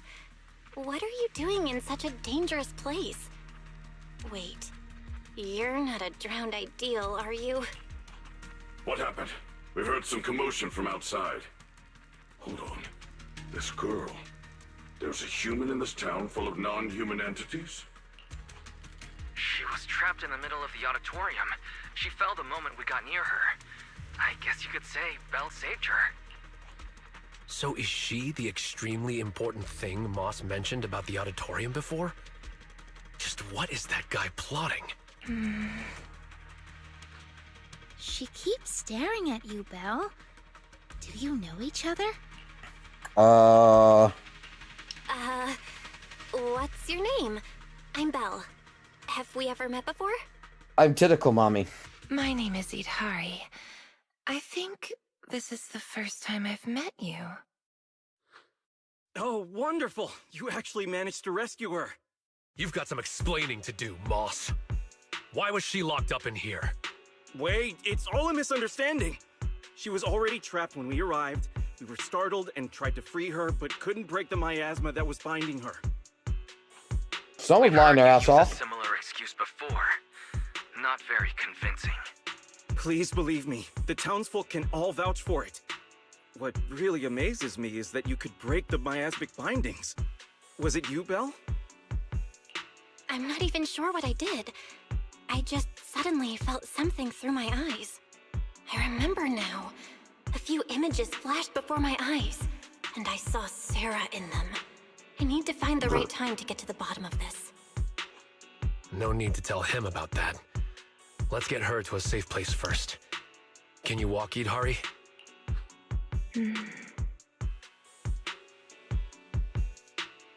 Well, you see, now it kind of makes sense why the fuck, you know, she just appears in the fucking story, that we never saw her before, you know, and why someone who was bitching about this kind of shit in during 2.1 when they were bitching about the drip market, like, why would they give S-rank to fucking, you know, to this fucking bitch we never even seen before? And such. Well, it kind of makes sense, especially for Yidhari, it makes sense. For Lucia, you know, it kind of also makes sense because Lucia's from the fucking online forums. That's fucking Monato's goddamn fucking long-distance relationship. But someone told me, and I can't verify this, but someone told me that Lucia, if you actually went to Internock, you could find her in the actual Internock shit. So... Can you walk, Idhari? We'll take you out of the hollow. Yeah, I can walk on my own. Hey, are you ignoring me? But I can't leave the hollow. I've already tried many times. Don't worry, I'm a proxy. I promise I'll get you out of here. Are you planning to take this girl with you? She doesn't seem very stable. I'll ask West to bring some medical supplies since we still have plenty. Huh? You're not trying to stop us? I thought there'd be a fight. Why would I try to stop you? We couldn't bear to see her stuck in the miasma like that either. Please make sure she stays safe. Let's go. Although things didn't quite go as expected, we still gained a lot. I've recorded most of the town folks' appearances.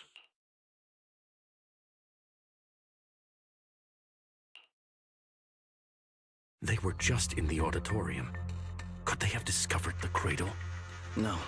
All their attention was on Idari. They didn't touch the hidden door. That's good. I didn't make no fucking GIF. What the fuck are you talking about? I found that GIF. Are we going to let her go? Can you say Yidhari is the guardian deity of the town? There you go.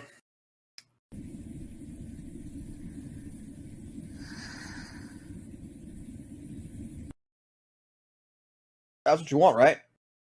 There you go.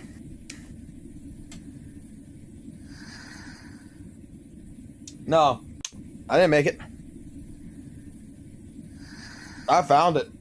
I just downloaded it for this purpose. Oh no, we gotta play something new now.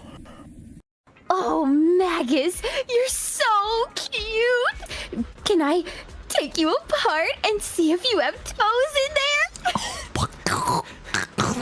Do you have... No! I don't even have hands! Alright, back to this. It's fine. Let's just say she went out for a little walk after waking up. She'll be back.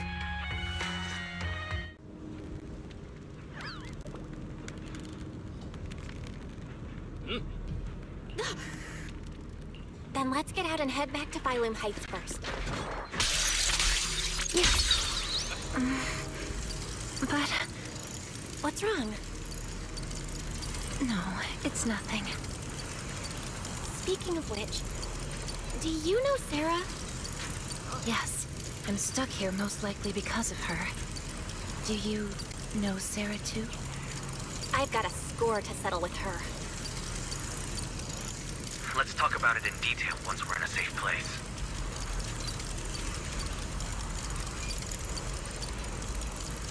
I needed like 20 minutes, guys. I'll be right back.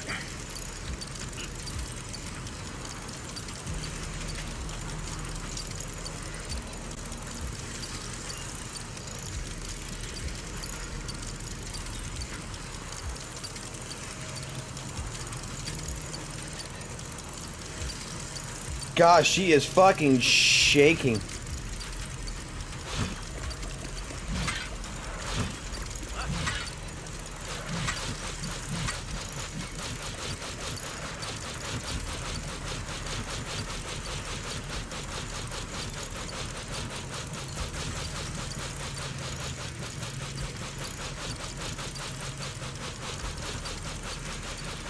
I got the best tech going on. I got the best tech. You see, no one was working on the tech. I was working on the tech. I got the tech. We have the sloppy dick slider.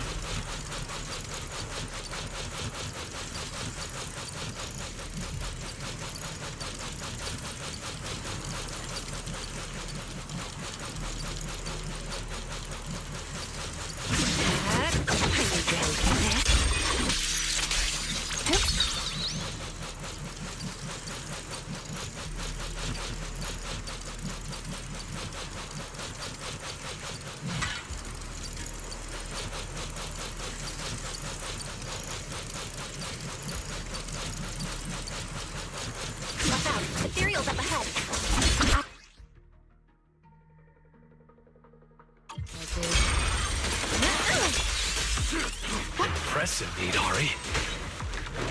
She may sound drowsy, but she's full of fighting spirit. With strength like that, why were you trapped in the auditorium? Careful! Oh, alright. That should be the last of the enemies. Yeah. Let's head towards the exit.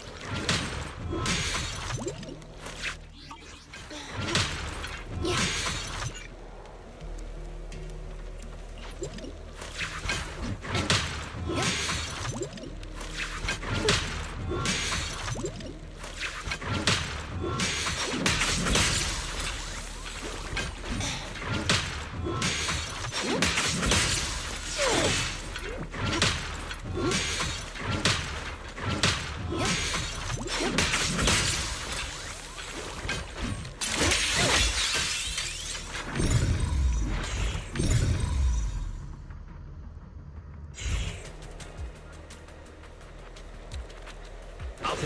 here, Idari.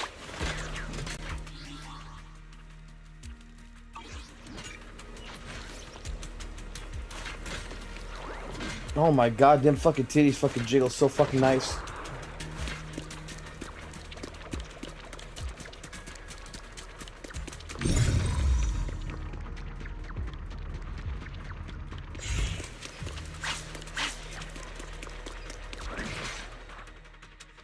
Alright, the door's open. The exit is just ahead. This was almost too easy. We didn't run into Wandering Hunter. And that white creature didn't show up either. Let's go back and discuss the next step. We have a lot of questions for Idari. Idari stopped. She's so quiet. Idari? It's no use. I can't go any further. Why? The exit is just ahead. I see darkness blocking the way ahead. It's gathering, rising, and twisting into a vortex. One more step and I'll fall in. Belle, go on without me. I can't this time. The exit has rejected me. A vortex? I don't see anything. It's probably a hallucination caused by corruption. We need to get out of this hollow quickly. We've come this far, so we'll pull her out if we have to. Trust me, you'll get out of here this time. I'm sorry, I really can't. I'll fall in. Just leave me or you'll fall in as well. Stop overthinking it. Let's go. Don't overthink it. Let's go, Idari. Hold on.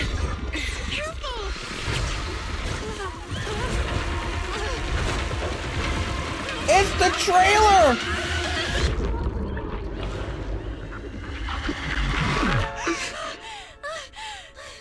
Was I just seeing things?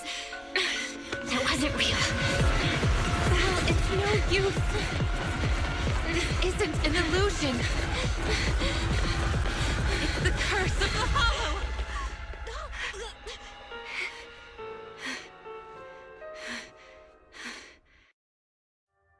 Why did you come back? We were just about to catch up. Was that not the way out? Let me check. The path seems clear. Anomaly report. Master's coordinates were detected at multiple locations throughout Lemnian Hollow over approximately 10 seconds. It feels like something big just happened. Like I expected, it didn't work this time either. This is the curse the Hollow has placed upon me. I reviewed the data. From the moment Idari got close to the exit, the ether particles around the fissure started fluctuating, almost to the point of being reshaped, making it impossible to leave the hollow. So that means, as long as Idari is with us, the exit will disappear? Yes. So just leave me here. I can't go back. But at least you still have a place you can return to. Fuck, we can't bring Let's octopus look for with us. another exit. If we can't find one, then we should find somewhere to rest. We I want can't just leave her Octopussy out Mommy, here. come on. I agree with Monato. I agree. After all the effort we put into rescuing her, we can't just walk away now. And we still have so much to ask her. All right, let's not rush out just yet. We can find a safe place to rest first, and then figure out our next move. A safe place? Oh, I know a safe house nearby. Should we go there? Wait, there's a safe house here? How do you know about it? When I first entered the Hollow, I scouted the nearby routes. The truth is, I'm a proxy too. A proxy trapped inside the Hollow. Pretty pathetic, isn't it? Oh, damn. Don't worry about it. Let's head to the safe house first. Another proxy. Sorry, Belle. That must have scared you. No, I was just too impatient. I've been a proxy for quite some time. But... We're heading the right way. Let's keep going. You don't have a bamboo or a carrot. How do you know the way? The simplest way is just to follow the others.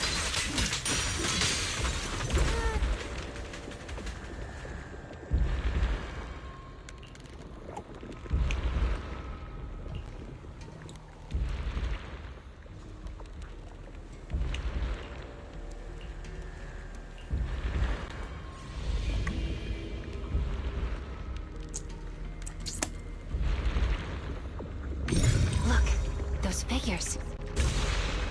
That's the Exaltus. Calm down. So the Exaltus I are only fucking me. recreate illusions of the past. That's an amazing ability.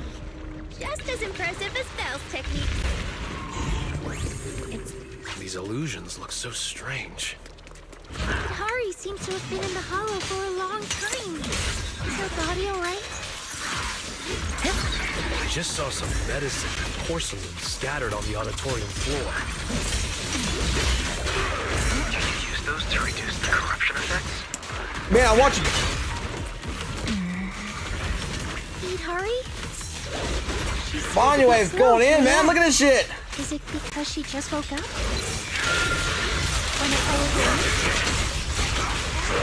I am ready. Relax. My aim is true. Everything's already ready. Watch out!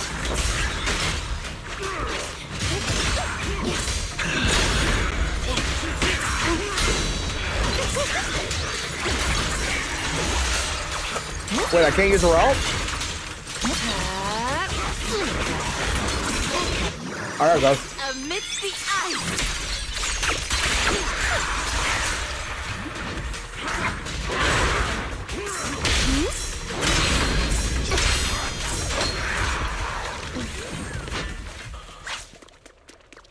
Banyue Look, the gate was up ahead. going in like a motherfucker. The motherfucker didn't give a shit.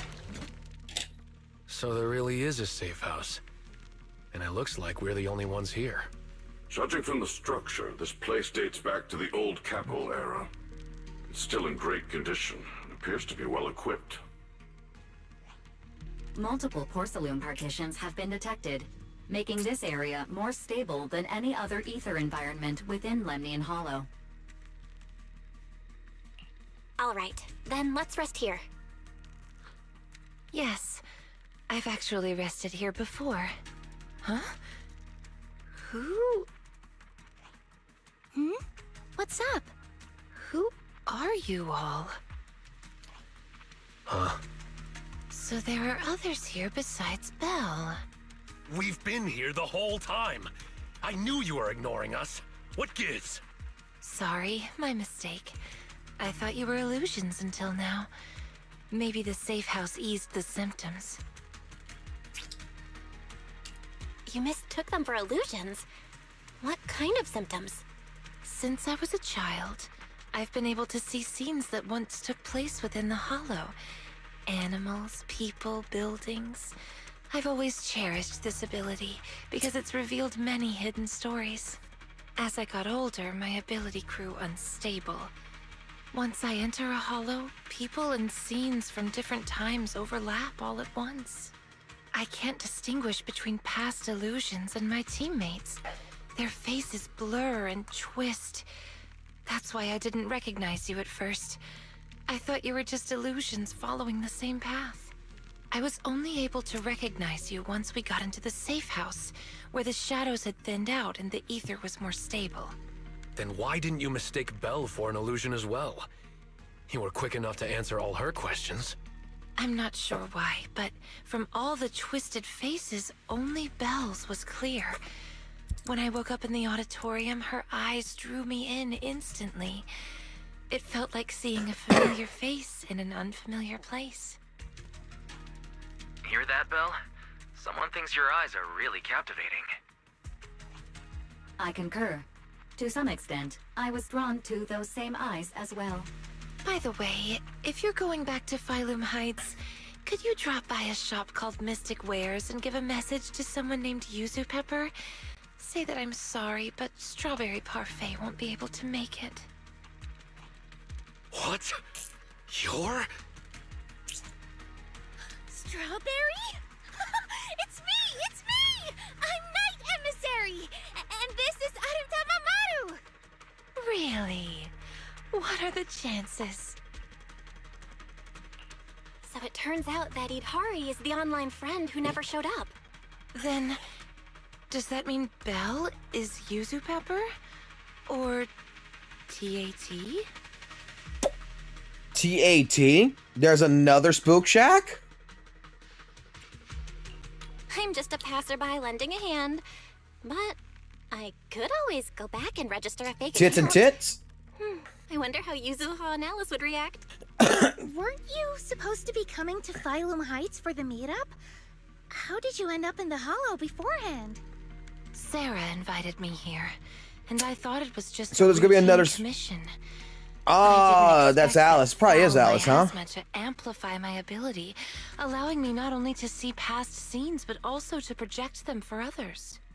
So Sarah trapped me here, forcing me to project past scenes over and over, and in the haze, I heard her mention she was searching for a door that exists in the past.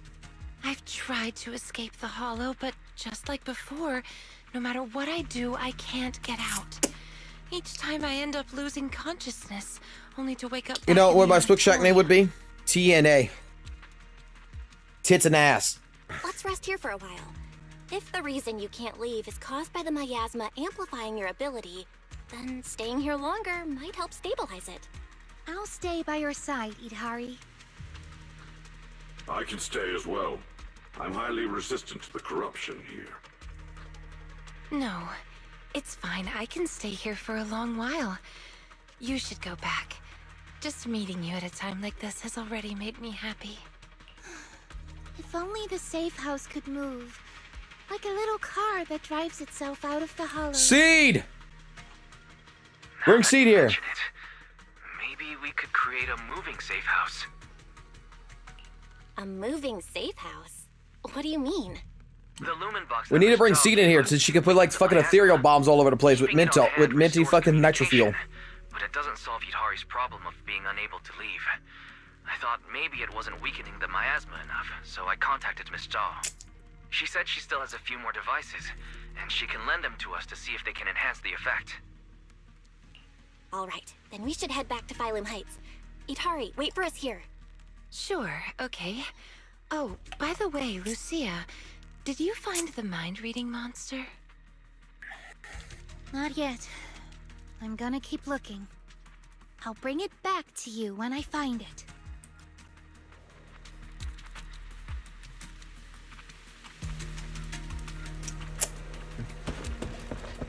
How does Idhari know about the mind-reading monster? Did she use it? Strawberry parfait on the forum a long time ago. None of the others, not even Monato, believes in the mind-reading monster, but she does. This time, in White Peninsula, we secretly agreed to search for the mind-reading monster together. You two are way too obsessed with that urban legend. Next time, bring her some ginger tongue suede. It'll definitely help.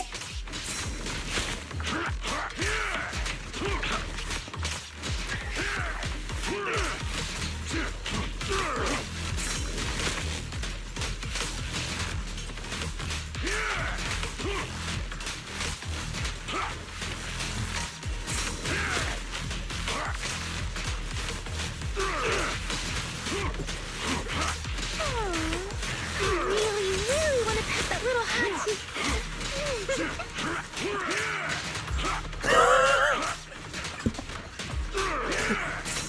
Dude, look at Manu like just go, man.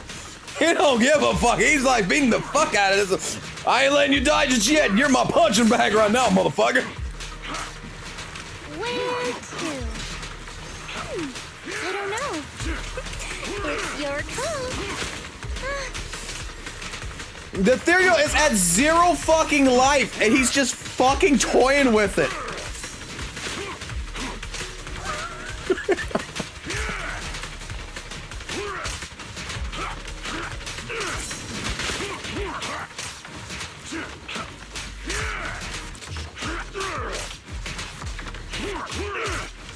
I got your back.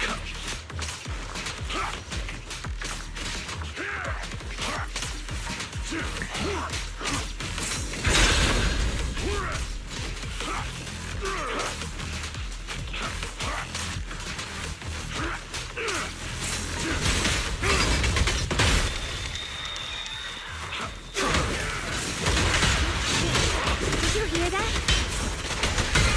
What's about? town last time. Lantern Bearer and Wandering Hunter are nearby. This feeling, it's like playing hide and seek. Belle, stay close. Let's not get separated this time.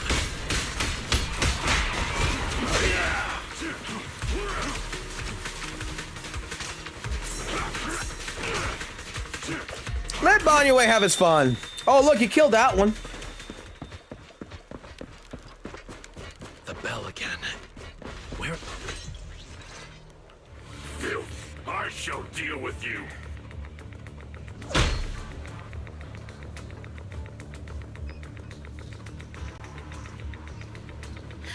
It's a new kind of ethereal I've never seen before. Must be made of Telemi and Hollow. Better write this down, write this down.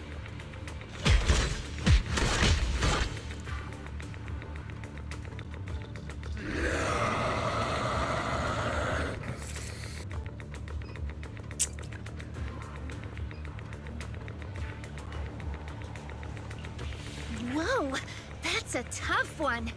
Just that white arm alone can block attacks. Is it some special hardening?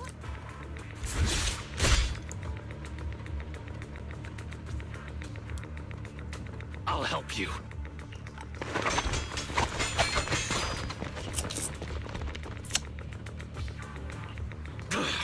Don't be reckless. Fall back, Monato. Its fighting style is smooth and steady, holding its own even against two opponents. It knows how to use its strengths. Almost like it's been trained. That lantern bearer's acting strange behind it. Yeah, I've never seen an ethereal of that size. And it's just standing back there, not joining the fight. Could it be commanding Wandering Hunter?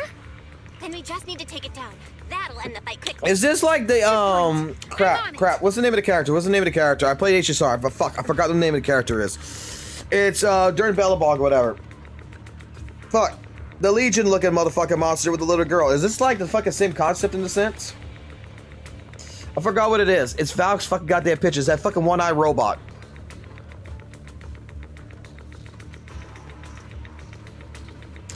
Is that one-eye robot and that little girl? What's the fucking name of those characters in HSR?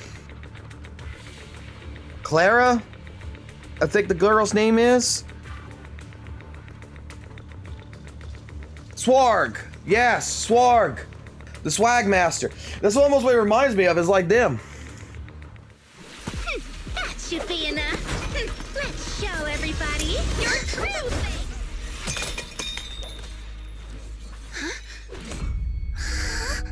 It can't be. It's me!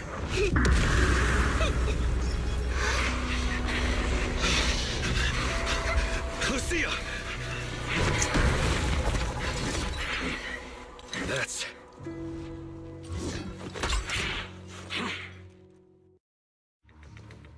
I wouldn't be opposed to that. Fled. That's the first time I've ever witnessed such a strange ethereal.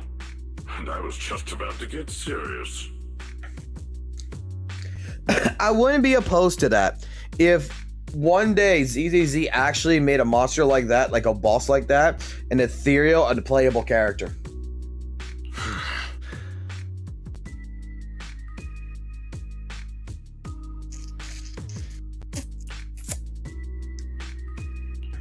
Same thing happened the last time I ran into it. It just vanished all of a sudden. Completely different from the regular ethereals that have a strong drive to attack. Did you see that lantern bearer? The hair, the ears. Yeah, she looked a lot like Lucia, only much younger. It's her little sister that she lost in the hollow. I feel like I know her, but I don't have a sister. We won't get any answers here. How do you know? You haven't been with your mom and dad for a while. Mom and dad might have produced another one.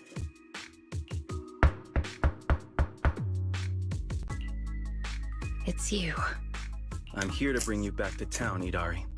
No, I promised Belle I'd wait for her here.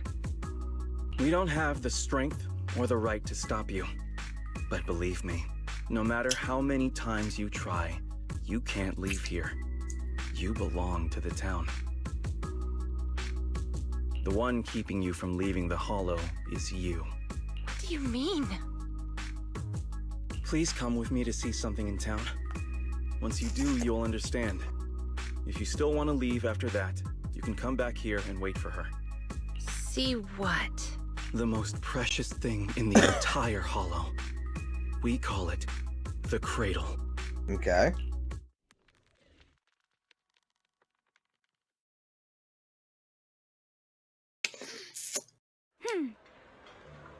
So far, I'm giving this story a 4 out of 10 right now. Something hasn't happened yet. It's interesting. Don't get me wrong. It's an interesting story, but the build-up right now is not that good.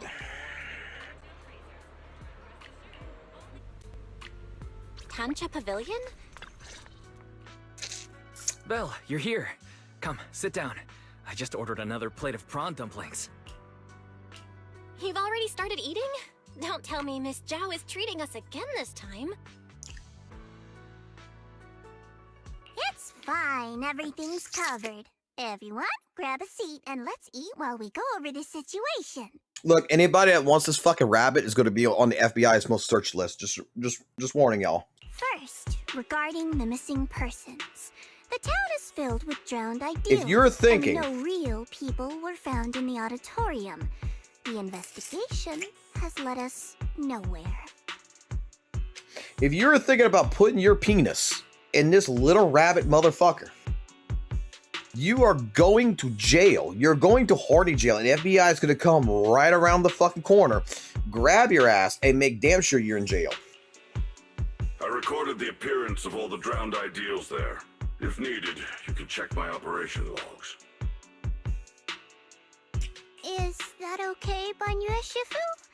After all, you're not just an ordinary machine. Accessing an intelligent construct's operation logs is like peeking into their memories. It's Okay, so he's an intelligent construct.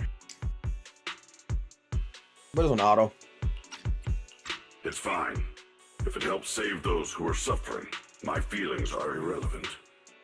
Then, let me thank you on their behalf. If everything matches up, we can quickly identify the missing and launch a large-scale search. Next, about Idhari. Mr. Wise has already told me about her. These are all the lumen boxes I have. 5 in total, counting the ones I gave you earlier. Go ahead and give them a try. All right, thank you. Lastly, there's Wandering Hunter and the girl who looked like Lucia. Could that girl possibly be Lucia's drowned ideal? I don't know either. But if that's really the case, I'd like to try becoming her friend. Become friends with a drowned ideal? Yeah, my grandma used to say, if you ever meet someone who's a lot like you, you must find a way to make friends with her. Understood. The next time we meet them, I shall hold off Wandering Hunter and buy you the time to make friends. Banyue Shifu really does want to help with everything. Then focus on Well, he's a Idhari robot. He doesn't know and shit. Wandering Hunter. Leave the town search to me. Oh, when sending the search team, make sure to choose people with a strong sense of self. Otherwise, new drowned ideals could appear. That's a pretty vague requirement.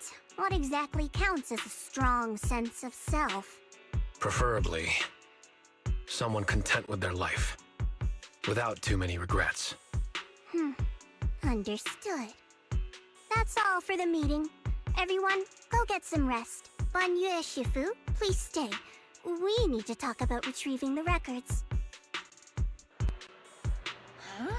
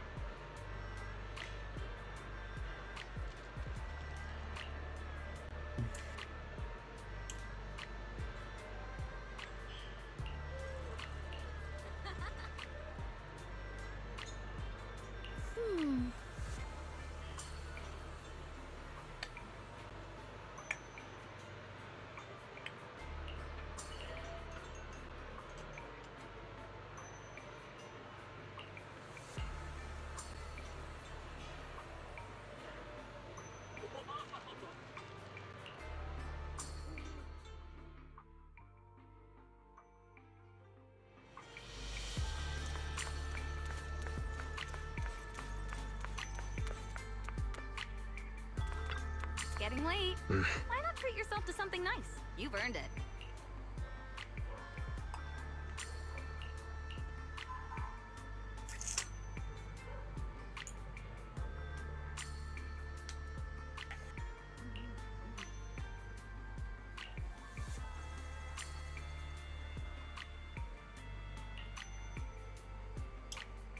Hey, it's the kids from the fucking thing.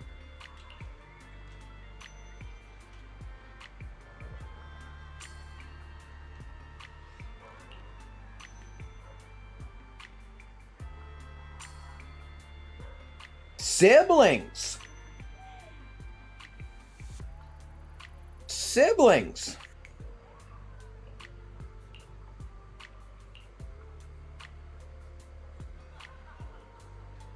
Okay. They're adopted.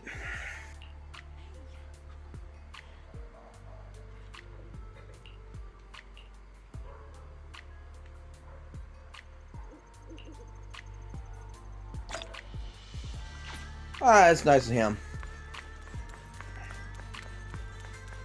Adopting some kids. Like a true fucking daddy.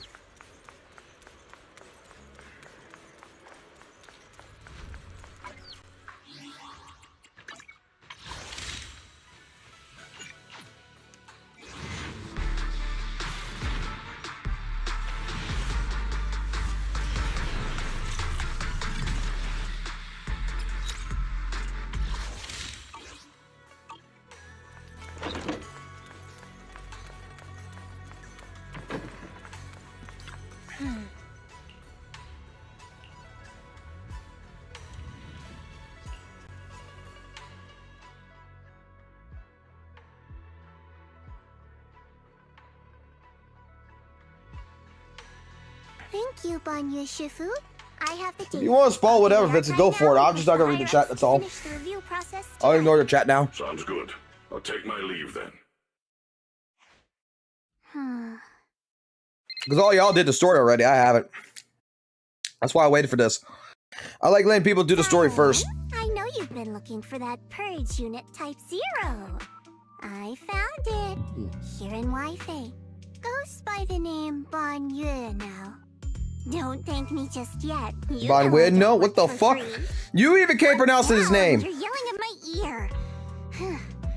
If you really want to pay me back right now, bring it to Phylum Heights. I think they'll know how to put it to use.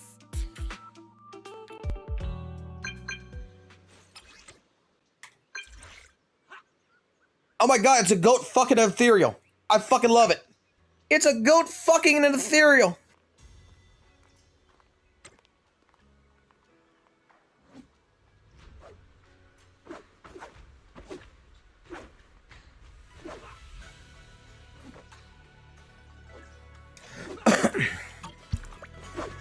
I'm sure Goma, it's 100% is. You could probably replace him like trigger, dude. Let me put it this way. Yesterday, we'll take a quick intermission on this. Yesterday, after watching Saint Tonas and him bitching about Butcher and Hugo and being like, "You can't fucking do it, it's impossible," it's like, you know, with the right build, with the right mindset, and with a lot of practice and a lot of resetting, you can make anything fucking possible.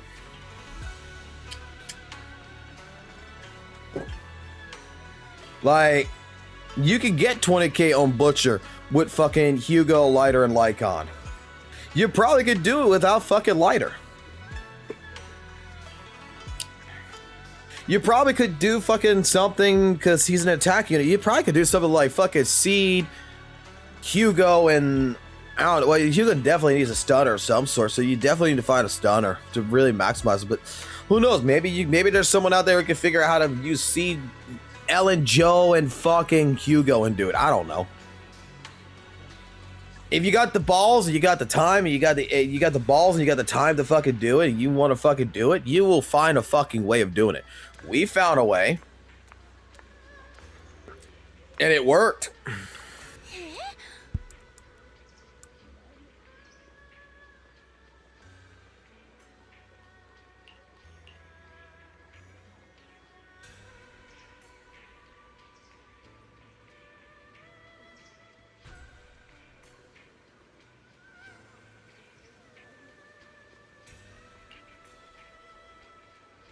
You know, like, it'd be fucking hilarious if you got fucking multiple people that fucking does the Hugo, Lycon, and Lighter team, and fucking before that video comes out from fucking St. Thomas, everybody posts up their videos of fucking beating the Butcher with that team, and then when he puts up that video, everybody just copies and pastes their fucking links to their video, and that video being like, what? Like, huh? Like, if I could do it, let me put it this way. If I could do it, and I don't play fucking good in this game. I'm nowhere fucking near a fucking goddamn expert or anything with mechanics and shit in this. And if I could fucking play it the way I do, and still manage to do it, so can you.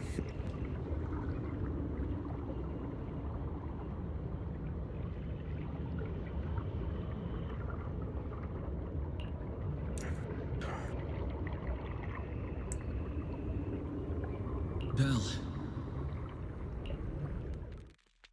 Belle. What was that? What's wrong? Oh, it's fun. Barely set foot in the hollow and you're sitting down already. Rough night last night? For a second, I felt like I was underwater. Like in a dream or something. Never mind. I think I'm probably just tired. Maybe you've been pushing yourself too hard these days. After working all day, you've really got to get some proper sleep at night. I need some proper sleep at night. It's fucking 3 o'clock in the fucking morning. Yeah. When else would we sleep? During the day, of course. Just like Belle, I nap when I can. So you do sleep. You've been saying how the night horror would take you in your sleep, so I thought you chose not to. You have to sleep. And dreams are important. Granny says dreams are where you talk to those who've passed away. You know, dreams are where passwords are made. I wasn't actually sleeping. I was just zoning out a bit. These past few days have been exhausting. Good thing Miss Zhao's helping us out. Let's finish up quickly and head to Fantasy Resort. Fuck no, a casual won't use Hugo on Butcher anyway. Bro. Okay, alright. Let's talk seriously here for a second. Let's talk seriously, okay? Okay. You know what a casual player is going to use on Butcher? Or any of these bosses? A casual player is going to do whatever the fuck it takes that is the easiest fucking route that means. Okay? A casual player is more inclined to play the proper team setups, to do the thing the game tells them to do. A casual player is going to be like Miyabi is their button. They want easy mode. They don't want hard mode. A casual player is going to be happy with clearing 6 out of the fucking the 9, right? 6 of the fucking medals out of the 9 medals. A casual player is not going to put fucking a whole bunch of fucking time into a fucking game. A casual player is not playing this game, dare I say, every fucking day.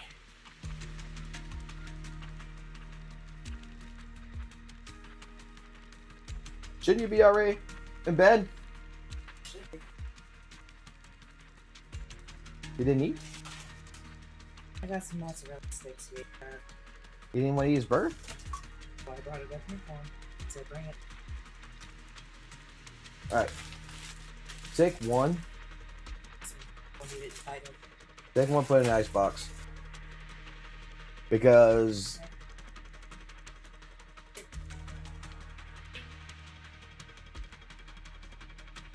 I know him, and I'd rather have him have something later. Throw it in the microwave or whatever. Good night. Hey, Halloween's coming right around the corner, right, guys? There you go.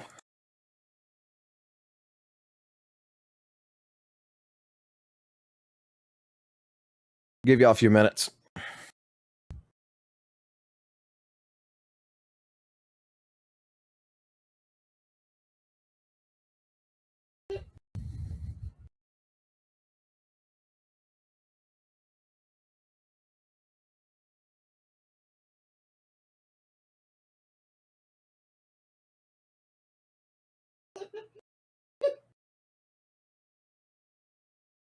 All right, I think we're good now. Fantasy Resort? I'm wide awake now. Let's go! Alright, pull yourself together. Let's head to the safe house to find Itari. Look, every now and then we goon. She's not here. Let's make this quick. As soon as we pick up Itari, let's... where are we? This is Itari's memory. Hey, what the heck is going on? You're freaking me out. I've never seen you like this before. You don't need the future, Yadari. You're special. Don't you love stories? Don't you want to be part of one? Sarah! Where's Sarah? There's no one in the safe house, and I don't see Itari. The moment I opened the door, all these images flooded into my head. The harbor, Hollow Raiders, the auditorium of the town, and Sarah. It's like I was looking at Itari's past through her eyes. Detected unstable ether residue on the door handle. It's a strong match for the ether environment we observed around Itari at the auditorium. I want to First fuck Sarah so fucking contact triggered bad. A significant reaction from the smart lenses in your eyes, Master. I think I could fix her. Your eyes seem to be connected to an unknown power. An unknown power in my eyes, huh? When did it all start? At the auditorium? When I brought Vivian? I don't hate Sarah. I think she's hot as fuck. I think she's great. I think I could save her. Belle, you're not about to, manifest one of those drowned ideals, are you? Huh? No way. It's probably just because I slept poorly last I don't know night. why y'all hate Sarah so much. I think Sarah's great. I think Sarah's a great fucking character. Is probably just an older I think her version tits of are perfect. lounging on the couch watching horror movies. All right. No more imagining things or daydreams. Let's find Itari already. Look! There's some notes on the table. They must be from Itari. What's it say on there? Strawberry Parfait Memo. Once I'm back at the inn, copy this into the storybook. This is a tale awakened by the light. It happened in an auditorium buried deep in the mist. One night, a girl with eyes like stars came quietly to visit. There's no need to read the whole thing. Pretty sure we all know where the story's headed. Yeah, it's a sex novel. Read it all out. What? Are you embarrassed, Belle? This is your first time as the protagonist in a story. Let me see if there's anything we don't know yet. Here, on the last page. Moss's words make me realize that was Belle's story, not mine. I should return to my own story. Thank you for coming to find me. What does that mean? I'm not entirely sure what that means, but one name clearly stands out. Yep, Moss again. Itari's probably gone back to the town. Let's go ask her in person.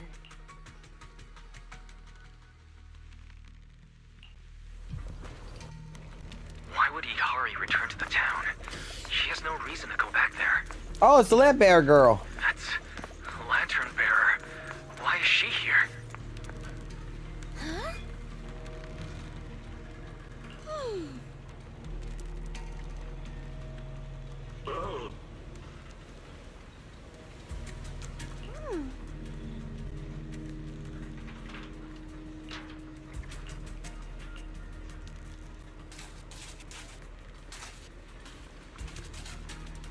Open it up like normal human being.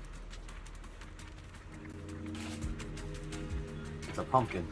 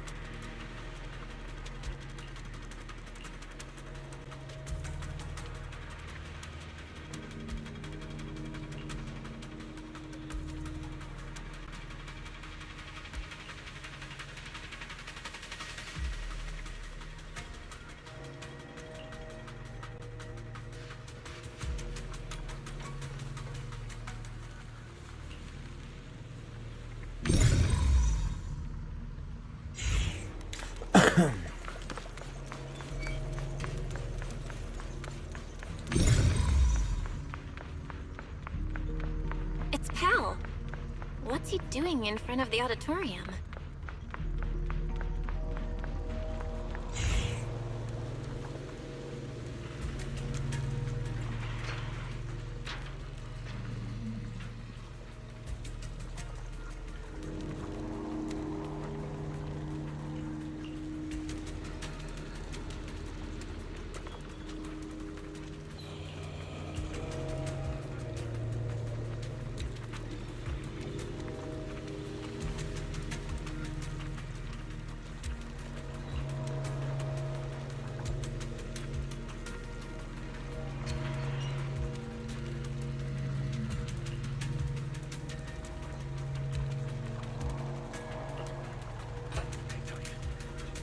Behind the door?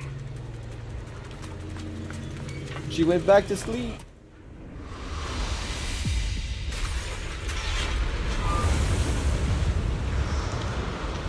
Oh, she's enraged.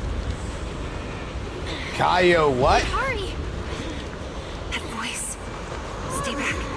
It's dangerous. Freaking me out. I've never seen you like this before. Don't bother. Think up with someone else. How are you supposed to move forward with your friends like this? You can't keep going into the hollow because you saw your friends. It's been 8 years. I keep waiting for that. Please, hurry. Mommy is begging you. Why are you pretending not to know me? Oh, mommy. You shouldn't scare your classmates like that. Okay. Always go with the flow. Believing that I could. Why don't you give it some rest? I'm cutting off your funding. I'm just Maybe you shouldn't be tired to confident. keep up at your pace. Goodbye, Ida. I've had enough! I want someone else! And in the end, I will remain here. Voices are calling me. I can't abandon them. I should embrace my true desire. Don't listen to those voices!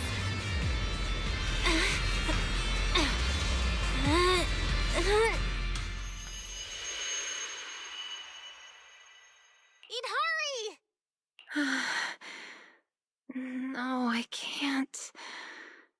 The story's over. I should sleep now. Come on, wake up! Idhari! You promised we'd leave the hollow together! My story ends right here. This is where I drift off. I'm sorry. If only we had met sooner. But we only found each other at the end of the story. The end? No, this is the beginning. The Strawberry Parfait storybook has just begun. Remember? My storybook. Don't fall asleep. Keep writing. As a reader, I'm not letting you abandon your unfinished story.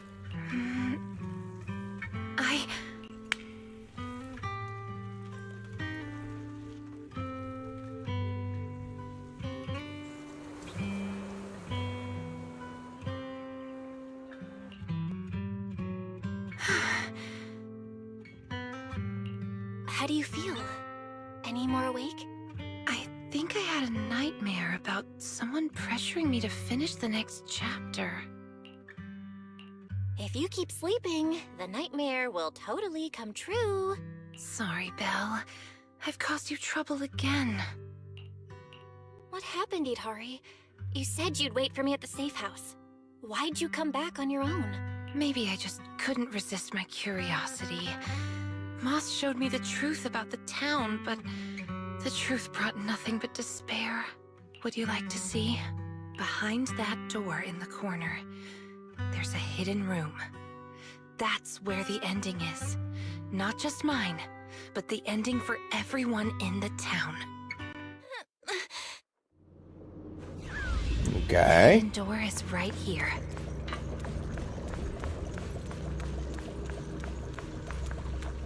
Can I go over here first? No. Okay. I like exploring, but apparently there's no exploring here. Oh, wait.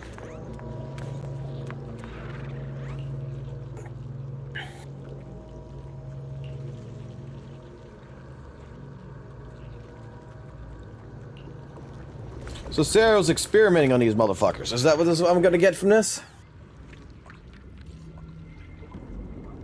In those cocoons, this is the truth that town holds. And the reason I can't leave.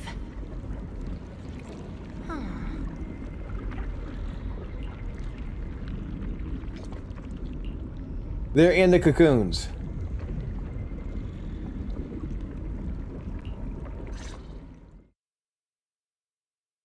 Overgrown weeds and desolate gravel were all it had to offer to its visitors.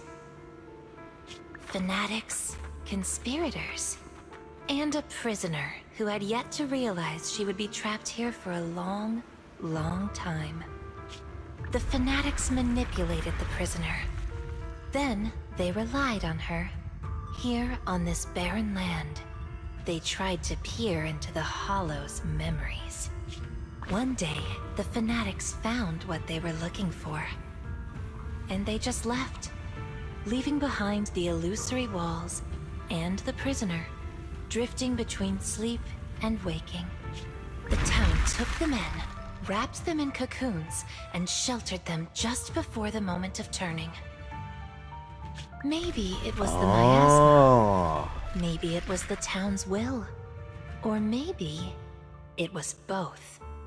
But eventually, they emerged, no longer lost. They became the town's people, the cocoon's chosen agents. Moss once tested it. If a cocoon is broken, the person inside turns into an ethereal immediately. Perhaps there's a voice inside me that's been holding me back all along.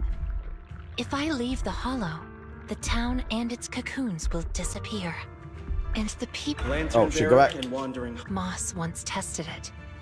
Perhaps there's a voice inside me that's been holding me back all along. If I leave the Hollow, the town and its cocoons will disappear. And the people, once exposed again to the miasma, they'll turn into ethereals in an instant. No wonder Moss said you belonged to the town. Was he the first lost wanderer to arrive here? No. He's the most obsessed with the town, but he wasn't the first. There were other unwelcome visitors long before them. Non-human visitors. Lantern bearer and wandering hunter. To the townsfolk, they were monsters to be both respected and feared, and the town could not turn them away. Welcome to the cradle. It's you. Oh, you can actually see me here. That's wonderful. I thought I'd only be visible to you in a place like that safe house. Not many people come and go here. After a while, it becomes easy to recognize you. Moss! Don't tell me these cocoons are... Yes, that's the true bodies of the townsfolk you've been looking for. But I'd rather call them who we used to be. The first time I appeared in the Hollow, I came face to face with myself. A Moss who was half mad from the corruption. I knew he didn't have much time left. Either he'd die, or he'd turn into an ethereal. So I scrambled for supplies and shelter, trying to win another me a fighting chance. I mean, I was an investigator, but it didn't matter what I was. The outcome depended on him, and he was a coward. In the end, we made it to the town. Just as he was about to turn into an ethereal, the surrounding miasma moved first, wrapping him up and forming a cocoon. I understood then. The town had stopped him from becoming an ethereal, and the town had chosen me. I owe you my thanks, Idari. The town's choice was your choice. The cocoons and the town are bound together. If you leave the Hollow, they'll vanish, and the people sleeping inside will likely turn into ethereals instantly. So that's why I can't leave the Hollow. But the last few times I tried, I didn't even know about the cocoons. I think it was because she marked you and stopped you. She? Who's she? Have you heard the town whisper? Back at the auditorium, half asleep, I heard a voice that sounded just like mine, telling me over and over to embrace my true desire. Now that you mention it, I did hear a voice like yours when I first arrived in the town. That's her. She's the will of the town. The town is alive, breathing, thinking, speaking to everyone who walks its streets. Hidari, the town told me itself. She's your drowned ideal. One day, you'll be fully cocooned too, becoming the town's heart, watching over every lost soul in the cradle, sheltering them, guiding them into their new lives. That's how it was meant to be. But because of Belle's interference, you've stopped wanting to dream. She gave you new dreams, didn't she? The new dreams made you want more than just watching other people's stories. I don't want to abandon the cocoons. And I don't want to break my promise to Belle. I hate the feeling of being left behind. That's why this time, I'm going to find an ending where I can hold on to both.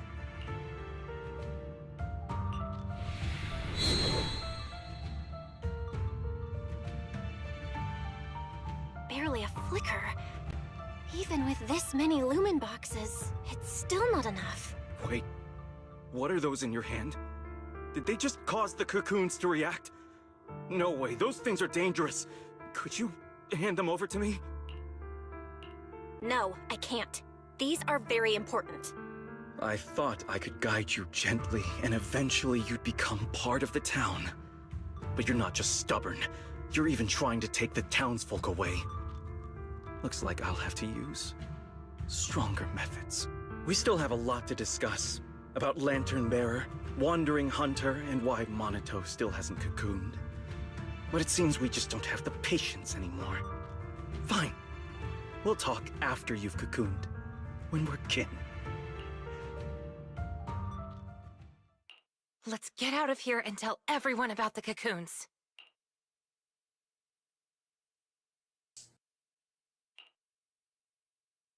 Oh, Hidari's here too! You guys okay? Moss came out of the auditorium yelling, and then the townsfolk suddenly swarmed us. We had to fall back here. What's going on? The townsfolk's actual bodies are down in that room. They're all wrapped in cocoons. Got it. I'll hold the door, and you guys figure out how to open those cocoons. It's not that simple. If we destroy the cocoons, the people inside will be corrupted and instantly turn into ethereals. What if we take the cocoons out of the hollow? I took a look. The cocoons are really tall and there's a ton of them. I don't think moving them while fighting's gonna work. Can't fight. Can't move them. These cocoons are basically hostages. Looks like our only choice is to fight our way out and get word to Miss Zhao's rescue team. Let's go! Let's get out of here and bring back the news about the cocoons. Quick, to the auditorium! Stop them! Get to safety if you can't fight!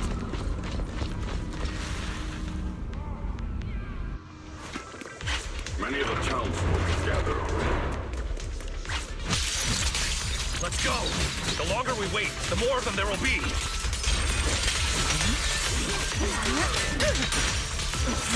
Don't push yourself, Hidari.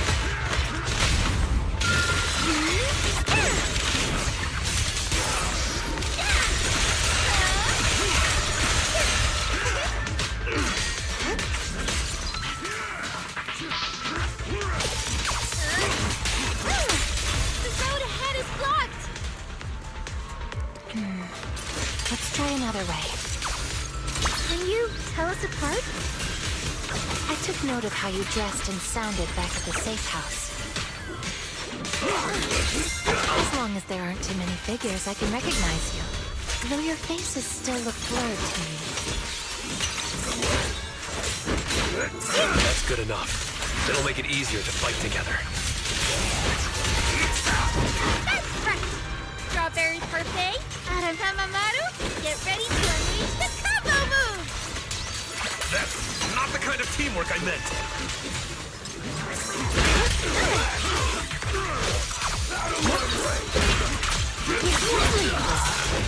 Now, little cuties, crush them!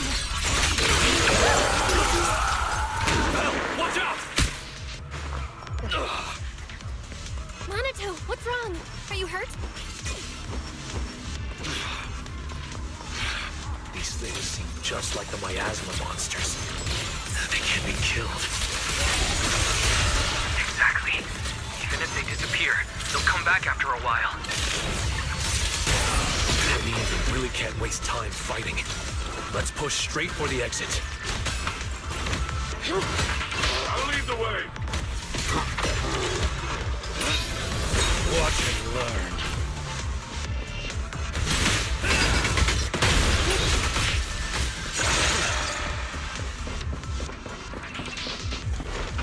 These townsfolk suddenly attacked us. Must have been an order from Moss. It must have something to do with the cocoons. He was pretty calm before we discovered them. The cocoons are their hut. The town's exit is just... It's Monato's drowned ideal.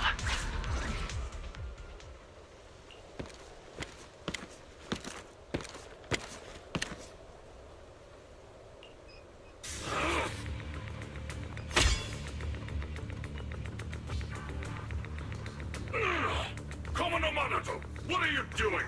Don't yell at me. It's not like I... Hey! What the hell are you doing? What am I doing? You know damn well. I'm doing what you really want to do. Don't deny it. If only I was stronger than Banyue. Isn't that exactly what you're thinking, right? I'm the dream you can't reach. And I'll prove Komodo Monato can. Stay out of this. Just watch. That's the difference between us. I can swing my sword for me, for Komodo Monato, and you can't. That's the most anime fucking shit I've ever heard. No one's here to interfere. Stop blocking. Fight me for real. I refuse. I vowed to fight only to save lives. I shall never swing blindly again. And I'll hit you until you fight back. You'll see who should be running with their tail between their legs. That's enough.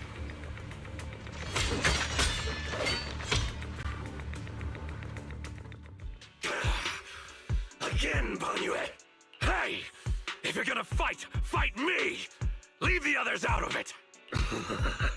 Fight you? I want a real rival who can stand on their own. Not someone who's injured like you are now. Monato, your injuries. Are you okay? I'm fine. It's just a scratch. I'll say it for you. You tell everyone that. But can you really fool yourself? You're always covering the rear, always taking direct hits. How can we fight fair when you're never at full strength? One of you fights to protect his friends. The other swings for pride and attack even the innocent. Who is truly stronger? The answer is obvious. Friends? Komodo Monato doesn't need any friends. Carrying something meaningless like that will only weigh your sword down. Enough. You just want a clean fight, right? So do I. Next time, just you and me. No one else. Fine. I'll trust you this once. Show up next time without half a dozen injuries, and I'll show you just how strong you could have been. Oh, damn. Most anime fucking shit I've ever seen so far. Forget about him. We're out of the town now. But what's next? Yidhari, what do you want to do? All right. Pass this message for me, Belle, please.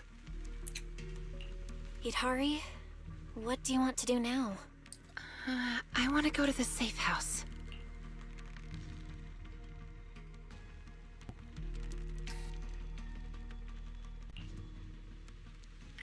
So that means, even if we find a way out, we can't really use it, can we?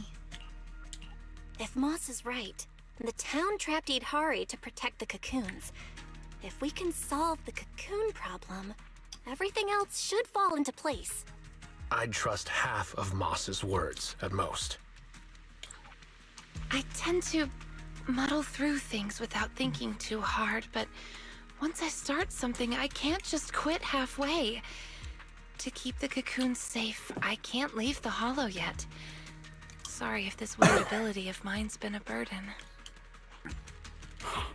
Oh, don't say that. Because of your ability, many of the lost ones finally have a chance of making it out alive. So what if it's a little peculiar? God damn it, Crystalbot. That said, protecting others means protecting yourself too. You've done too many Don't just animes. put your life on the line every time. Yeah, I agree. You hear that, Monato? Huh? Oh, it's really just a scratch, I swear. I'm curious. Idhari, if you can't tell who's who in the hollow, how do you even fight? By sensing hostility. I don't ignore anyone who tries to attack me, illusions or not. Better to hit them all, just in case. Sometimes I do end up swinging my hammer at thin air, but most of the time I'm on target. And now that Belle's here, she can steer me toward the real enemies. From now on, wait for me before doing anything. And whatever you do, don't open the door for anyone. Oh, and here. Hold on to this little drum. If an Aquisp knocks, you can scare it off with this. Raise your hand if you have any questions. Knockwisp? What's that? Knockwisps, a clever variant of doppelgangers. They come by the safe house at night, knocking and calling your name to open the door in a human voice. If you hear them calling... Yeah. So, how exactly should I drum? Match their knocks. They knock, you drum. 3 rounds of that, and they will run off. All right, Knockwisp Q&A session over.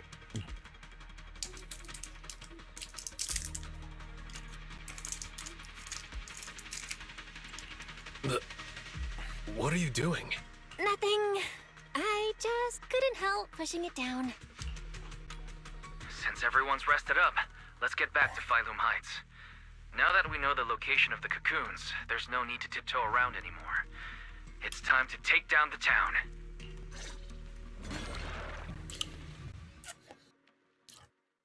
All right, so we should be getting close to the end now.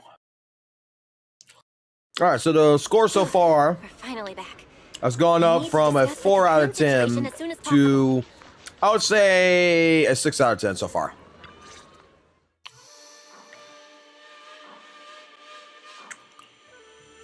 Alright, we're up to speed now. The rescue team's already assembled. We can head out tomorrow. Your intel came just in time. It'll save us a lot of wasted effort. Now, about the plan. Plan A is to hit the town hard first, keeping all the drowned ideals from fighting back, and then send in a transport team to haul the cocoons out. The problem is that's easier said than done. You can't take down a drowned ideal for good with brute force. If you knock them down, they'll just respawn in no time. If we can't push you to the cocoon room real fast, it'll turn into a war of attrition. And that's not in our favor.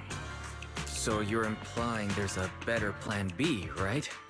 Yes, you're right. And that brings me to my colleague here. Hey everyone! I'm Senior Zhao's coworker. You can just call me Dylan. And now, I'm here to give you the grand reveal of Plan B!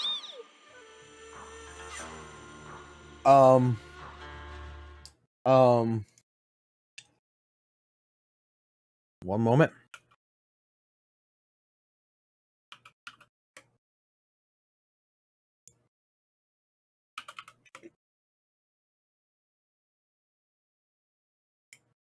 Voice actors from anime. Years ago. Big brother, I want you to give me your big, juicy, thick and drench me with your hot, sticky until I'm gasping for air. You to give me your big, juicy, thick and drench me with your hot, sticky until I'm gasping for air. There, Big brother, I want you to give me your big, juicy, thick and drench me with your hot, sticky until I'm gasping for air. There, I f***ing said it! Big brother, I want you to give me your big, juicy, thick and drench me with your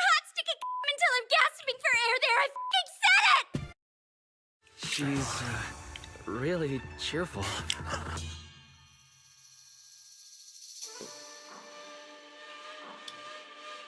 Are you sure you two are colleagues? Since you've never dealt with Krampus, it's normal to have a few stereotypes about tops. But trust me, every employee here is completely different in style, and that's thanks to our boss. Anyway, go on, Dylan. Alright, the key to Plan B is the cocoons. If we can dissolve them on the spot, we cut about 70% of the suppression and hauling time. What does dissolve on the spot mean? Check this out. Ta-da!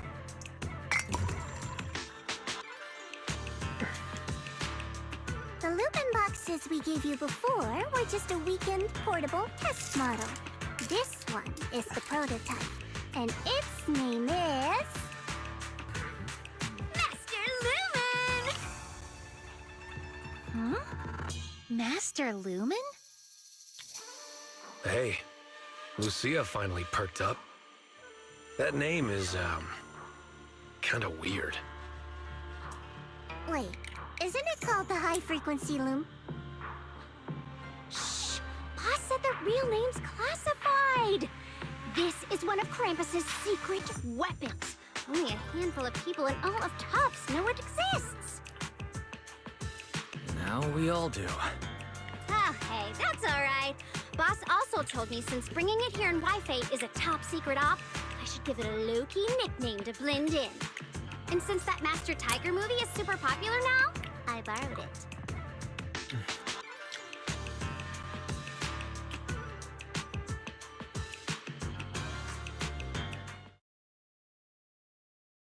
Big brother, I want you to give me your big, juicy, thick and drench me with your hot, sticky until I'm gasping for air there. I fucking said it!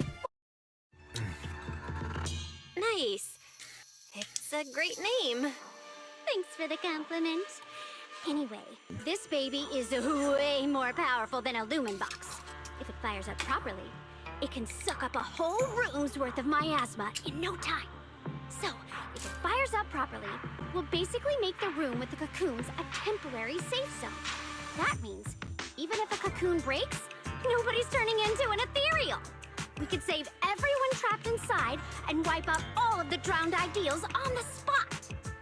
But you just said, if it fires up properly twice. Kinda hard not to be concerned about that. Because Master Lumen has a nasty temper. One bump here. What the fuck are you talking about? What voice line? I'm fucking doing the story right now. Shut the fuck up, Vincent. That's exactly why we've been working on a safer, more portable model. But I figure no harm in trying it here, right? If it works, we can make this whole op a lot more efficient. My plan's to split into 2 teams. The Joint Search Squad will attack the town head-on, drawing the drowned ideals' attention. You guys slip into the... Shouldn't you be working on a fucking a review for 2.7? You can and fire it up. If it fails, no big deal. Just bring it back out and we'll fall back on Plan A. Sounds like it's worth a shot. If it works, we're set for good. Good. It's settled then. You guys go place the device, and we'll be on standby to support. We move at dawn. It's getting late. Fuck your sister's birthdays. Get to actual fucking work.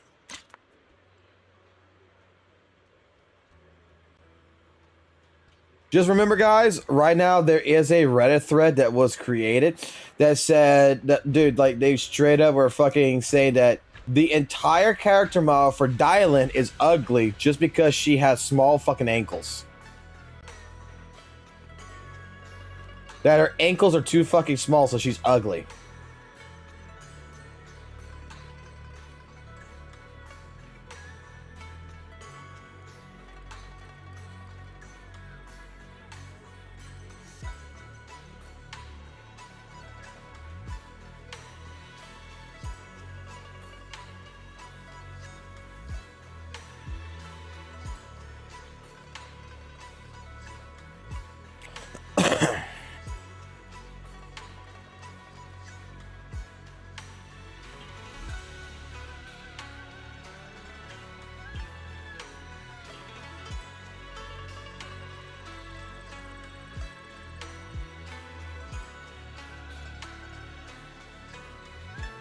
I don't think the ankles are too small. I think actually they're actually done pretty well.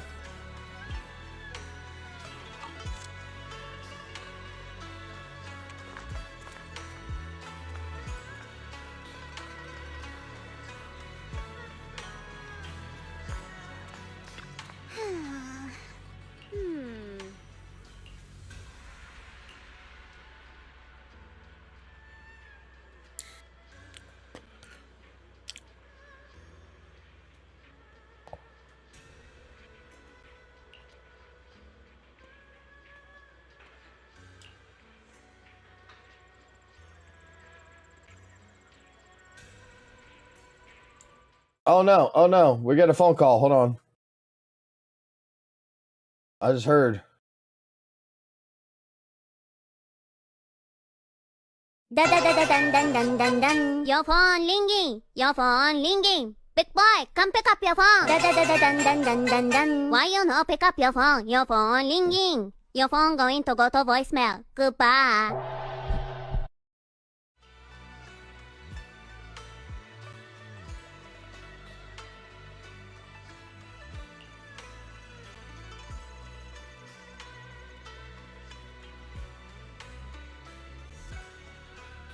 Your pawn langing. Your pawn langing.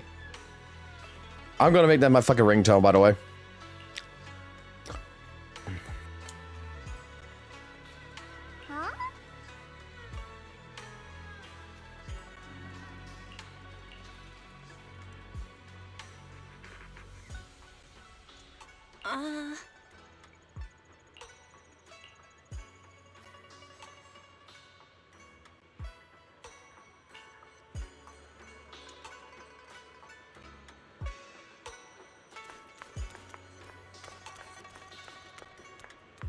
The two brothers talking.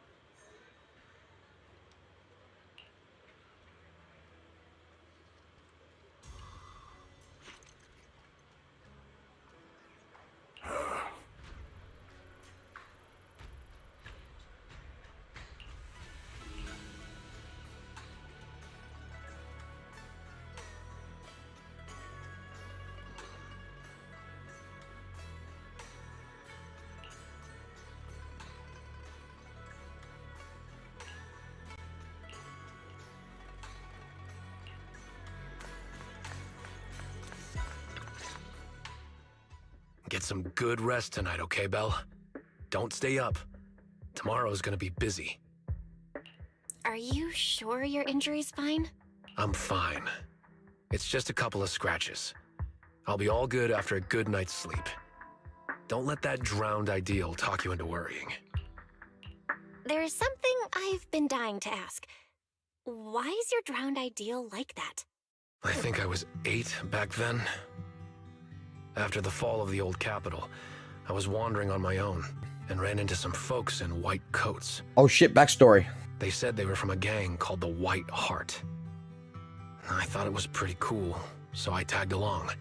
They dragged me into the hollows, telling me to crawl through old luxury store ruins to grab loot. They're treating him like an S-rate character. If I could squeeze through those cracks without crying, I'd eventually earn my spot in the gang. Then one day, the Hollow's ether levels went berserk.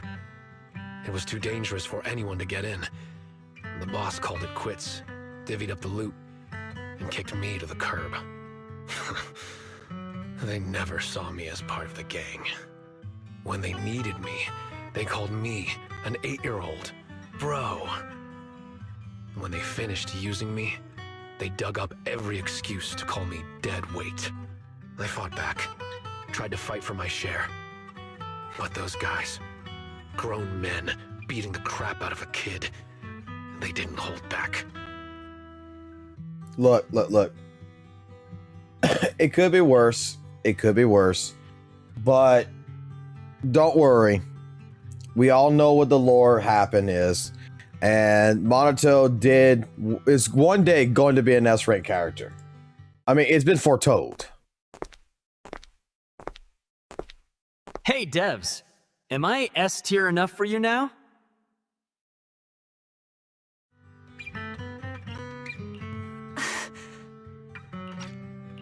That day, when I could only crouch on the ground with my head in my arms, I swore to myself that Komono Monato needed no friends, trusted no one, and he'd fight for himself and himself alone. And that one day, I'd go back to the White Heart, beat every last one of those laughing jerks to the ground, and make them kneel and call me boss. So that version of you, that's the person you wanted to be back then. The second I saw him, I knew what it was all about. Actually, that can be sad, man. I chased that goal for years. If it weren't for the kids, maybe I really would have become just like him. The kids? Yeah. I guess you could say I found them. Or maybe they found me. Either way, we're family now. I've got a soft spot for being called brother. But the kids taught me there's a difference between asking something of you and treating you like family. Bro and brother can be really different. Belle, tomorrow, I want to go alone.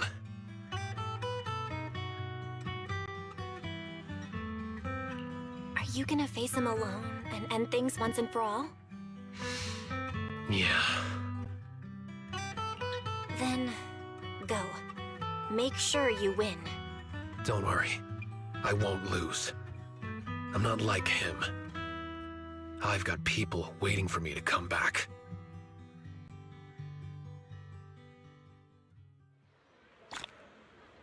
Time to head back and get some sleep.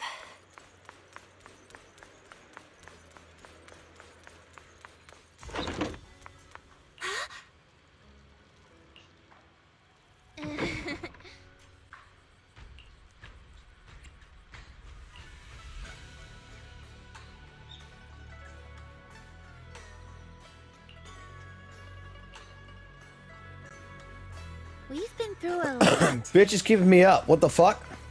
Yeah, we finally figured out the truth about the town. I didn't manage to make any friends, but that's okay. I'll try again next time. Making friends? She must mean that drowned ideal. I'll ask her about it later. Such a lovely view. Let's rest here a bit.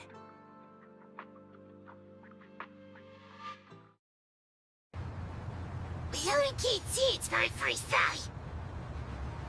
God damn, that a big bitch! Oh, that little you I saw at the auditorium? What did you two talk about? The little me. Kind of a weird way to put it. I'm not that big now, am I? But, yeah. I could tell she's deeply connected to who I used to be. When she said Ade, I nearly jumped. That's what I used to call my father. Ever since I left the tribe to travel alone, I've never said it again. Only when I'm with my closest family or dearest friends would I use it. And the funny thing is, my Ade loved playing hide-and-seek too. Ade was part of the Defense Forces Special Unit, and in my memories, he only came home maybe once a year. Those were the only days I got to play with him.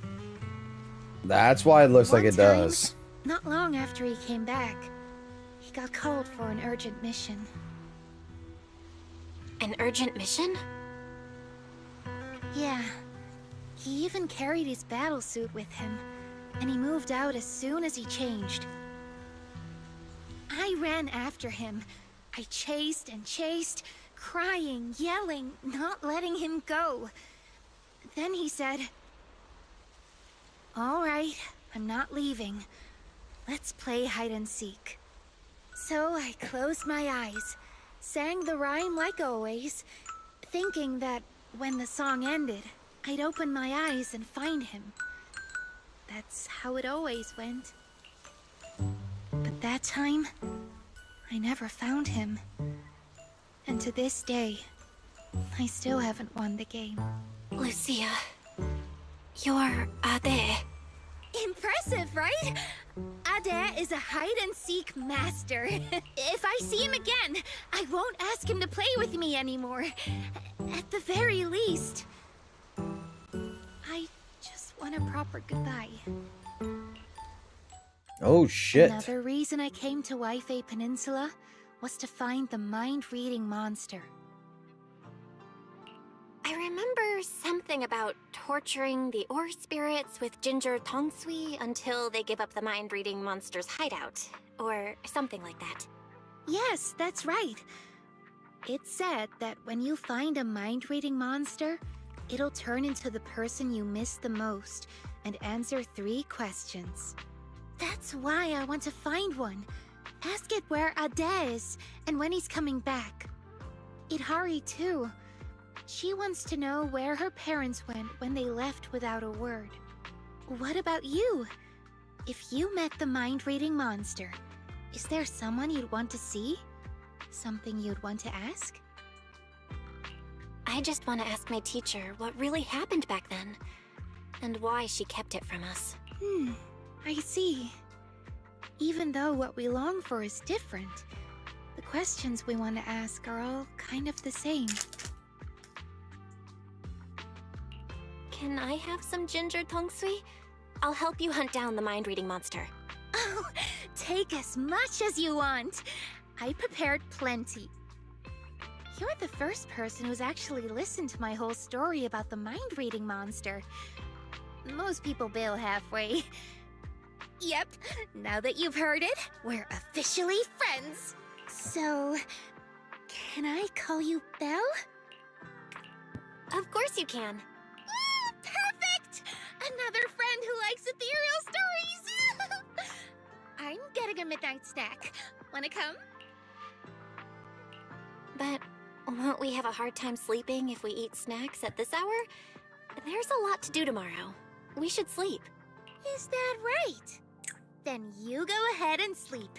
I'll bring back snacks and keep watch.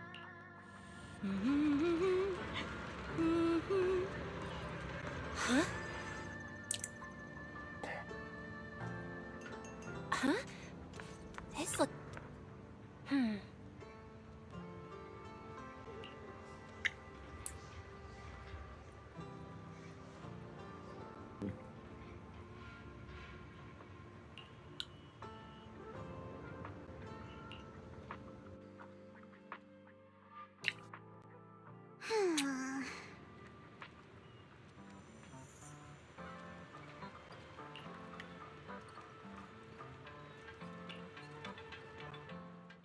Everyone's here. Let's move out. So these are all search squad members? They look like they come from all sorts of backgrounds. That's right. We handpicked these people based on intel about the drowned ideals. They come from all sorts of backgrounds, yes, but every single one of them is perfect for this mission. One last run through the plan. Team 1 is the search team. They'll be the first into the town. If they run into drowned ideals resistance, they'll suppress it by force. Team 2 is the transport team. They'll enter the hollow 30 minutes later and, depending on the situation, decide whether we can get all the cocoons out. Team 3 is a special squad, led by Miss Belle. Once Team 1 is in combat, she'll slip into the auditorium and set up Master Lumen where the cocoons are. Also, Miss Belle, I'd like to borrow Banyue Shifu from you. Team 1's got plenty of firepower, but Team 2's slower and has fewer fighters. That's why we need a reliable agent to hold the line in case things go sideways. No problem. Banyue Shifu can make the decision himself. Sure. If that's Miss Zhao's request, I'll see to it that the transport team makes it through in one piece. If Banyua's not there, won't you be short-handed? Maybe I should just... Don't worry about it. Just do what you really want this time. Swing your sword without holding back. Thanks. I'll head to the town first. If everything goes smoothly, I should run into you guys. Master Lumen is all yours now. Keep a close eye on it, please. Got it. I'll keep a close eye on the device. I'll keep an eye on Belle then. All right, let's move out. First stop, the safe house to grab Idhari. Then, straight to the auditorium. You know, I already know what the actual review in this game is going to be.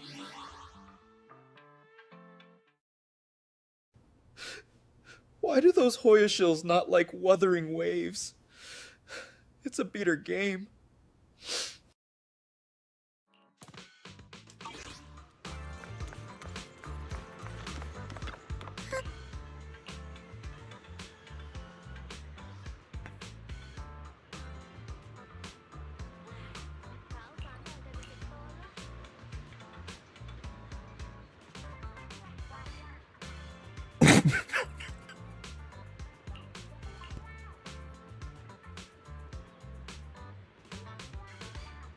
Bro. Oh, you don't know shit, do you? Tencent knows how to treat their employees.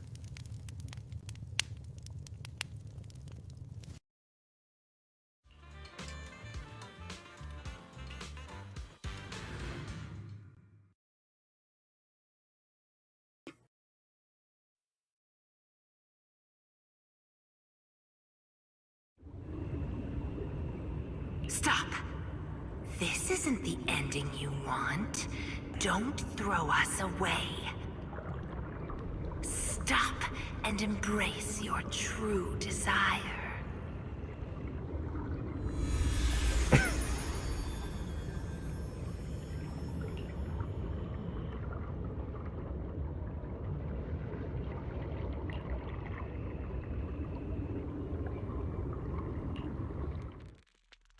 Belle, stay focused. I just had another flash. Like that underwater dream before. But I'm good now. You don't look fine. You almost dropped Master Lumen. If Lucia hadn't swooped in to catch it. What's wrong, Belle? Didn't get enough rest last night? Well, that can't be. I was keeping watch for you. No, I slept fine. This isn't about sleep. But you, Lucia, did you really stay up all night to keep watch? How are you still so full of energy like this without any sleep? I do make up for my sleep. I take naps during the day. Short and sweet naps. But now's not the time for that chatter. We've reached the safe house. Let's call Idhari out. Idhari? Idhari, it's us. It's not nighttime yet, so no need to worry about the Nogwisps.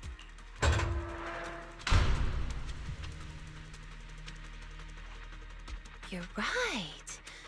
Morning, everyone. Well, it's already afternoon.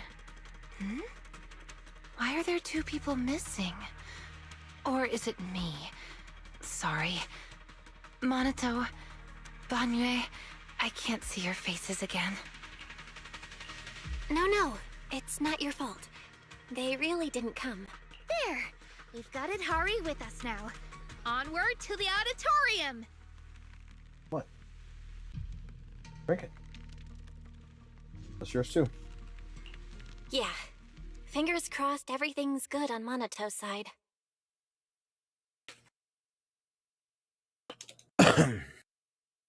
Oh, you made it. Much earlier than I expected. Do we really have to fight, Moss? They're not ethereals. Some of them were even my friends. Is this really the only way? Settling everything with violence? Yeah, we don't have a choice. They didn't come here to join us. They came to wipe us out. We've got to fight back. But all we need to do is stall them. As long as the cocoons are intact, we can't die. If we drag this out long enough, their drowned ideals will show up, and the tide will turn. So don't see this as a disaster, West. It's a gift. What about Lantern Bearer or Wandering Hunter? Will they help us? Sure, they scare me, but they're strong. If Wandering Hunter is in town, it won't matter how many enemies show up. I doubt it. I begged her for ages, but she couldn't care less, saying something about her Ade wanting to see the reed fields again. Plus, they come and go as they please. You just can't count on them. We must defend the town ourselves. Hold the line long enough and we win. Besides, look, we've got even more reliable backup now.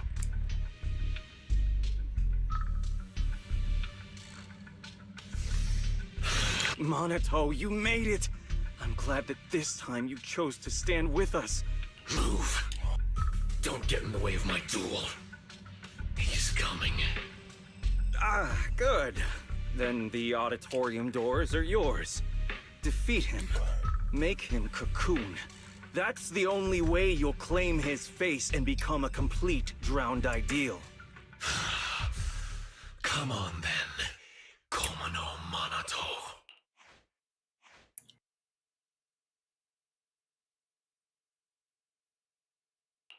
Oh shit, shit's about to break loose, right? I feel like we need Batman for this. Are you lonely tonight? Then come join me on Wuthering Waves, and let's explore the shores together. Together we will take down Hoyoverse and get you justice for you losing your 50-50. Down with the Hoyoshill's father!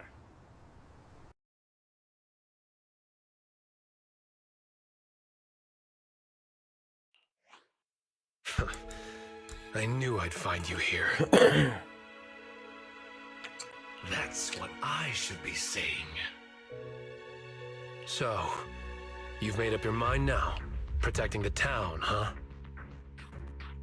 You know what's funny? With Tetone gone, it's like St. Tonus' father left with the milk again. One thing only. To break you. So, are you waiting for your pals, pup? I don't mind taking you all at once. No. This is mine to handle. I won't drag them with me. Especially not now. Still worrying about others at a time like this? Focus on yourself for once. Come on, quit running from your dream. This time, no one gets to run.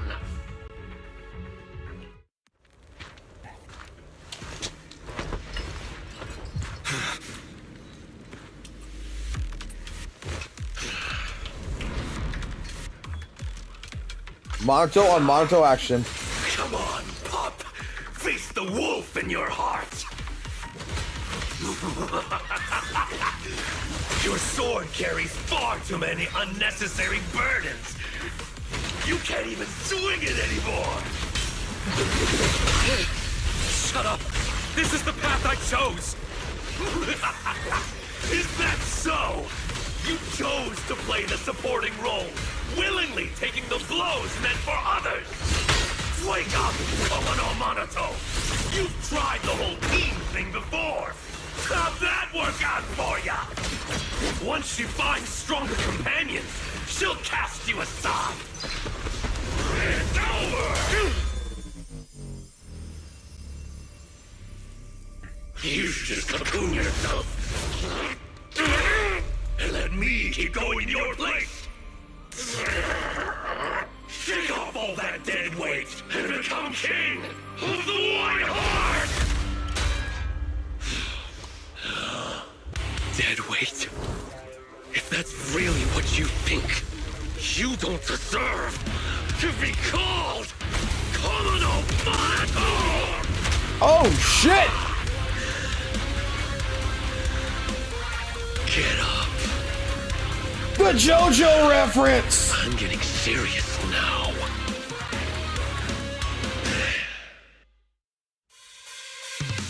Yes, that's the look Komodo Minato should have. The same look as mine. But what we see now is completely different. Then prove it with your strength! And show what Komono Monato should truth! Why keep resisting? Why won't you go into the cocoon? Isn't it obvious? If I'm in a cocoon, I'll never see them again. They were never meant to be in your sight to begin with. You should set your sights on the battlefield of vengeance, where blades Komono Monato. Are you giving up on the dream you once had? My dream is still the same. Bell and the gang, count on me!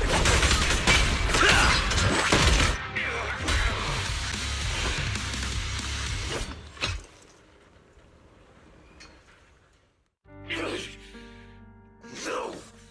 Impossible! How is my brain not strong enough?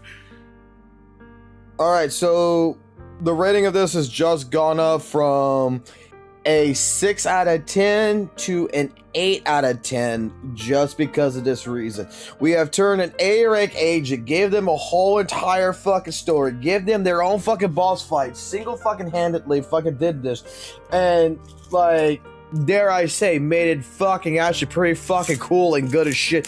And you gave a JoJo reference. That automatically boosts the fucking score to an 8 out of 10 just because of JoJo reference. I beat you. Now get lost. Jotaro. You gave me a Jotaro, bro. No way! You're just crawling back to be their shield again. Their lapdog! What about your childhood dream? You're just gonna toss that aside? I'm not tossing anything aside. I just want to lead the boy out of those ruins and show him it's a big world out there.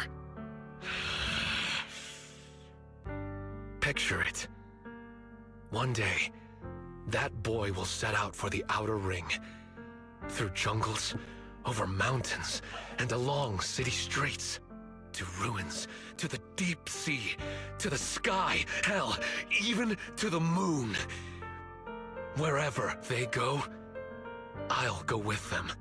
I won't stop. It doesn't matter if I'm not the one in front stealing the spotlight. I'll stay behind, watching their backs. It isn't about some grand ideal or noble reason. I just can't stand to see them hurt. That's a pretty pathetic dream. Don't say that. Even if you were to become really strong, you can't guarantee your loved ones won't get hurt. Sure, the former would be a great accomplishment, but the latter, to have that guarantee, would be a miracle. I want to chase that miracle, to be that shield. Can't you see there's worth in such a dream? What? Nothing to say. They've arrived. Monato, we're here! Oh, you're just in time. Looks like the fight's over, and the winner decided. Yep. No point wasting time on him. Let's go. Out of the ruins, huh?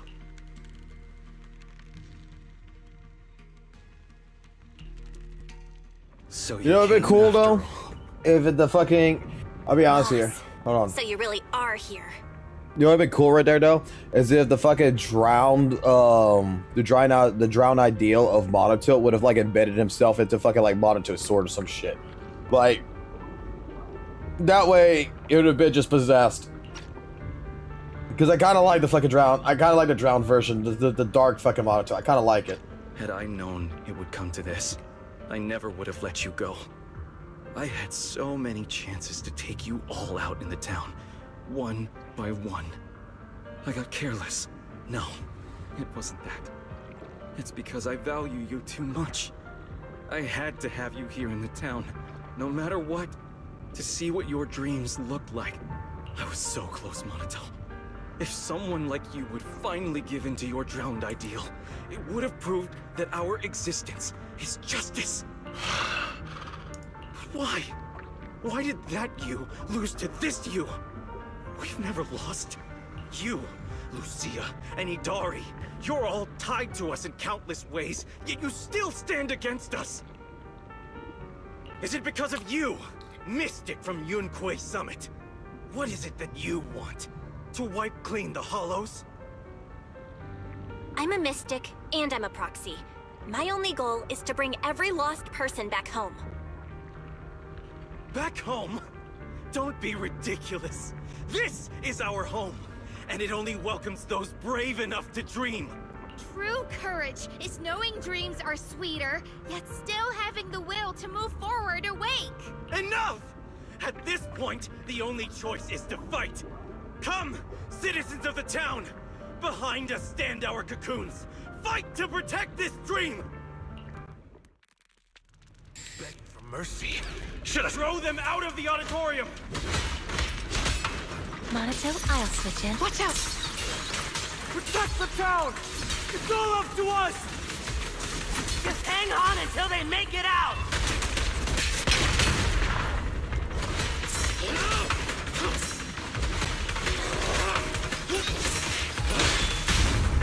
Let's cool things down. Don't touch our cocoons! Hang in there! They won't last much longer. There you go. Oh, pretty cool, huh? Wanna play a game?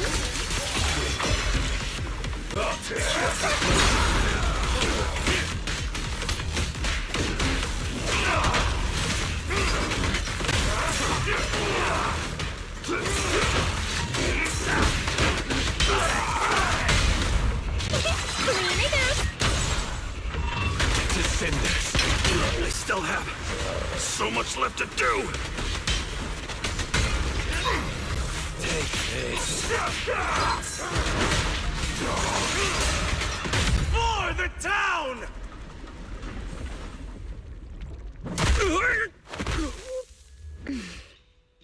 Huh?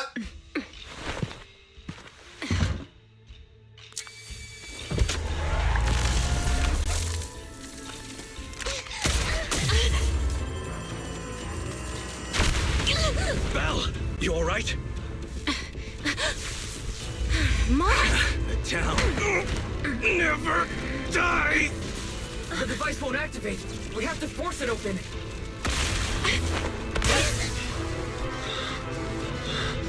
I'll do it.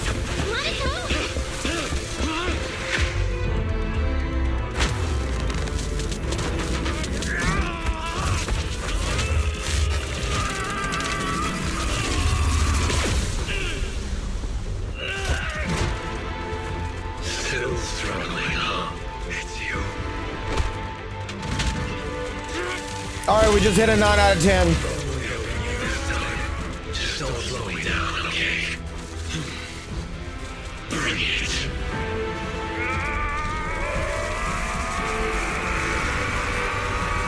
We got the Deadpool and fucking Wolverine moment.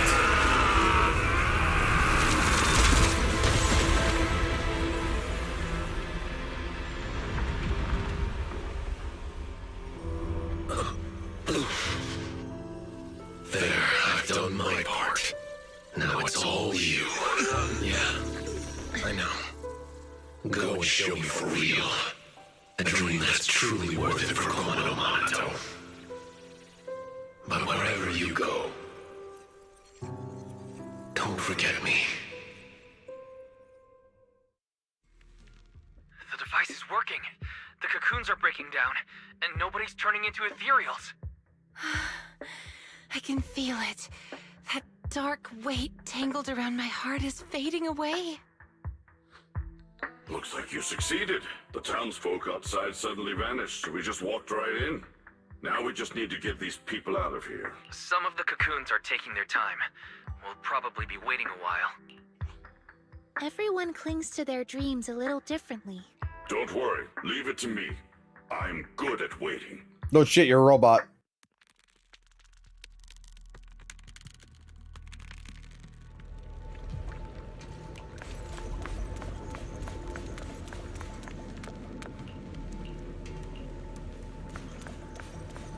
Pow!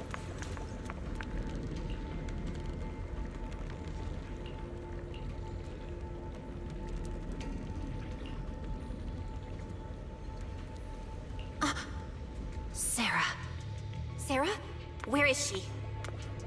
It's an illusion of the past, just beyond the wall. I'm not sure if I can still recreate it, but I'll try.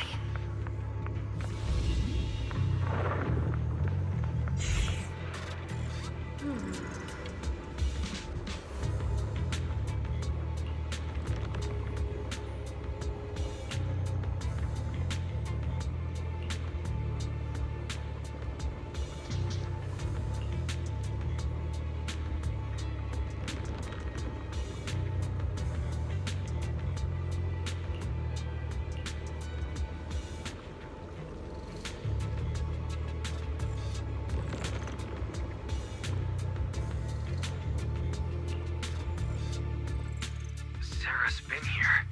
She went through that fissure to someplace else. So this is the door Sarah kept pushing Idhari to recreate. The door that exists in the past. Should we take a look? That might be where the mind-reading monster's lair is. We have to check it out, no matter where it leads. If Sarah's involved, we can't ignore it. As long as she's around, the Exaltists will never really go away. Yeah, I'm coming with you. I thought this would be the end of it, but it looks like the mastermind's still in hiding. Count me in. I'll stay here and watch over the cocoons and make sure everyone's rescued. You all go on ahead. I'll let Miss Zhao and the others know what's happening. Let's get going. We have to find out where this door from the past really goes. Okay. I thought that would have been the end too. Alright, so we're at a 9 out of 10 on the story. What's gonna happen here? Are we really still in Lemnian Hollow? I've never seen anything like this before. Comparing it against Wi-Fi Peninsula map data, this area is likely the ruins of an abandoned aerospace test site. The last recorded human activity here dates back to before the fall of the old capital. So this place has been untouched for more than 10 years? We can't say that for sure. At the very least, Sarah's been here. And it's so quiet. Hardly another soul in sight. I can pick everyone out without trouble. Oh, then guess who I am? You're the Night Emissary, disguised as a Dullahan. Correct! I'd expect nothing less from Strawberry Parfait.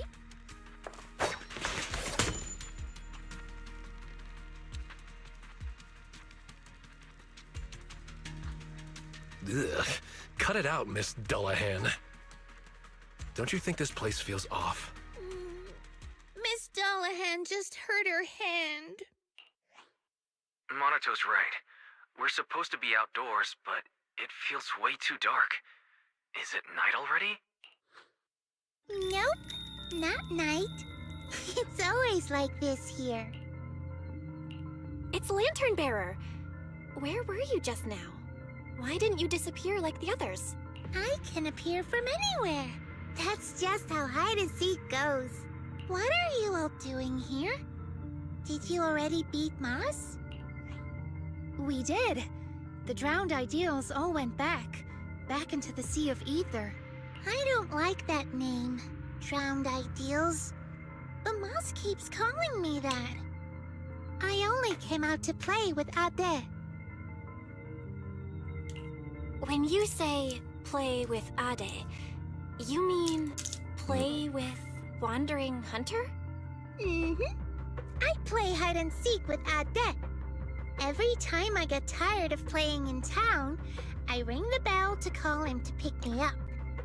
Last time, when I saw Belle, we played together. Was that back when you first came into the town? It sure didn't look like playing to me. Oh, and Idhari. Sometimes I find her sleeping in strange places. It's dangerous. So, Dad just carries her back to town. Ah, so that's it.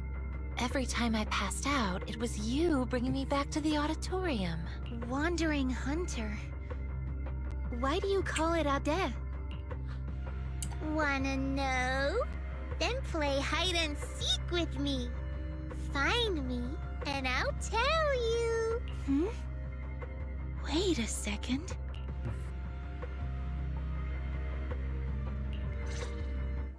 That sound. Is it a children's song? It's little Lucia singing. She really wants to play hide and seek with us.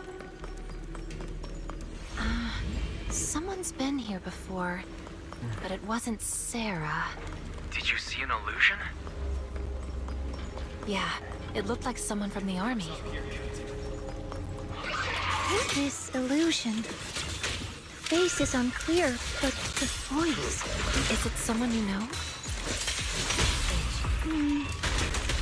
Maybe. The mind-reading monster. It could be here. Understood. I'll help you look for it.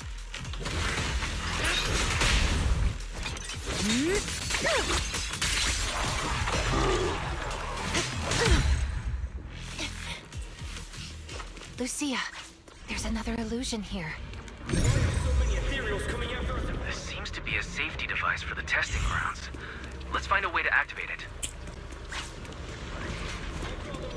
Maybe those people are also trying to figure out how to open the gate. Those people? Who do you mean?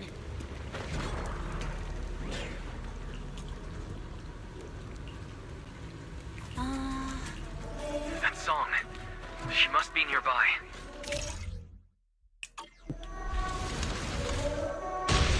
Why do those illusions all have rainbow-colored faces?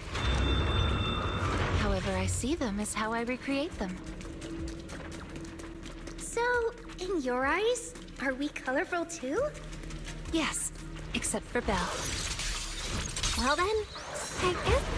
With ethereals all around, would Sarah really come here? Fall back, Hari! Thanatos Sun!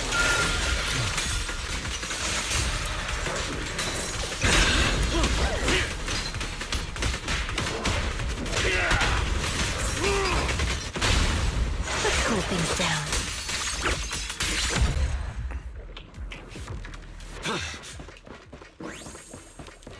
Shit first. Alright, then here. The lyrics and melody have changed. Because it's almost finished. Do you know this song?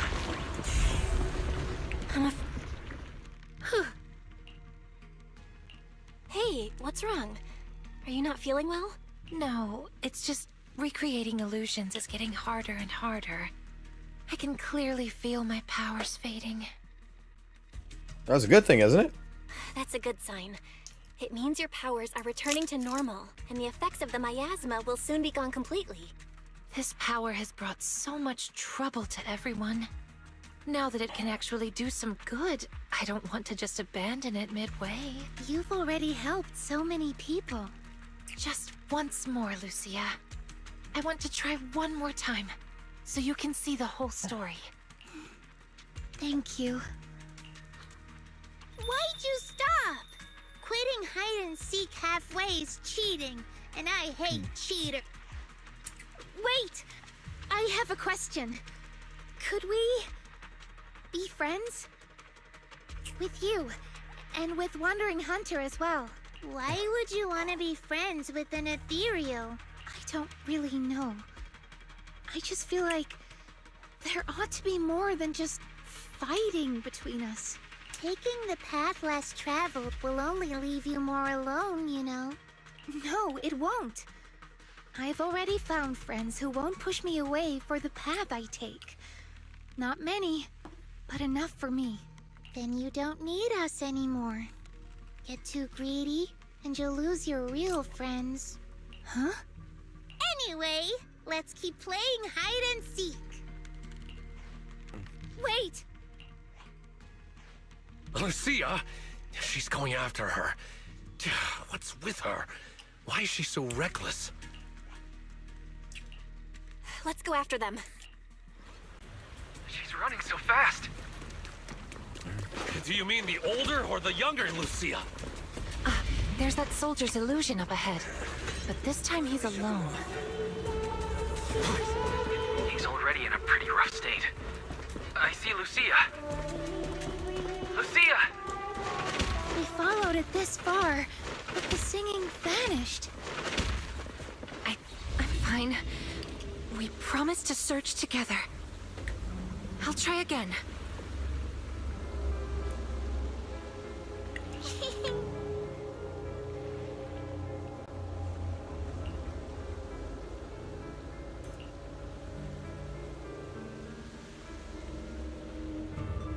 Oh.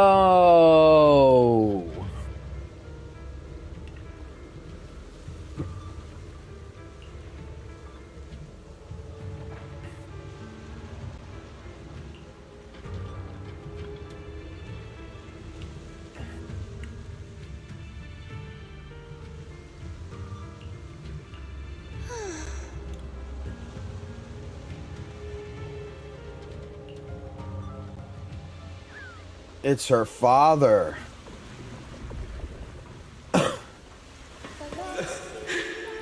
Really? Even in a hallucination, you're still this adorable.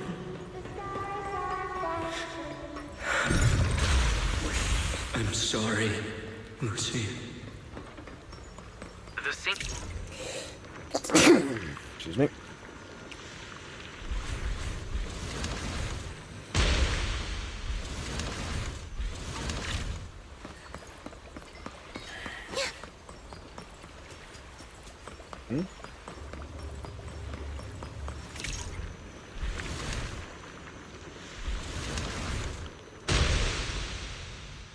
Oh.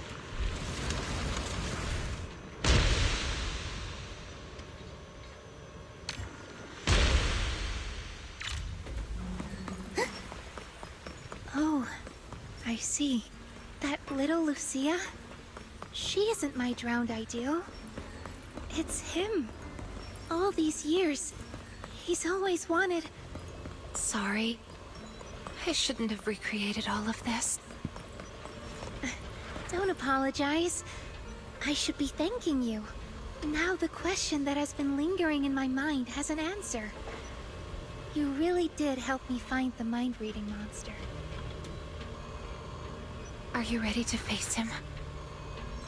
Ew, I'll have to face him sooner or later. He's waiting for me. This game of hide-and-seek isn't over yet. I'm here, Ate. Well, time to go kill Daddy.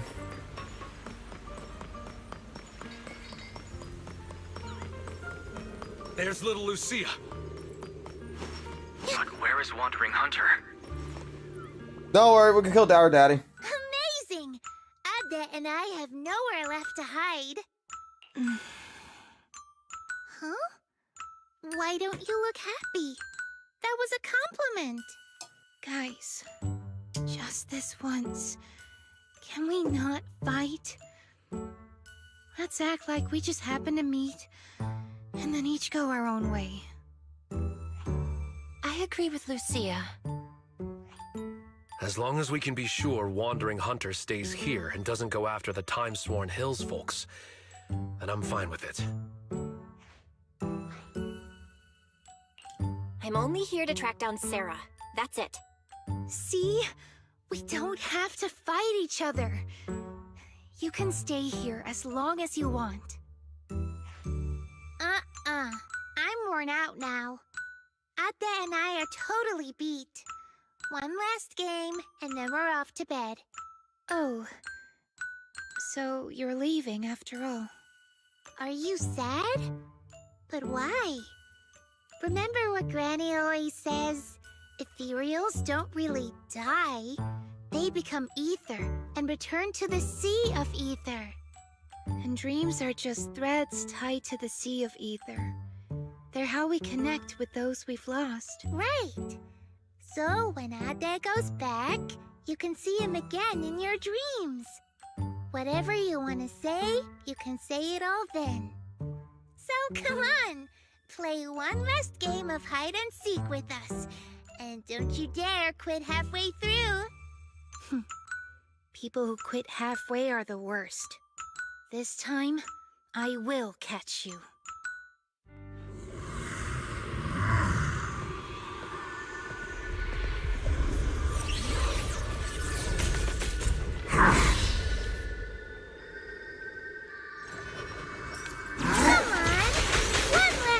Of hide and seek. Let's go have fun together.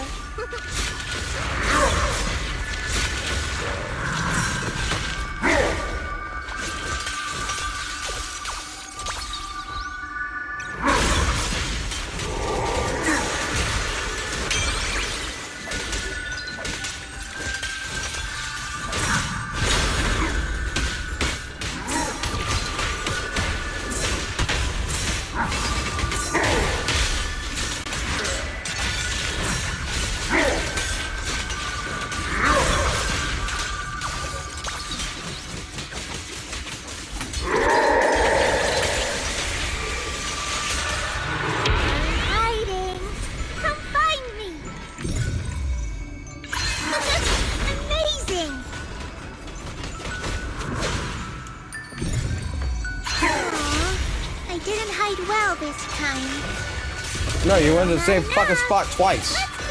Like a fucking child would. I've been wondering with how death was so wrong. It's my first time playing with so many people. Amidst the ice.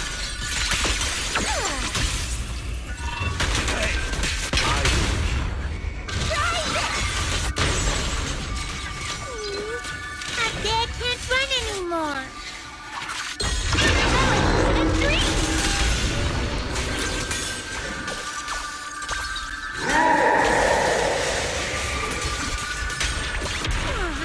Don't look so sad.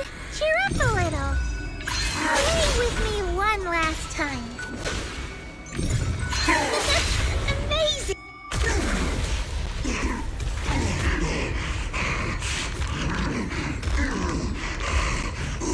Is it over? That should be enough. Lucia, careful. One little star up high, two little stars float by, three little stars. It's time to search and find. I've got you.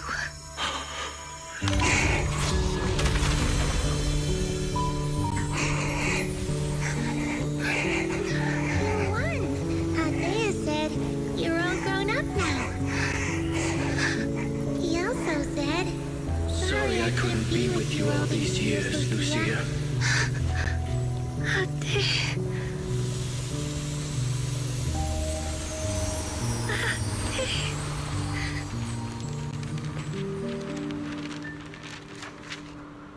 Oh, god damn it.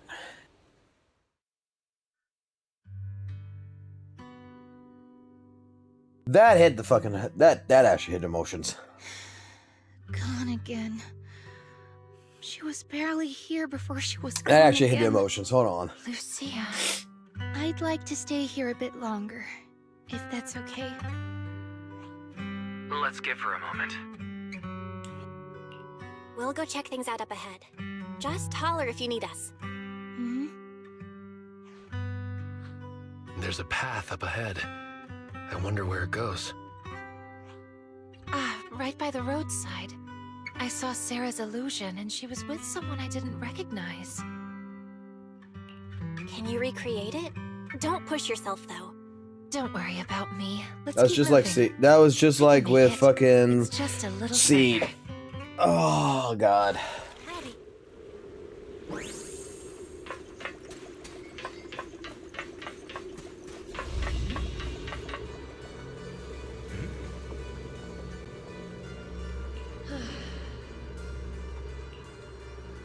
Oh shit!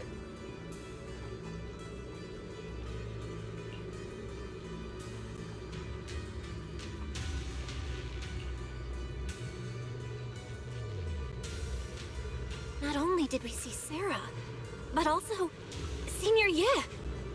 Why is Senior Ye here? There are illusions of them up ahead. Should we go take a look?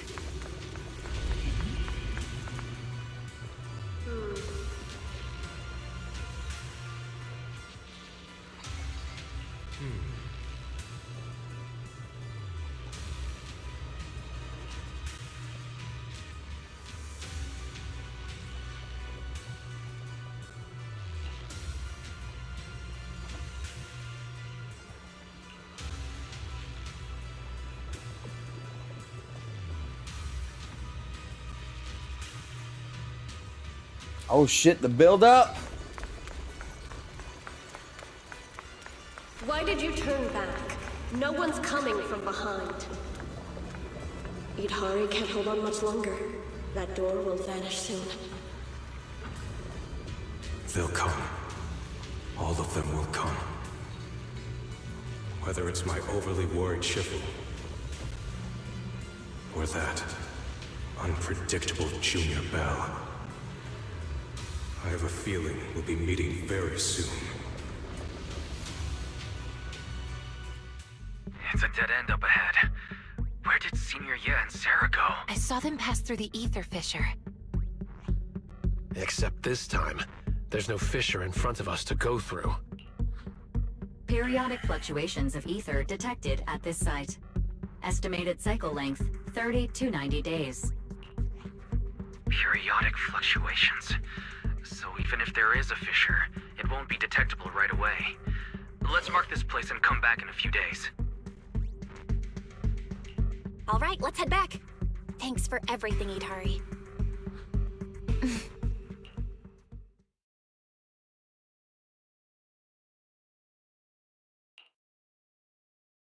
We're back here again. Do you have any more unfinished business? No. This time, I really think I can get out.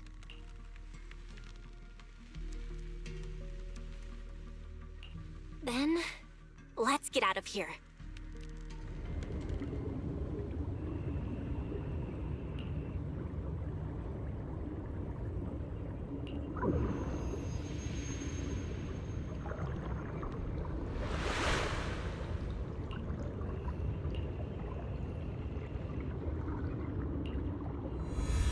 Oh shit, they changed it! White screen, black text! Oh shit, this changes everything! Oh shit! Oh shit!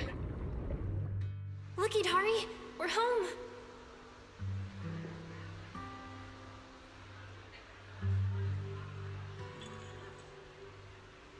That was the greatest goddamn fucking thing I've ever seen. Holy shit, I got flashbanged. You're right, that was a flashbang. Holy shit, at that fucking point in time?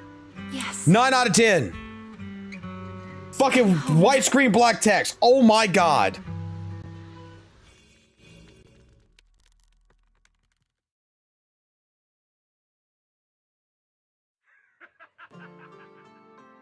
You're back. I hope you found who you were looking for. How are the people in those cocoons doing? All brought out safely. Dylan and Banyue are helping look after them. You guys were the only ones left. If you hadn't come back within the next hour, I was going to send people into the hollow after you. And this unfamiliar face must be Miss Idhari. What's wrong? Don't tell me. You still can't recognize anyone else? No, that's not it. Now that I'm out of the hollow, everything's pretty much back to normal. I was just a little lost in thought. So that's what Knight Emissary and Aratama Maru really look like. Their handles match them perfectly.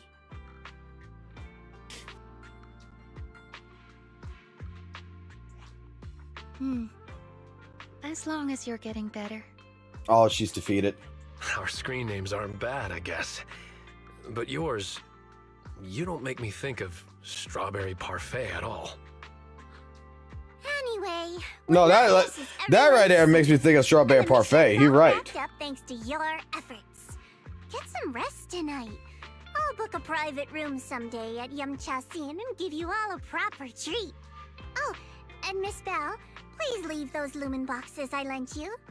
Do you have a place to stay, Idhari? If you can't get a room at a hotel, maybe Yuzuha can help. Where are you staying, Lucia? Me? I didn't book a room since I don't really sleep at night. But I do have a tent. Wanna camp out with me? Perfect. We can chat about the mind-reading monster thing. Yeah. Thanks for your help this time. Next time, it'll be my turn to go with you to find your mind-reading monster. Guess I'll log off too. Belle, I'll meet you at Suibian Temple. Thank you for everything, Belle.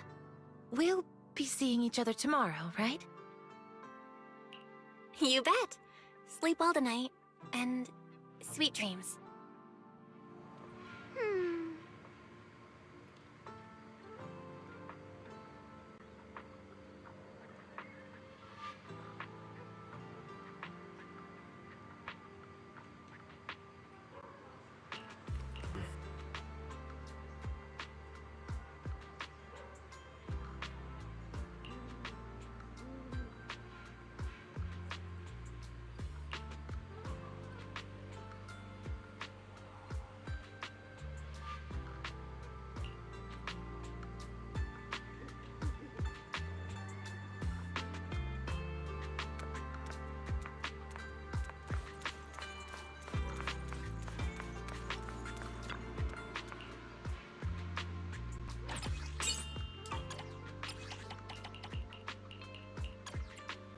Oh, so I get for the shit ready for your daughter.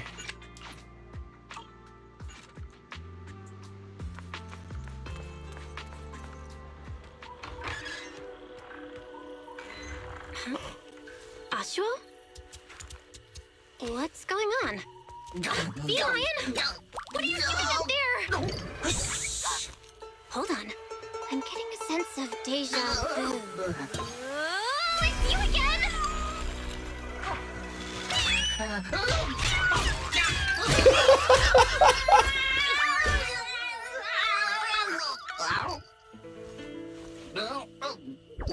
Oh.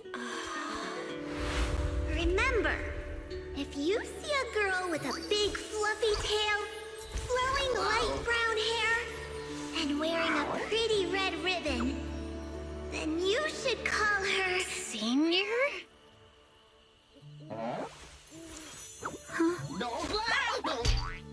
What did you just call me? I called you Senior? Wait, are you saying I have a junior now? I'm fucking the shit out of this. There.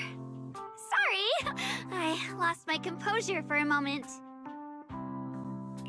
Don't worry about it, Senior.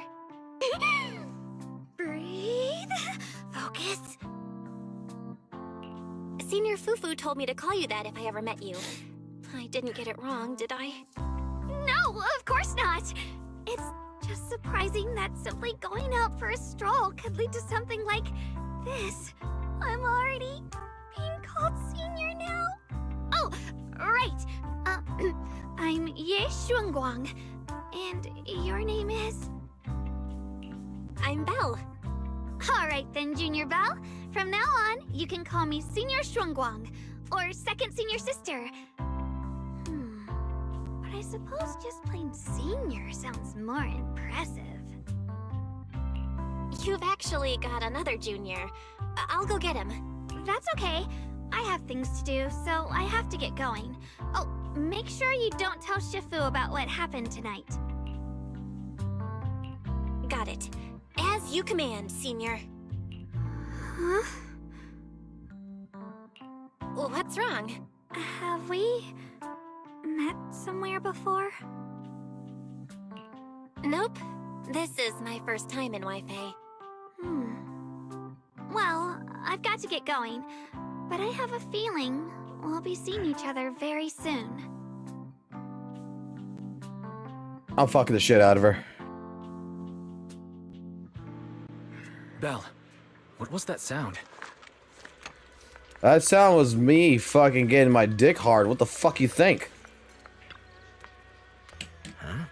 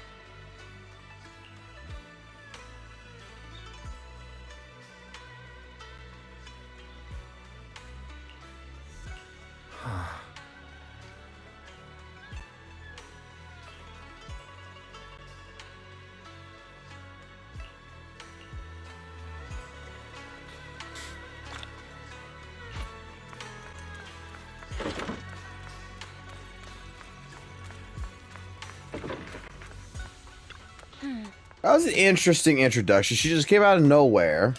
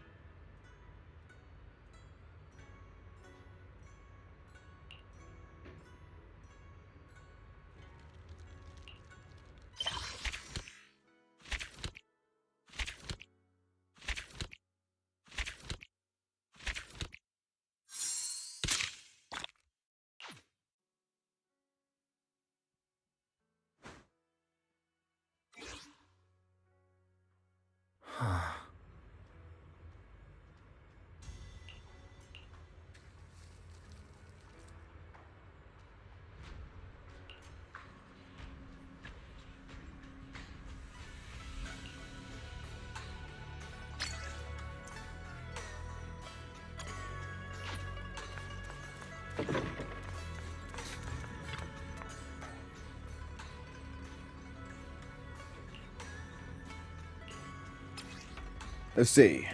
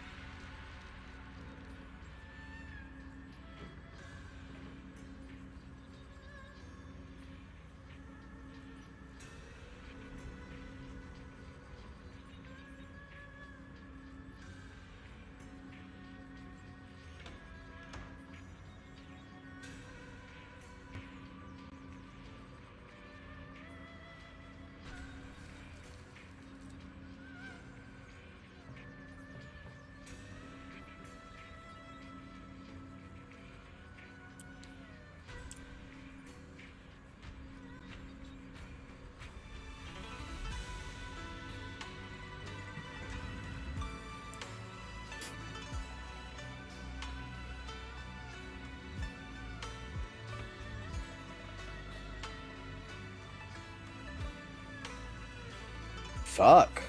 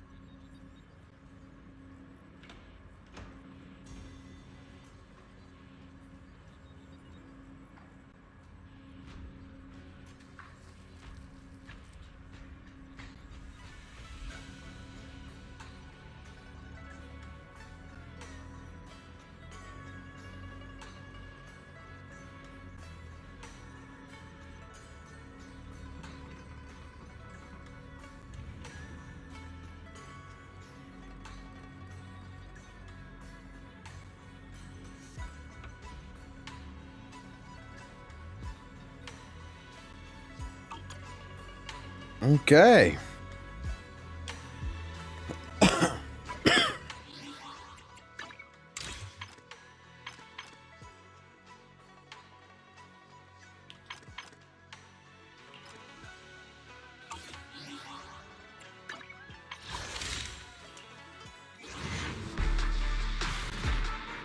Wanna hear tales What the of fuck? night horror and ethereals? You came to the right person. Let your inner spark ignite. Find a treasure, a growing bright. Reach out for it and take a flight. Lucky or not, at least you tried. Chin up, yourself confined. No doubt, face on your side. You're chosen, so enjoy the ride. What? You can The fuck? Fortune's fickle, that's its role. Embrace the result, stop keeping score. That's the essence, life's true goal. Not just trails and battles tough. Go take and joy in simple stuff. Even when it's getting rough, take it easy, having fun is just yeah, the shining golden side. Let your inner spark ignite. Find a treasure, a growing bright. Reach out for it and take a flight. Lucky or not, at least you tried. Chin up, in yourself confined. No doubt, face on your side. You're chosen, so enjoy the ride. There are things you can control. Fortune's fickle, that's its role. Embrace the result, stop keeping score. That's the essence, life's true goal. Not just trails and battles tough. Go take and joy in simple stuff. Even when it's getting rough, take it easy, having fun is just enough. Yeah, the shining golden side. Let your inner spark ignite. Find a treasure, a growing bright. Reach out for it and take a flight.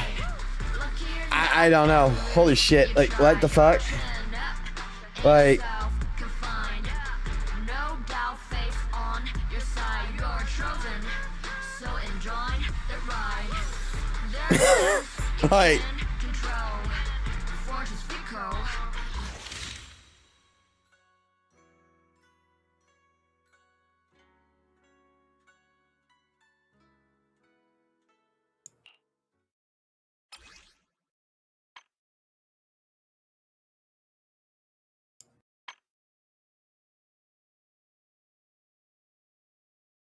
the last one was 2 days ago for Lucia.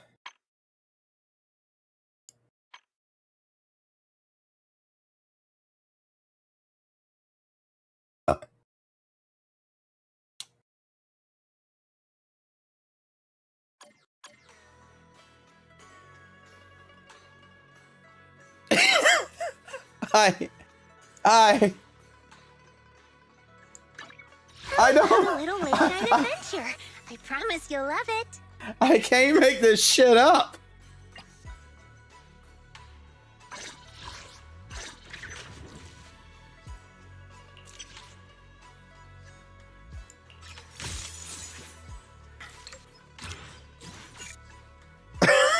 I can't make this shit up.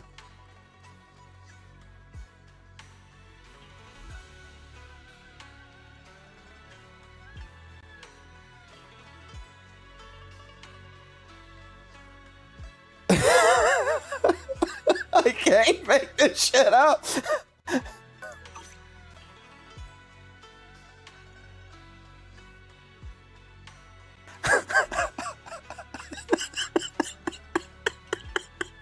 I can't make this shit up.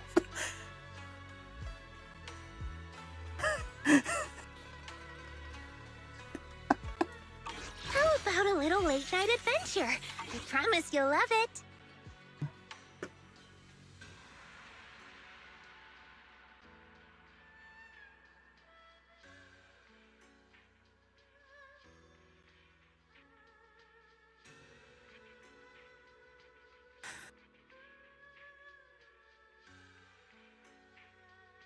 I'm not using no fucking hacks. I just don't know.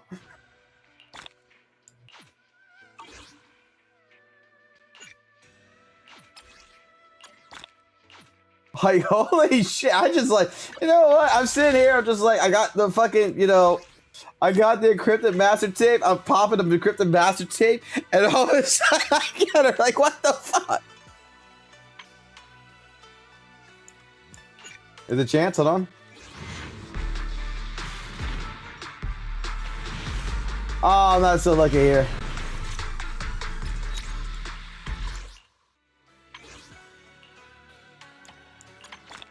I'm not gonna be lucky here. This is gonna go into hard pity.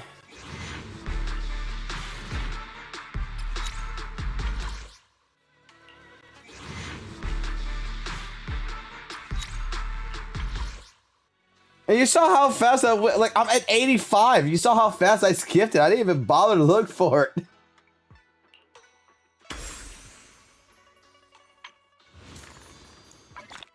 Oh, look, I got another crypto tape. Yeah, of course. I remember how he looked.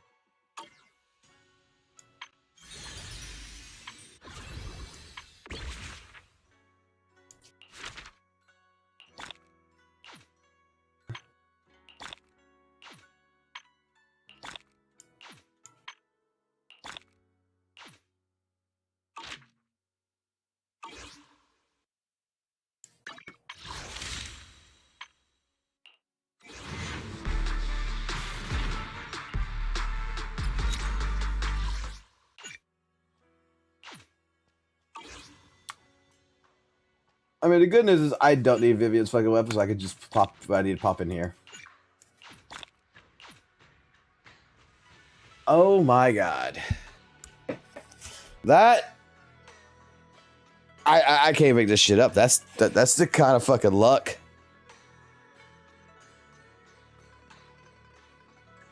At this point, invest in CS skins or open cases. Like,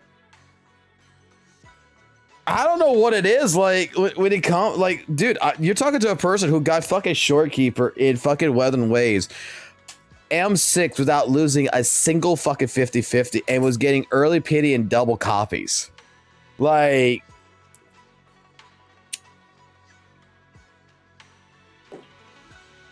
I can't explain it, but it's like when it comes to majority of the time when I don't give a fuck about a character like Shorekeeper or something, like I don't really particularly care for Lucia. I don't really care for Lucia that much.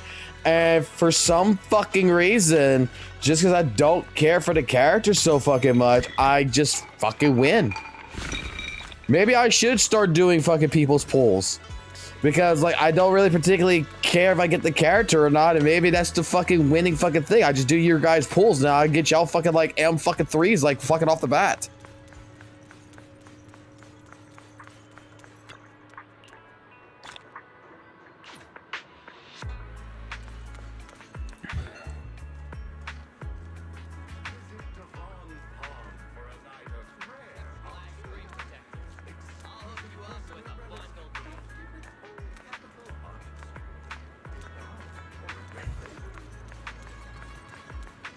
Streamer luck. I mean, I'm just saying, like, I can't explain it.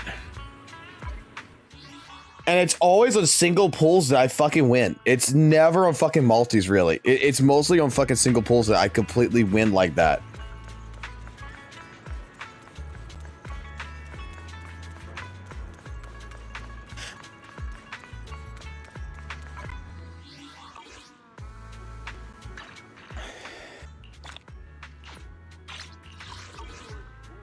Like, I kind of feel like tossing money in right now. Now I feel like gambling right now. I feel like tossing a couple of dollars in right now and just put like 30 bucks in the game real quick and just see if I can get another fucking goddamn copy.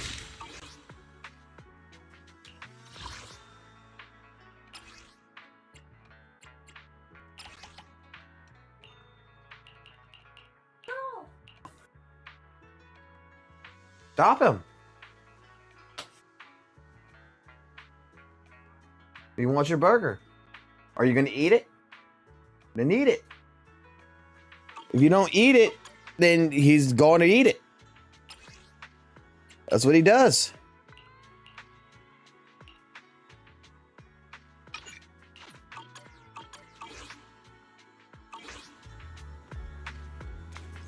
Good job. You close the door. Like the fuck that's gonna stop the dog from eating. He gonna push that door right the fuck open. But at least you tried.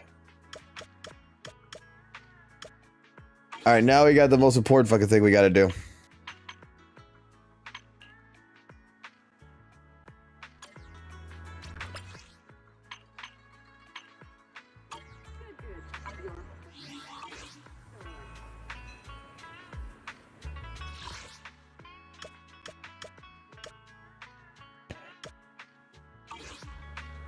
How do I get to my phone again?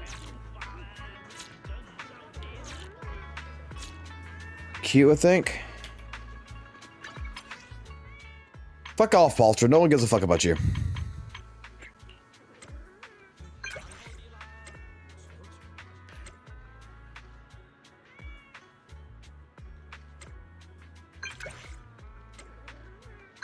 Most important fucking thing.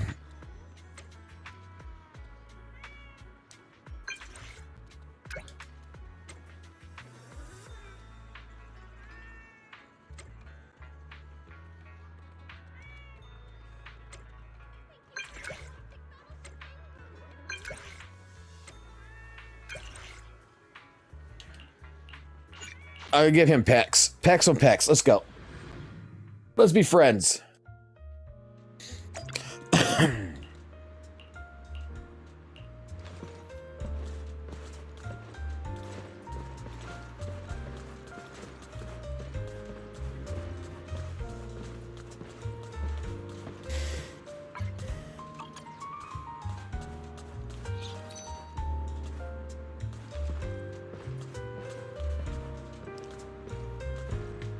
Oh.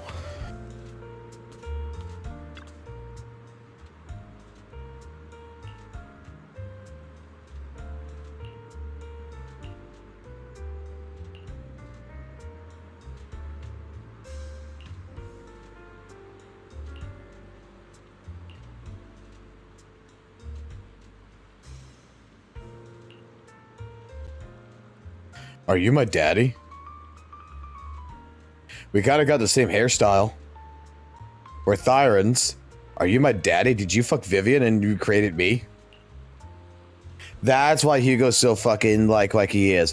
Fucking goddamn fucking like I fucked a female human and created fucking goddamn Monato.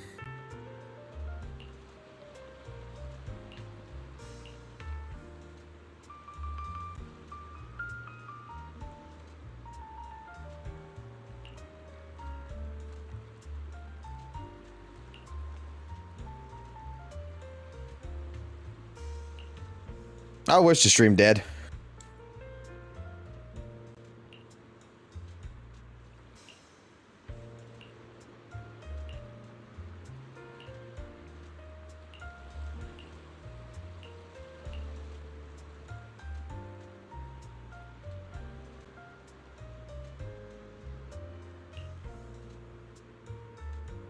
You can be like your daddy.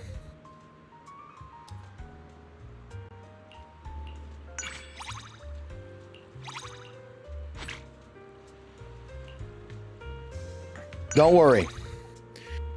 You can always be like your daddy. Daddy Lycon.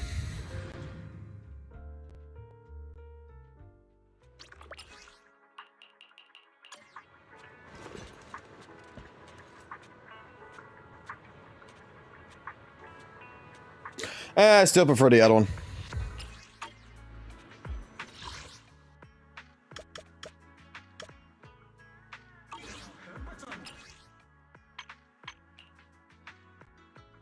Now I gotta do this shit.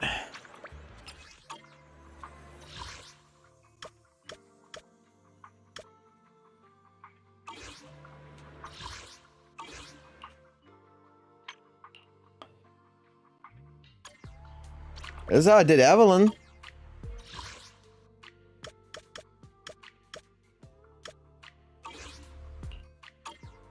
Just scroll through the fucking time until you see their fucking portrait. I don't give a fuck about you, Fufu.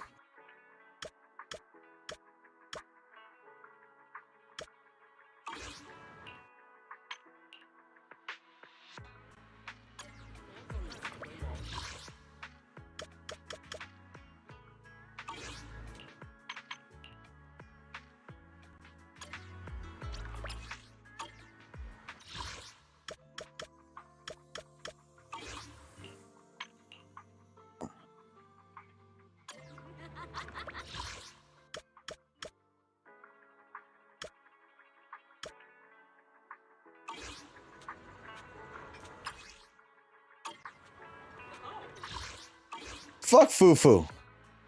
She ain't got pecs like goddamn shit. Stop making lucky pulls. It's not my fucking fault.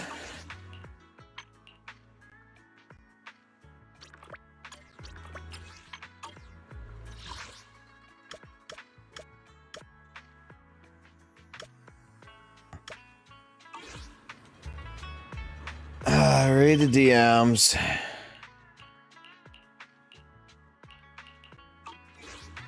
No, I'm not reading the fucking DMs. You can suck on my fucking ball sack, okay?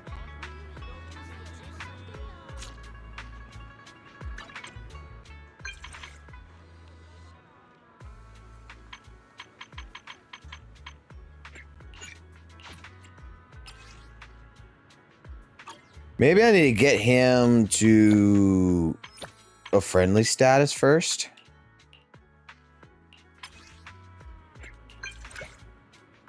You're more important than fucking Fufu.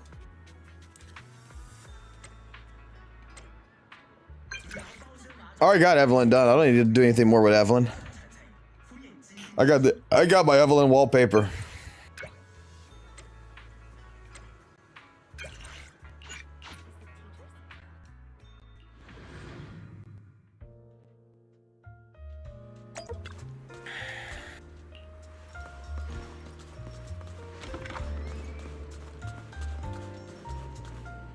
We're on a date.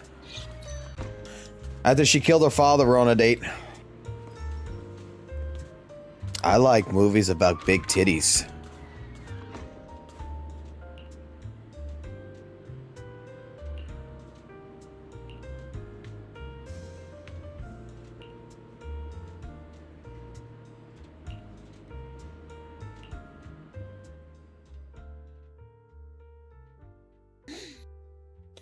You know, I think something else might be happening in that movie theater. I don't know why. I just got this feeling something else is happening. Years ago. Big brother, I want you to give me your big, juicy, thick and drench me with your hot, sticky until I'm gasping for air there. I fucking said it! Just replace brother with fucking wise.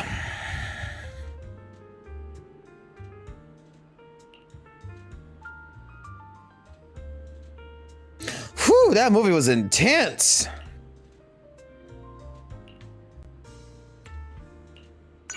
It was an exciting plot, I gotta admit.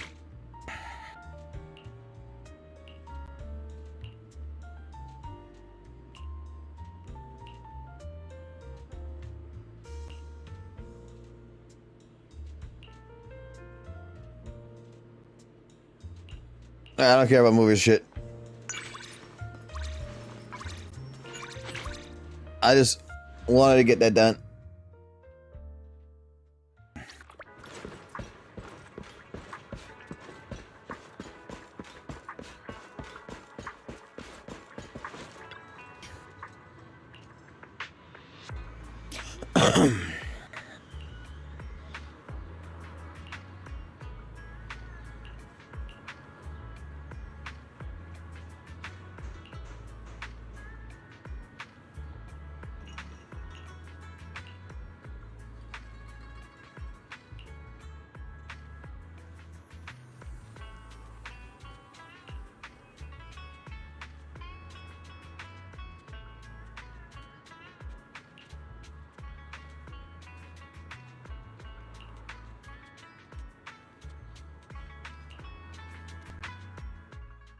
Sorry I'm late again, Dr. Lydia. I really am. Next time, I'll be sure to arrive on time. It's all right, Idhari. Relax. I'm not going to blame you. I'm worried that the treatment might be putting pressure on you, causing you to want to avoid it subconsciously. Could that be why you're late? I don't know. Why do you ask? Because the Idhari I know was always punctual. You only started being late after we began discussing the past, no? I can sense some resistance and discomfort in you. Especially when I suggested searching for some items related to the past, and we started slowly recalling memories together. Your discomfort seemed to intensify. I'm sorry. Like you said, we must face the past in order to move on. We must clean the wound before it can heal. I did eventually find some items from my You don't actually have to clean the wound to make it heal. Using them, I was able to recall the appearance of my family members. But for some reason, I still subconsciously try to avoid it. Perhaps it's not the truth you're afraid of, but fear itself. But from what I see, you're much braver than you realize. You're no longer alone. You have friends by your side. Last week, you mentioned on Knock Knock that you'd bring some items from the past today, and that you hoped I could open them with you. Yes, here they are. All right, let's get started then. Let's hear what young Idhari has to tell us. I didn't expect our counseling to take so long. Let's go eavesdrop on their conversation. Aren't you curious what they're talking about? Probably not a good idea. Talking with a psychiatrist is a very private thing. I see. Hey, Monato! Stop pulling me! If I hadn't grabbed you, you'd already be lying there trying to listen under the door. No, I would never.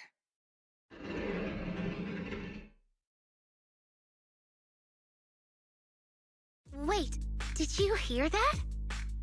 Idhari? Idhari! Wake up! Are you okay? Can you hear me? Hello? Is this Thorn Quarter Emergency Center? I have a female patient here who has fainted during a counseling session. Not good.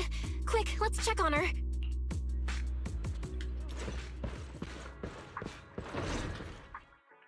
You must be Idhari's friends, right? There's been an incident. What happened? Wasn't she supposed to be in a therapy session? I'm not sure either. Today I asked Idhari to bring some things from the past to help her recall her memories. They were just some toys and miscellaneous items, and the session was going just fine. But then, Idhari suddenly fainted. I just called for an ambulance, but all the hospitals said it would take a long time for them to arrive. Doctor, the medical industry in Waifei Peninsula isn't so great. Usually a company would arrange for a vehicle when this sort of thing happens. It's okay. Thankfully, I have equipment that can monitor her condition. Can you give me a hand? Preliminary diagnosis suggests emotional fluctuations triggered the part of her brain that was corrupted. She's fallen into a lucid coma, likely linked to what she went through in the Hollow. A lucid coma? So it's like she's stuck in some kind of nightmare?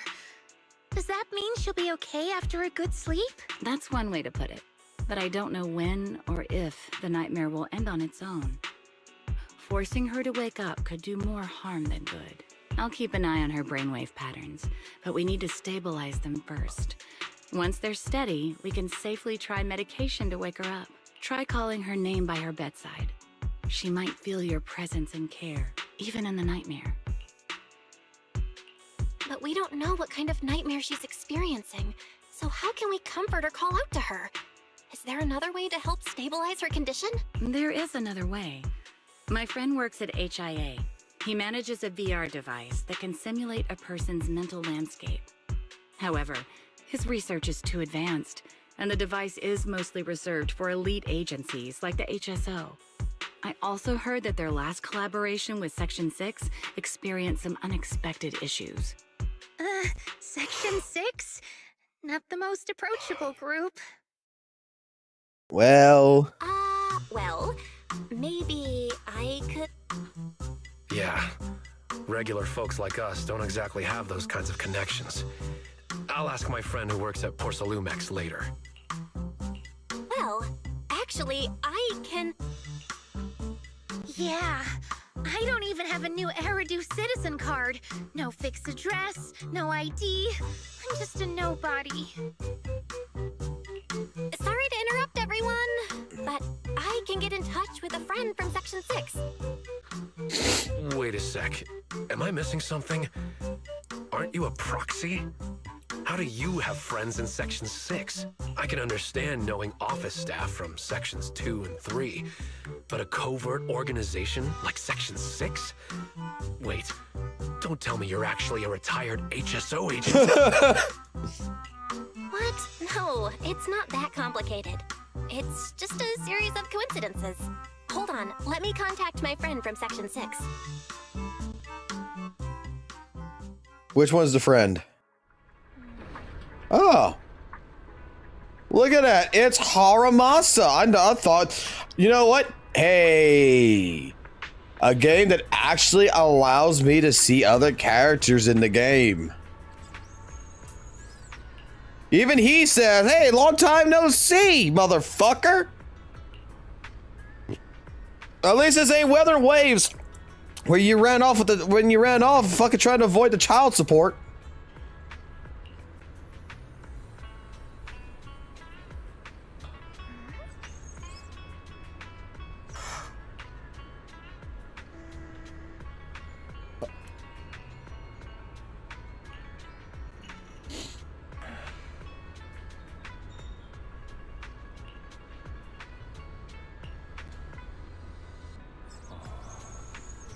We'll do recordings later today on some reacts and everything. I'm not doing that now. I'm getting fucking tired of shit. I just want to finish this up. But it looks like I might be starting a whole new fucking story. Hopefully this ain't too long.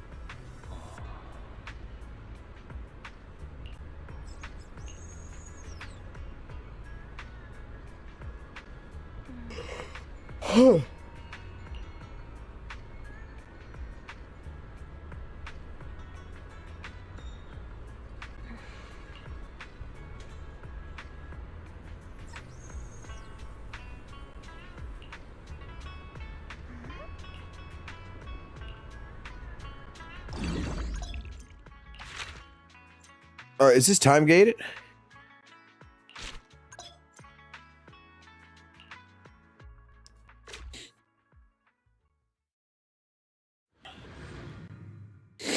Hold on.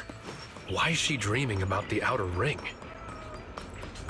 Never mind that. I think I just saw a red wild boar. Don't say it like that. That's the leader of the Sons of Caledon, Big Daddy. Why the fuck is he here?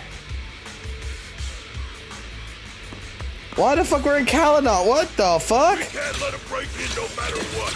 Watch the flames. Get ready. This supposed to be a nightmare? Let's help him out. See ya. After all this fighting, we still haven't taken down even one of them?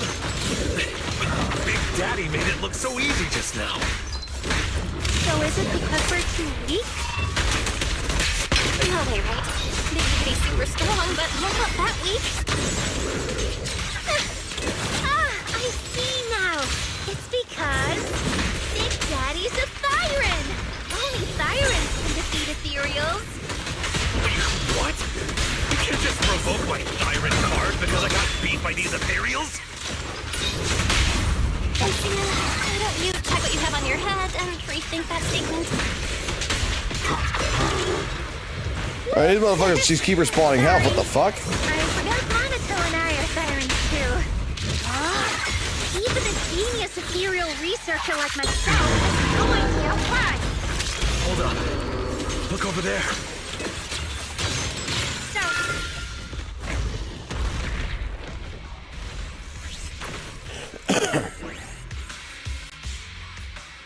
The ethereal we couldn't defeat, no matter how many times we tried, was easily taken down by one of its own kind.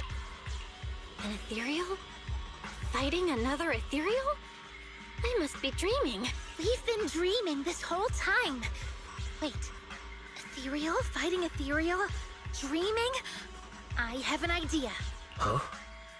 What idea? It's known that both Big Daddy and ethereals can defeat other ethereals, but we cannot. So, what is it that both Big Daddy and ethereals have in common that we don't? They're part of Dream World? I got it. Yeah, I know it too. They're both beings from the dream world. Big Daddy and the ethereals are both stronger than us. Huh? I meant they're both from the dream world. Yeah.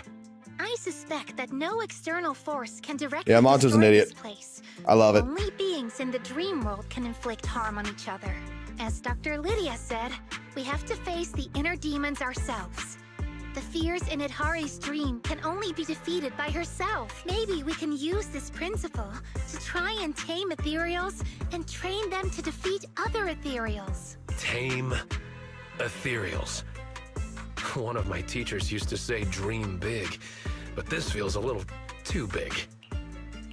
Sure, we can try. And maybe die trying in the process. But how are we going to tame them? Let me give it a try first. Oh, chosen ethereal, reveal your true power before me. Sounds convincing, but will it really work? By the pact you've made with me, Lucia, I command you. Sit!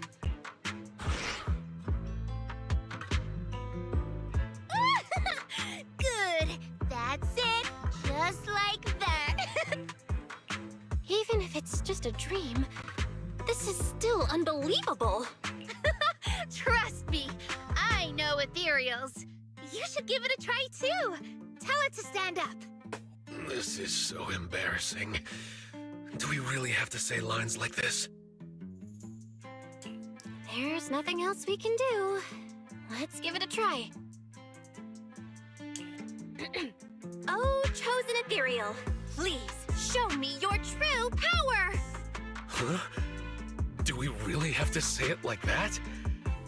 Oh, chosen ethereal, please show me your true power? By the pact, I, Bell, command you. Stand up! By the pact, I, Komono Monato, command you. Please stand up. Can the real Slim Shady please stand up? Please stand up. See? Like I thought. It doesn't listen to me or the proxy at all. I don't really get it, Lucia. Why would the ethereal in Idhari's dream listen to you? I don't know either. Wait, could it be that she read the ethereal fantasy I wrote? Maybe it left an impression that made her think I could actually tame them? Seems to be the only explanation. So, that's the kind of fantasy you're writing. No way. Well... So this just, she just admitted she is making a fucking hentai of her fucking ethereals from there. She fantasized fucking ethereals. That just confirmed it 100% that she is an ethereal fucker.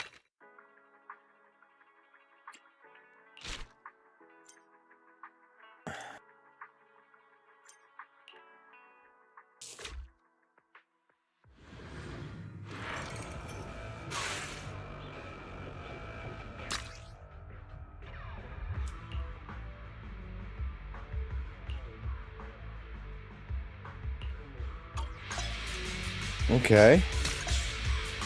Go on the attack!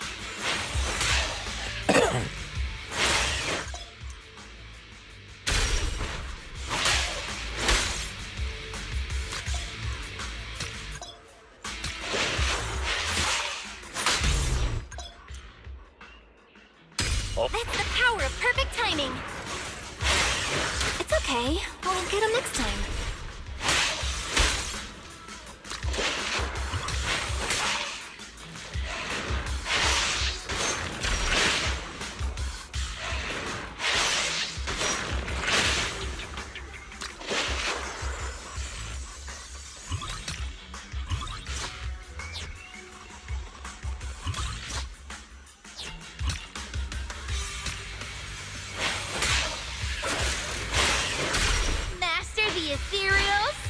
Master the timing! Try this on for size.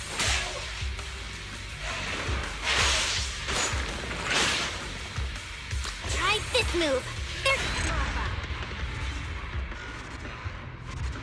This is actually okay.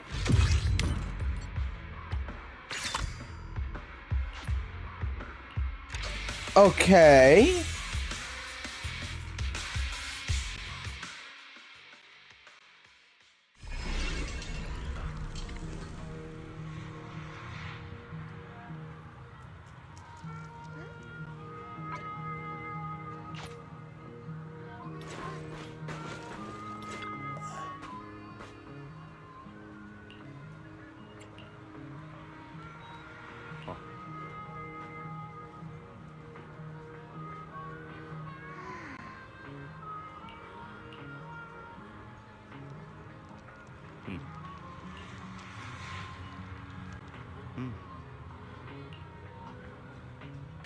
I wonder how many women actually want to get fucked by Big Daddy. He's probably got a massive fucking dick. It probably curls up like a fucking. It probably curls up like a pigtail.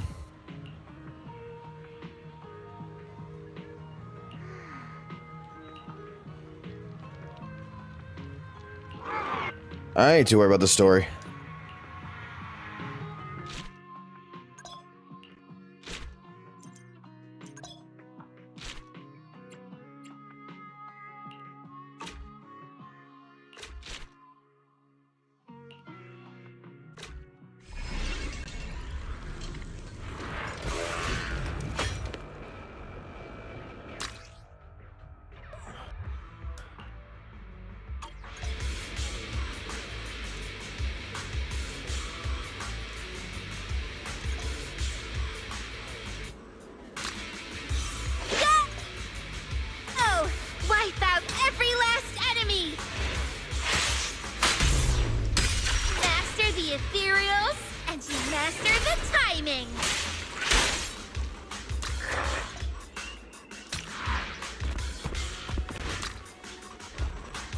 Weaken them to give us an advantage.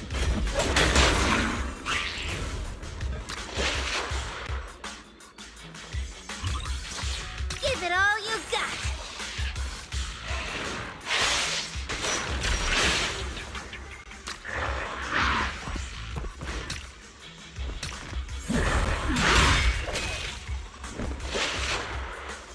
Have yourself a nightmare.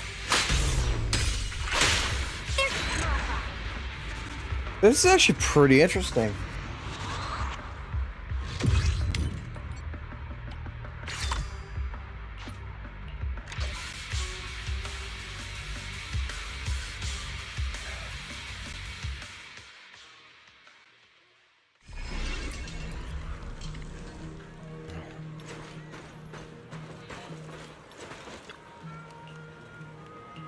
I don't care about the story side of this. This is a filler story. I don't care about filler story. I care about fucking playing it. Oh? The Vanquishers are What back. the fuck? Boss Pompeii. No problems in the Hollow. What the fuck? Don't worry.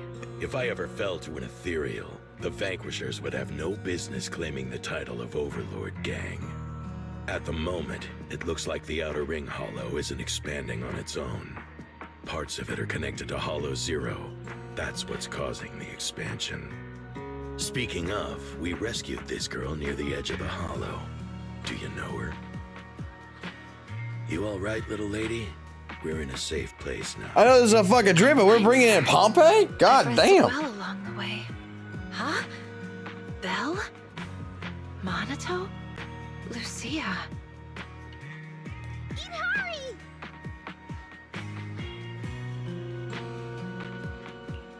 I get to play as the Infernal Flower! Do you remember what happened earlier? All I remember is being in Dr. Lydia's office. Just remember, guys, Pompeii, all he is just the Infernal Flower. Childhood, and then we went through some of my old things. I started to feel dizzy, and when I woke up again, I was outside the Outer Ring Hollow. I could hear the echoes of my parents' Ugh. voices. I wanted to investigate some things about my parents, but more and more ethereals emerged from the... So am I. Ethereals are appearing outside the hollow, and you still don't think it's a dream? Do you need a giant monster to walk out of the sea and invade New Eridu to believe it? Wait a minute. If I'm dreaming, then why are you all here? Because we received the guidance of the night horror. We entered your dream by synchronizing your brain signals through a VR device. You entered my dream? Yes. Now that I think about it, entering your dream without permission was a bit disrespectful to your privacy. But it was an urgent matter. It's okay. I'm really happy that you went this far for me. So the thing I saw earlier, which felt like a memory, was that something you brought in as well? A memory? Yes. When I met Pompeii, it seemed like some childhood memories really started coming back to me. Belle, I've also captured some fragments. The data suggests these are real memories.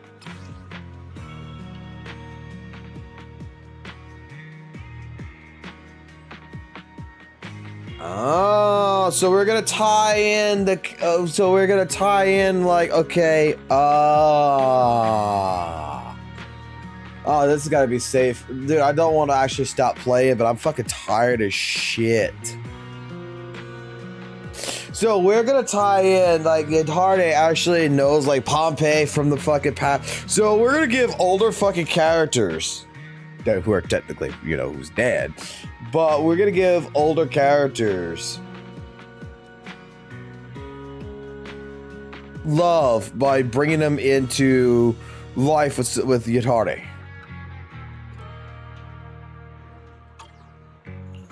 Real memories? Aren't we heading back to Blazewood? Why are you turning your back towards... I just saw a young girl by the edge of the hollow. A young girl? Wait, why is there a little octopus tyrant girl lying there? Hey, kid. You okay? Mom. Dad. Still at the Darkwater Research Center. It's all right, kid. I'll take you to find your family.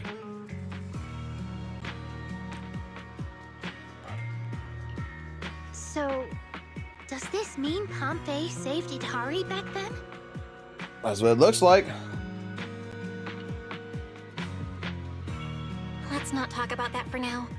Hidehari, we really hope you can wake up soon. I understand your concern, but thanks to this dream, I finally remembered something about my parents. I'm afraid that if I wake up, I'll forget again. My memories of my parents have always been fragmented.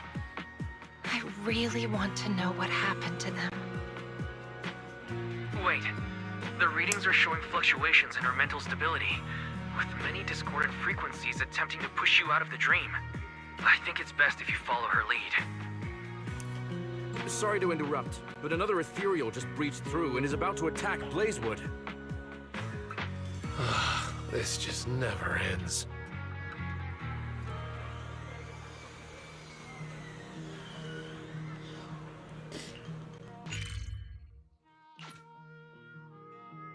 What we got here?